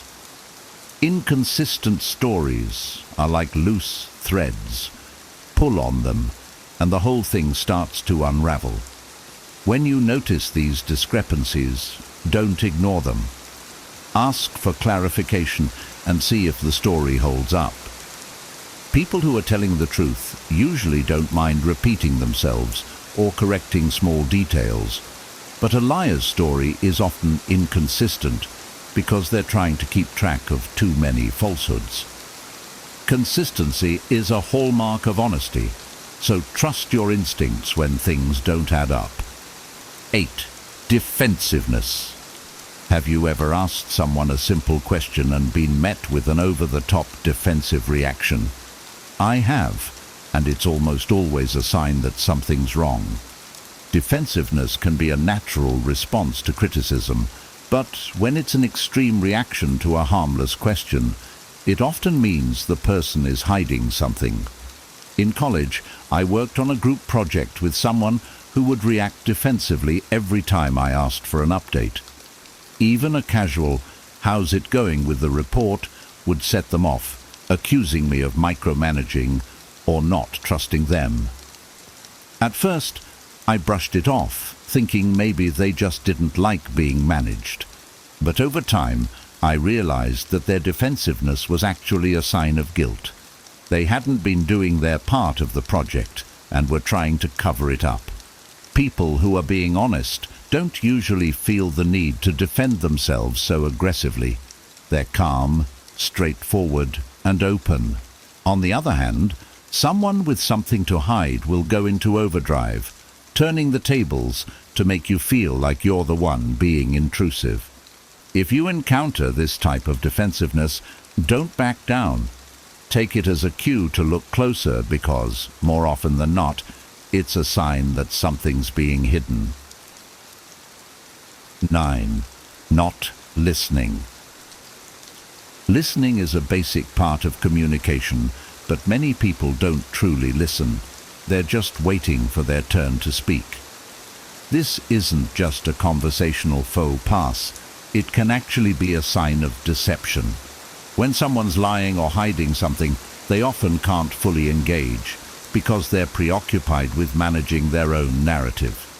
I used to know someone who would nod and smile during conversations, but rarely responded in a way that made me feel heard. Whenever I'd ask them something important or try to discuss an issue, they'd give quick, shallow responses or change the topic entirely. At first I thought it was just their personality, but eventually I realized they were hiding things, using this lack of engagement as a way to avoid going deeper. Not listening isn't just disrespectful, it's a red flag. If someone truly values you and is being honest, they'll be engaged in the conversation, actively listening and responding meaningfully. But when they're checked out or only half listening, it's often because they're more focused on what they're hiding than on the actual discussion. Trust your intuition when someone isn't fully present. It's a clue that something might be off. 10. Over-polished details. One of the biggest red flags I've learned to watch for is when someone's story sounds too perfect. Real life is messy and unpredictable. It rarely follows a flawless script. When someone's story is packed with overly polished details, it can be a sign that they've rehearsed it, constructing a perfect narrative to avoid suspicion. I once knew someone who loved telling stories that sounded like they were straight out of a movie. Everything was dramatic and timed to perfection, with every detail perfectly placed. They'd recount scenes with cinematic clarity, down to the exact time, weather, and background noise. I loved the stories at first, but then I started wondering how they could remember everything so perfectly. Eventually I found out they had exaggerated many parts, crafting these stories to sound more impressive. Over-polished stories can be captivating, but they're often too good to be true. Real memories are rarely flawless. They're filled with small imperfections. So if someone's story sounds like it was rehearsed for the big screen, take a step back. Ask a few clarifying questions and see how they respond. If the details start to unravel, it's likely that they're not being entirely truthful. People who have nothing to hide don't need their stories to be perfect. They just need them to be real. And so, we arrive at the end of this little exploration, our journey through the mysterious terrain of truth and deception. It's fascinating, isn't it? The subtle signs, the nuanced gestures, the half-hidden glances, all small ripples on the surface of a vast, complex human experience. Perhaps now you see that detecting a lie isn't about seeking to expose others or holding ourselves above them.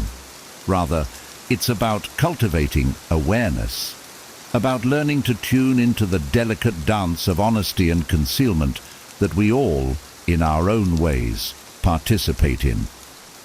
In understanding these signs, you're not just learning how to spot a lie, you're inviting yourself to look more deeply, to be more present with others and, most importantly, with yourself. For isn't it true that the more we seek honesty in others, the more we must embrace it within ourselves? The masks we wear, the illusions we cling to, they're not just out there in the world of others. They're within us as well, woven into our own habits and fears. So, I encourage you to reflect. What have you seen in yourself and others that hints at a concealed truth? Where have you observed these small ripples, these delicate signs that speak louder than words? And what, if anything, will you do differently now that you know? Please share your thoughts. I'd love to know what you've discovered, what insights have arisen as we've delved into this strange and wonderful topic together. After all, understanding is something we build together. So, let's keep the conversation going and see where it leads. What if I told you that your attitude could change the entire course of your life? Imagine if you could harness the power of a single trait, to turn your biggest fears into your greatest strengths. Two animals embody this transformative power: the eagle and the lion. These are the only two creatures that the Creator identified himself with. Understanding why these animals are symbolic of supreme leadership can unlock the leader within you. Let's delve into why the lion, the king of the jungle, is a beacon of leadership. Interestingly, the lion is not the tallest, largest, heaviest, or smartest animal in the jungle. In fact, the lion is physically outmatched by several other animals. Yet when the lion appears, all the other animals run away. This phenomenon is not due to the lion's physical prowess, but due to its attitude. Leadership expert John Maxwell once said, "Attitude determines altitude." This statement rings true when we study the lion. The lion's attitude is what sets it apart. The lion believes it is the king, and this belief shapes its actions and the reactions of others. This attitude is not just a superficial confidence. It's a deeply ingrained belief system. Consider this. In the business world, CEOs and leaders are not always the most intelligent or skilled individuals in their organizations. What distinguishes them is their attitude and vision. Take Howard Schultz, the former CEO of Starbucks. Schultz did not come from wealth or privilege. He grew up in a poor neighborhood, but his attitude and vision transformed Starbucks from a single coffee shop into a global brand. Schultz's belief in his vision and his unwavering attitude towards achieving it inspired his team and reshaped the coffee industry. One of my favorite quotes encapsulates this idea perfectly. "An army of sheep led by a lion will always defeat an army of lions led by a sheep." This means that the right kind of leadership can transform a group of ordinary people into an extraordinary team. History is replete with examples of leaders who transformed their followers through their attitude. Winston Churchill, during World War II, inspired a beleaguered Britain with his indomitable spirit. His belief in victory, despite the odds, rallied the nation to stand firm against adversity. Let's bring it back to the jungle. The lion sees an elephant and thinks, "Lunch." This mindset is not based on physical ability alone, but on the lion's belief in itself. On the other hand, the elephant, despite its size and strength, sees the lion and thinks, "Eater." This stark difference in perspective highlights how attitude shapes outcomes. The lion's attitude commands respect and instills fear in larger, stronger animals.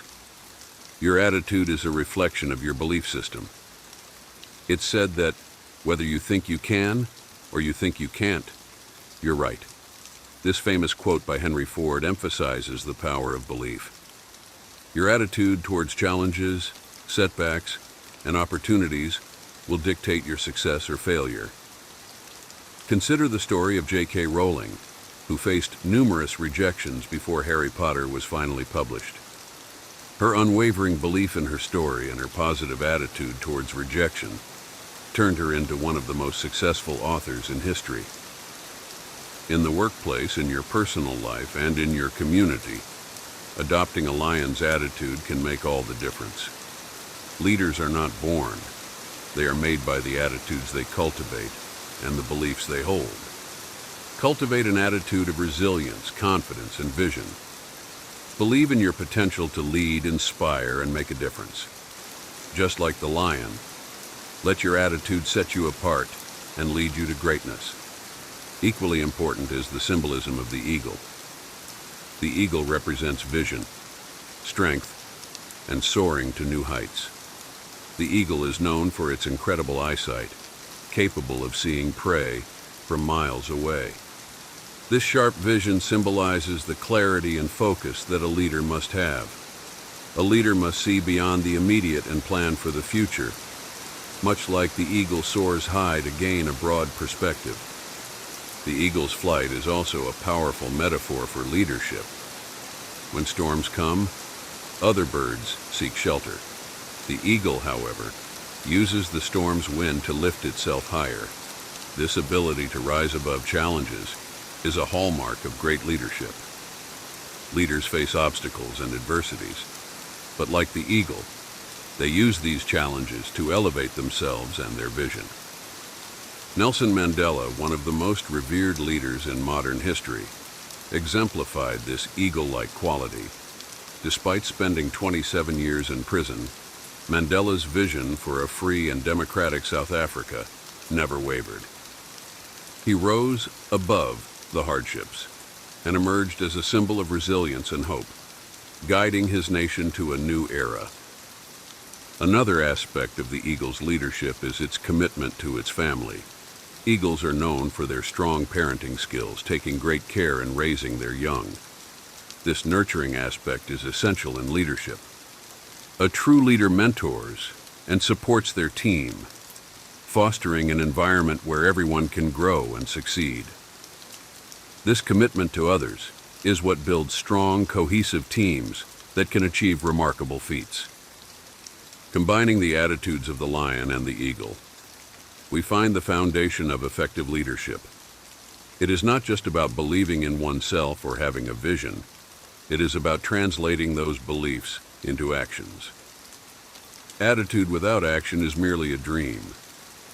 To lead effectively, one must not only possess the confidence and vision, but also the willingness to act upon them.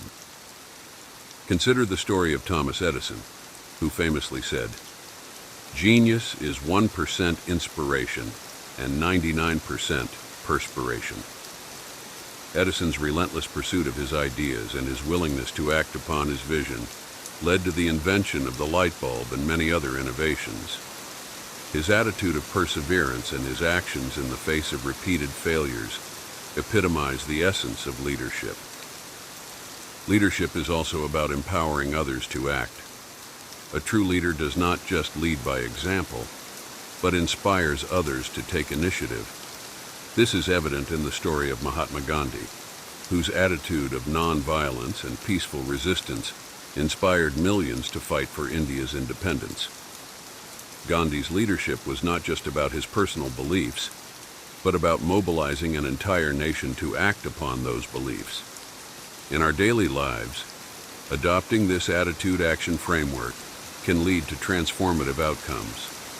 Whether in our careers, our communities, or our personal relationships, the combination of a positive attitude and proactive actions can set us apart and lead us to success. It is about believing in our potential and taking the necessary steps to realize it. There are several practical steps to cultivate a leadership attitude. Develop self-belief. Like the lion, cultivate a strong belief in yourself. This belief will shape your actions and the reactions of others. Start by setting small, achievable goals and gradually build your confidence. Maintain a clear vision. Emulate the eagle's vision by setting long-term goals and staying focused on them. Regularly review and adjust your goals to ensure they align with your overall vision. Embrace challenges. Use obstacles as opportunities to grow, much like the eagle uses storm winds to soar higher. Develop a mindset that views challenges as stepping stones rather than setbacks.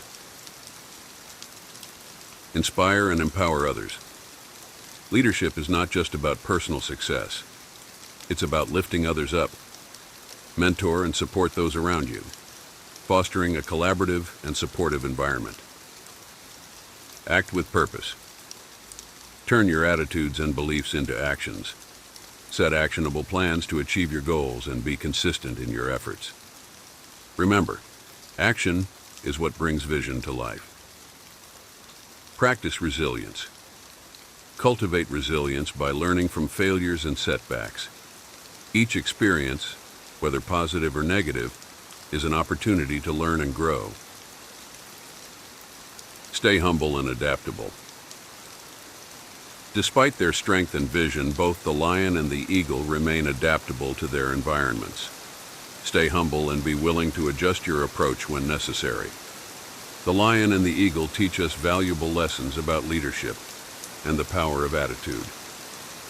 By adopting the lion's confidence and the eagle's vision, and by combining these attitudes with purposeful actions, we can unlock our potential as leaders. Whether in business, community, or personal life, the principles of belief, vision, resilience, and action are universal keys to success. Embrace these qualities and let your attitude lead you to new heights and untold achievements.